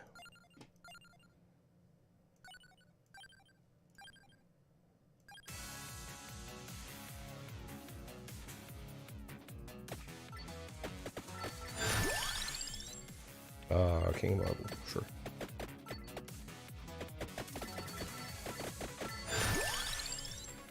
Garlic.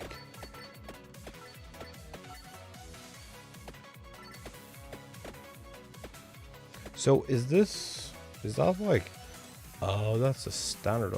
I have an unknown over here. So we have to go 3 orbs down.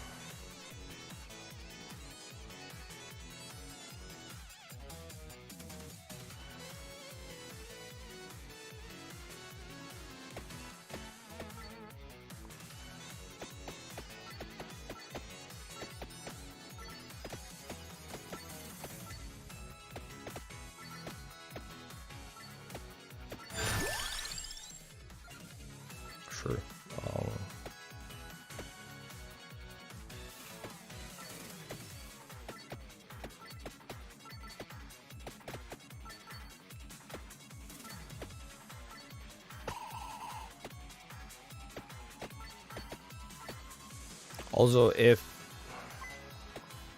off screen for long enough, they will.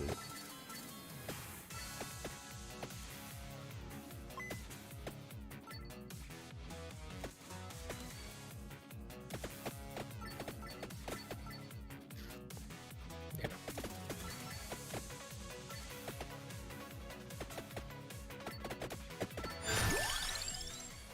Drag forward.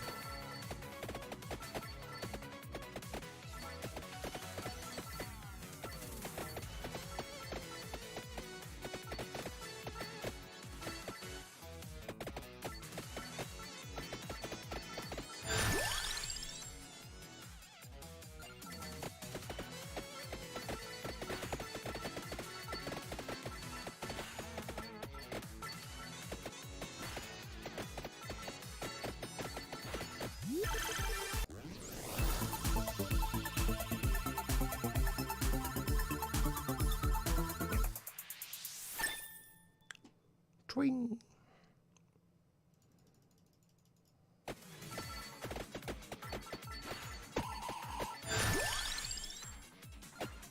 That was kind of well played on my part.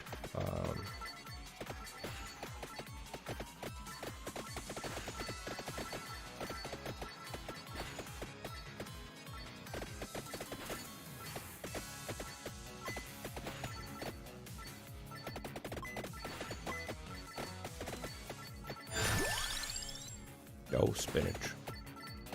Yeah, I don't necessarily need a big orb right now.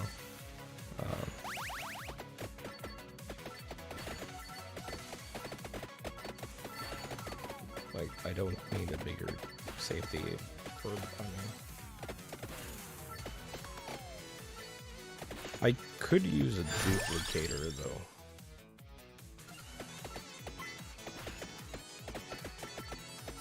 Guess base damage kind of helpful.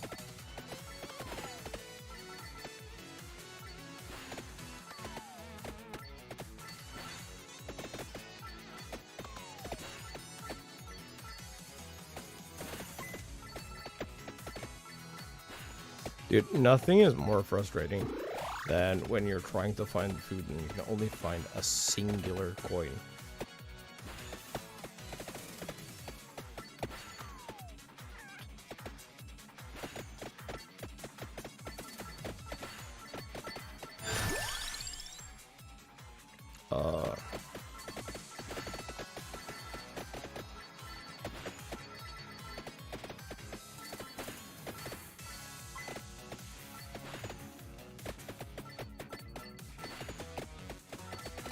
That always feels like super bad. I have an unknown on this map that I need to find.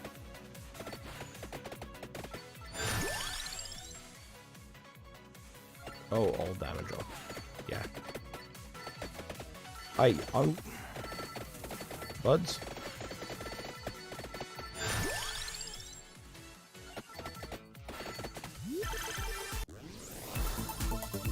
Oh.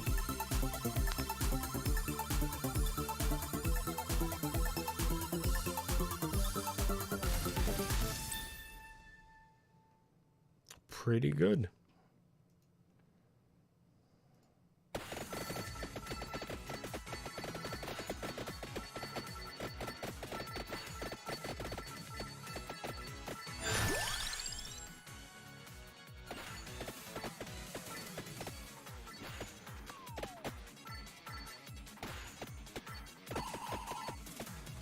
Okay, where are we in relation to... We haven't... Orb. Oh yeah, it's just down here.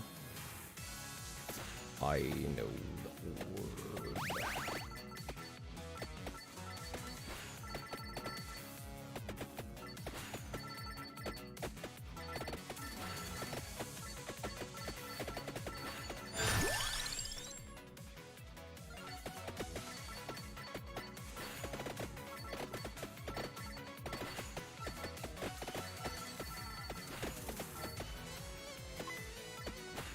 I don't have that high of a kill count this time around.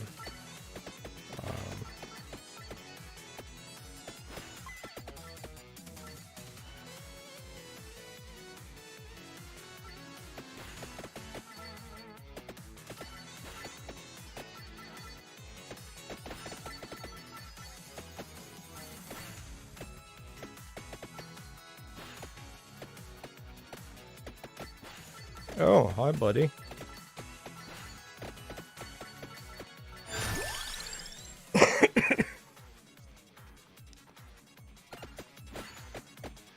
There you go, Scale. Sure.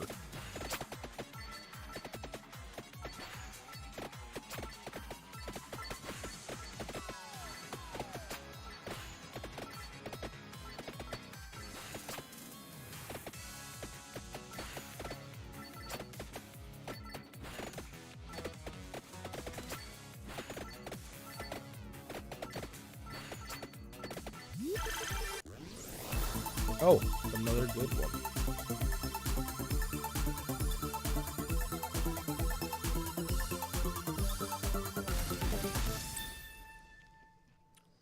Two spinach.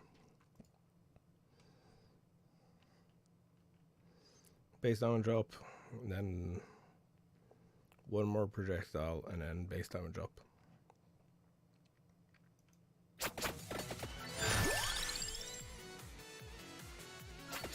And then base time and drop. Oh yeah. Fuck with that, dude.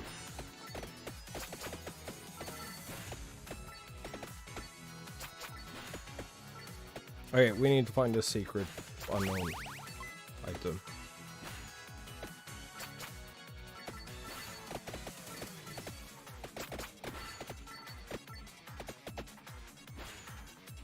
Where are we?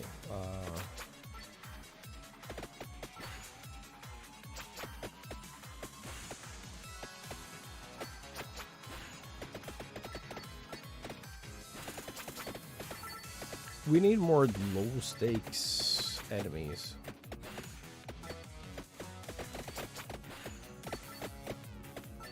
Ah, here we go. Perfect.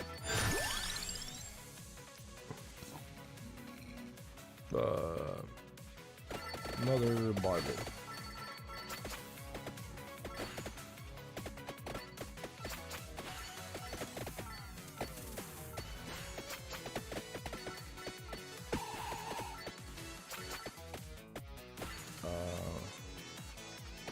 Yeah, we have to go one more tile over.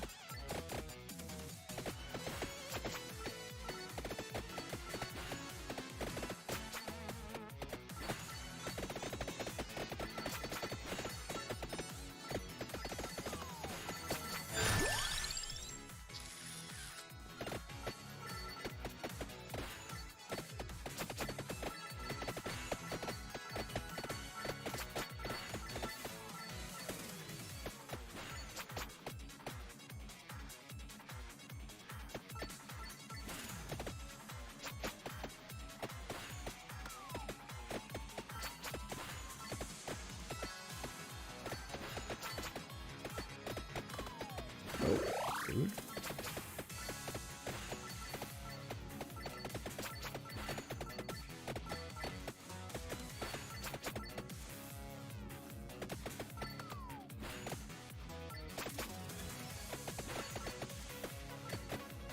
The fuck is this item though?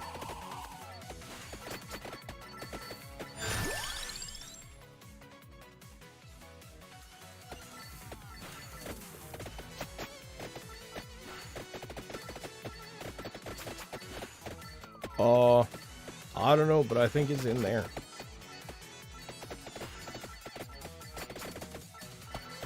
Oh no. Oh no. I made the biggest oopsie, chat.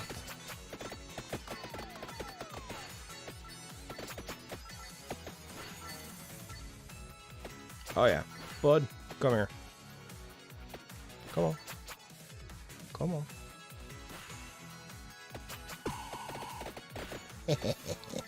Suck it.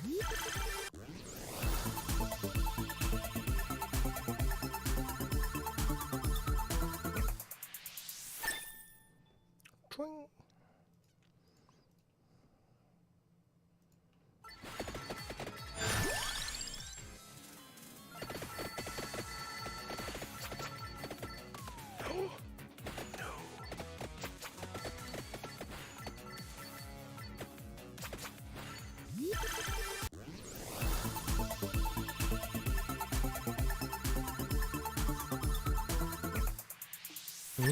Mm-hmm. good.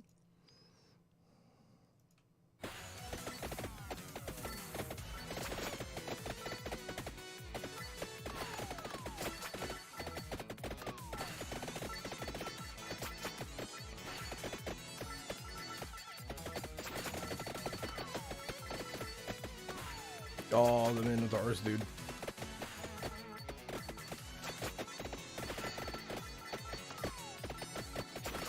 No! Oh man, I'd even managed to make an opening in the thing.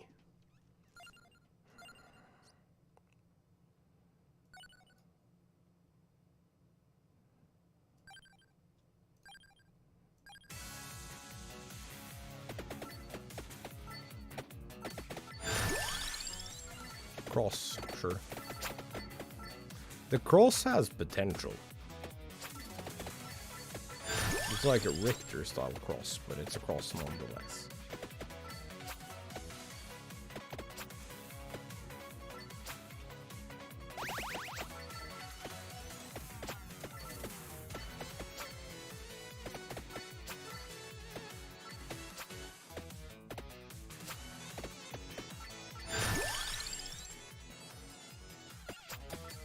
I don't think I want to try and speedrun my way back down there.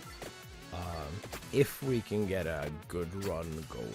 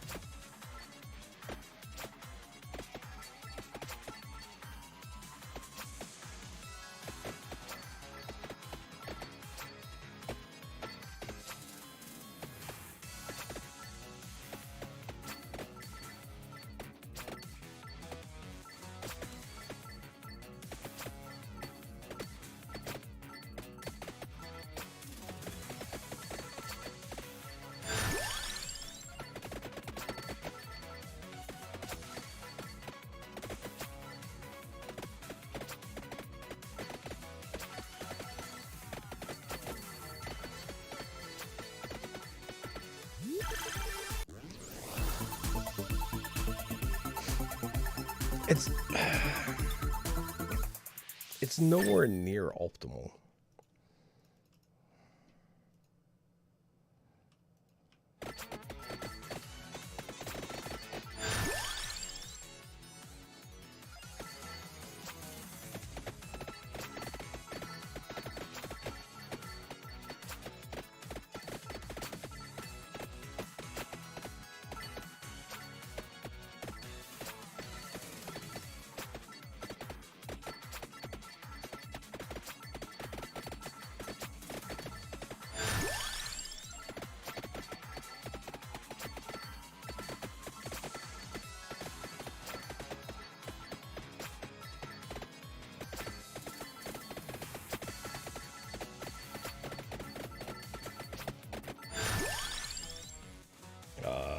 Yeah, see, now we're back to like getting shit that no one cares about.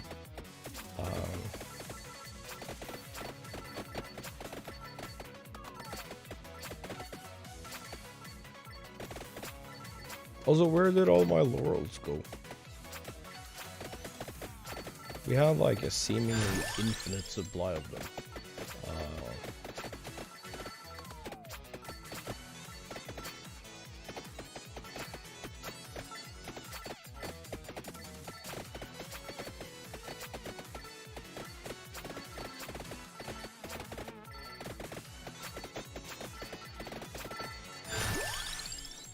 Just a little while ago. Oh, buddy.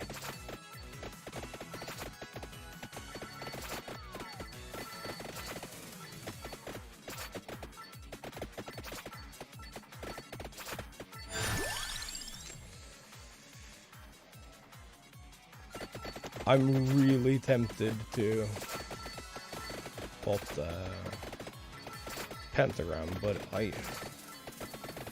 I know I get nothing in return if that triggers, so like, even if it would save my butt right now, it would absolutely not help when it triggers at the wrong time later.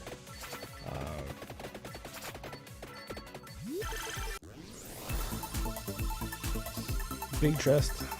I like big chest.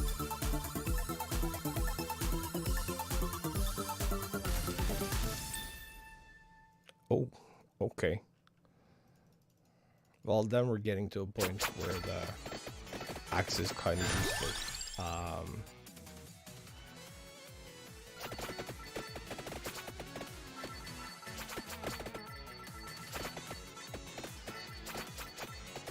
Yeah, I actually need to check where my... Oh, I have food somewhere.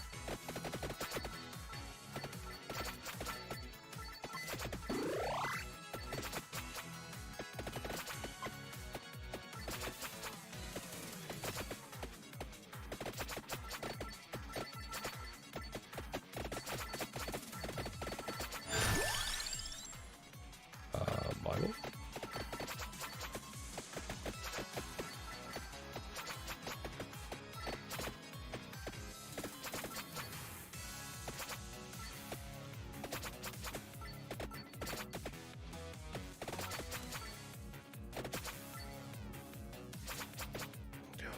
This is a time stop.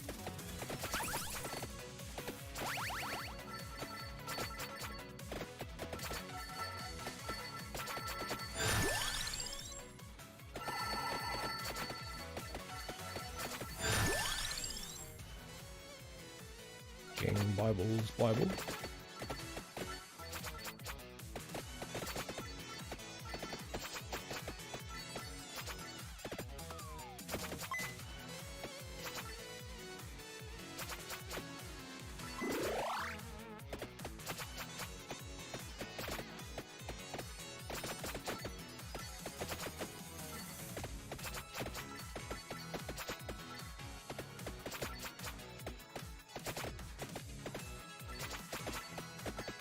Buddy, I need you to like see his existing.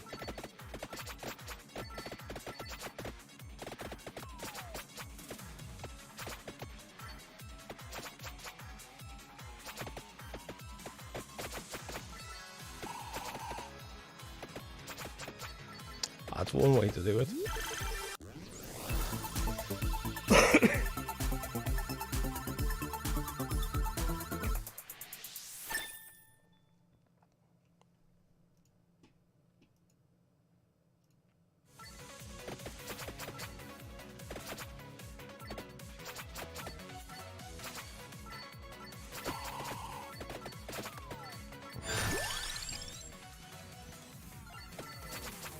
One more book.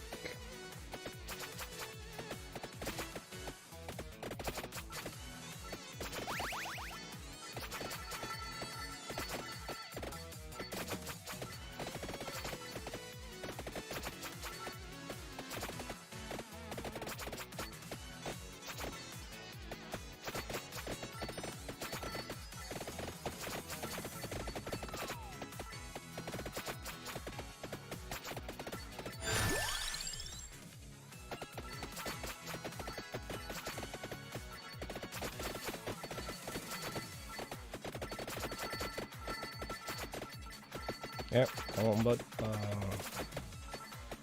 XP. XP would be sick, dude. There we go. Garlic. It's the only alternative, sadly.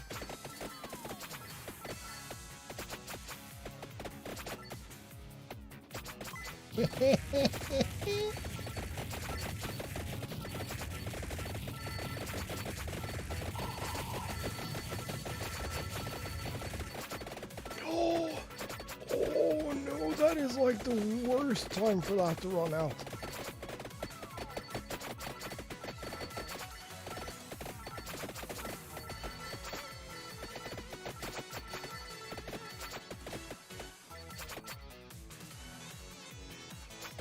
Wait, what am I on? I'm on. Oh, is that time stop? It is. Oh my days.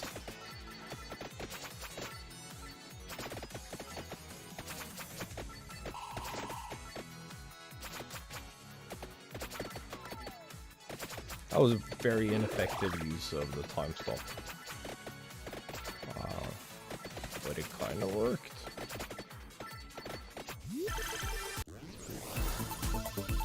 Man, we're just getting small chests now. Put him up. More XP. More XP, good.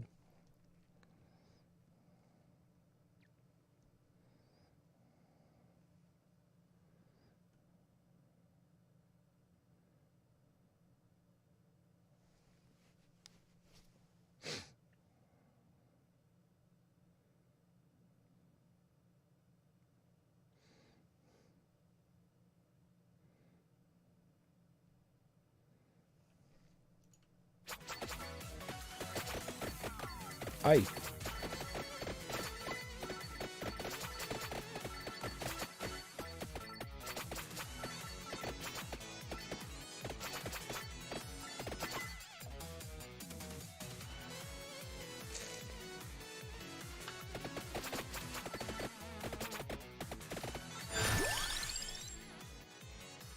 Duplicator. Yes.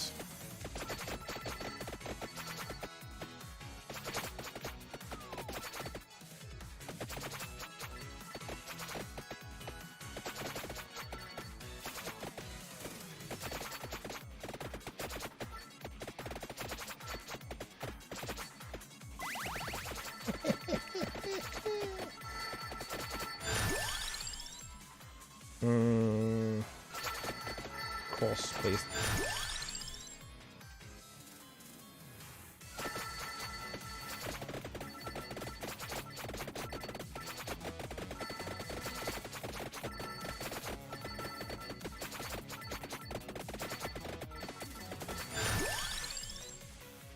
Spinach.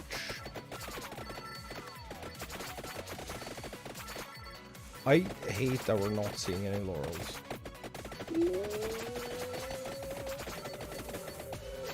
Saved it.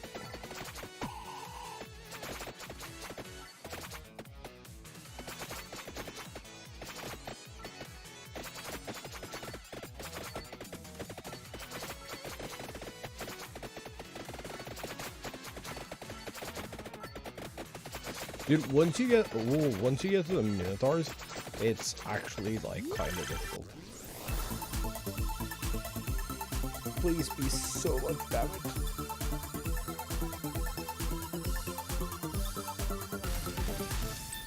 Okay.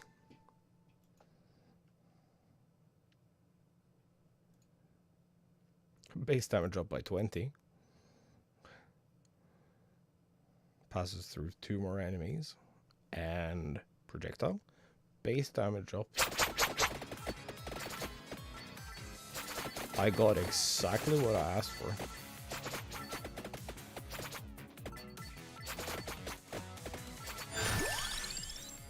Duplicator, just to make it even better. Oh.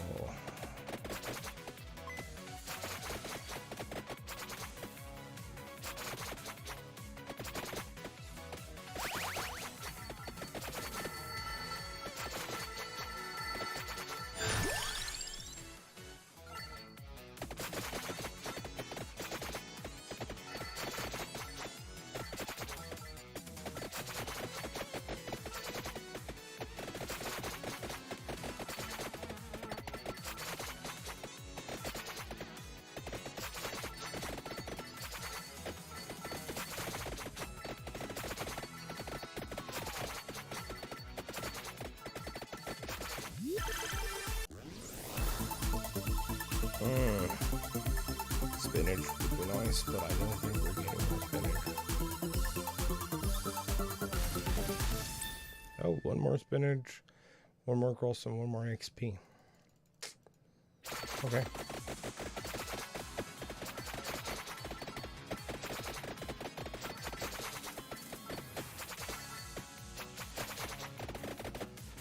That actually has the potential to be really good.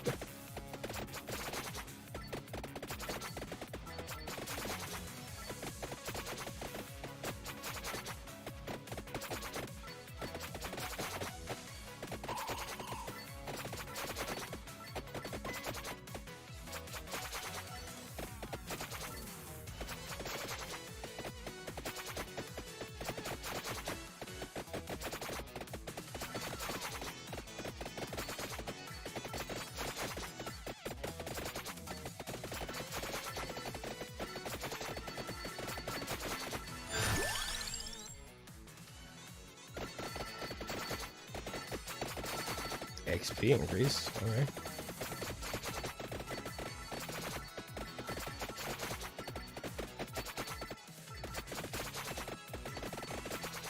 Alright, where is this? Okay, so we're on path. All we have to do is like just get there.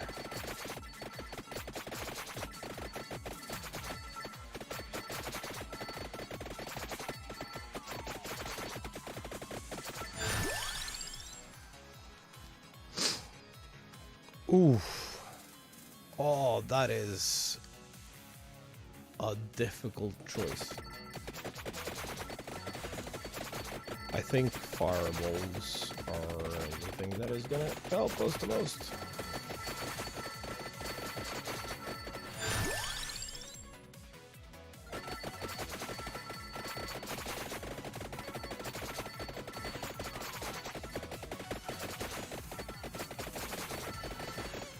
Oh, we have a Grim Reaper up our ass.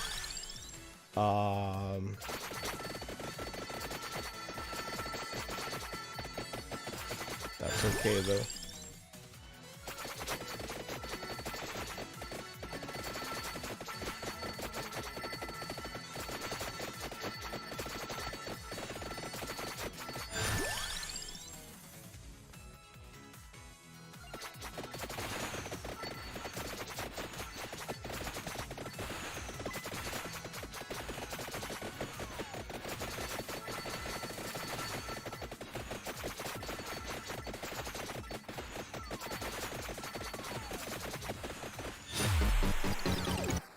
It wasn't okay, chat.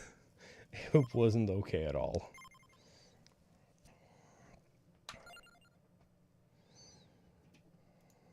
Okay. It's 1 a.m. I think that I'm gonna just chill for a bit.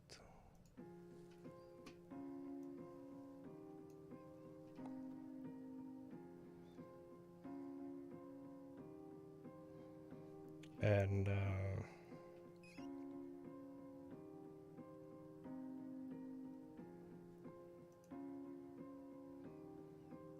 come back on Monday. I should probably be leaving soon anyway.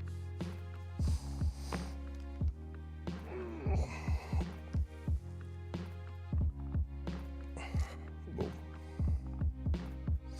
So it's not like you're missing out on much.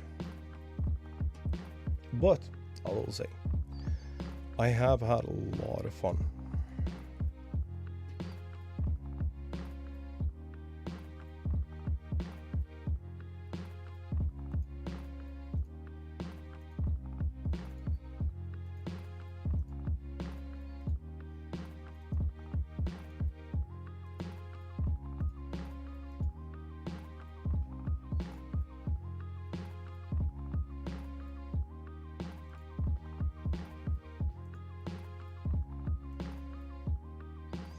My stream is doing that weird thing again where it's like turned all pixelated and shit, and I don't understand why.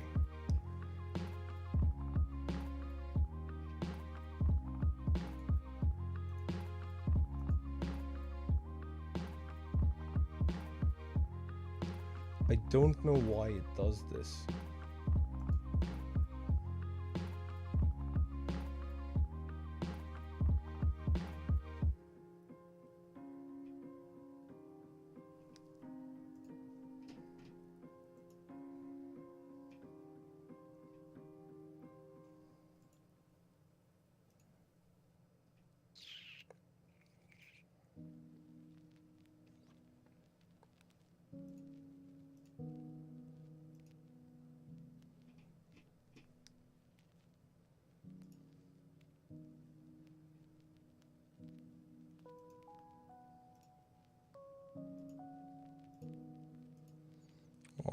It's kind of fixed again.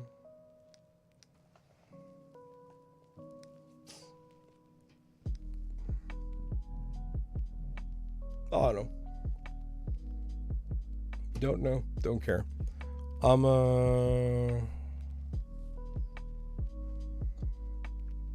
Go chill for a bit and then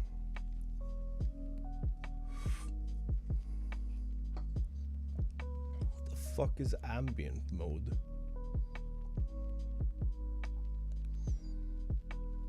No, doesn't want to tell me. Yeah, they were fun runs. I'm sad I couldn't figure out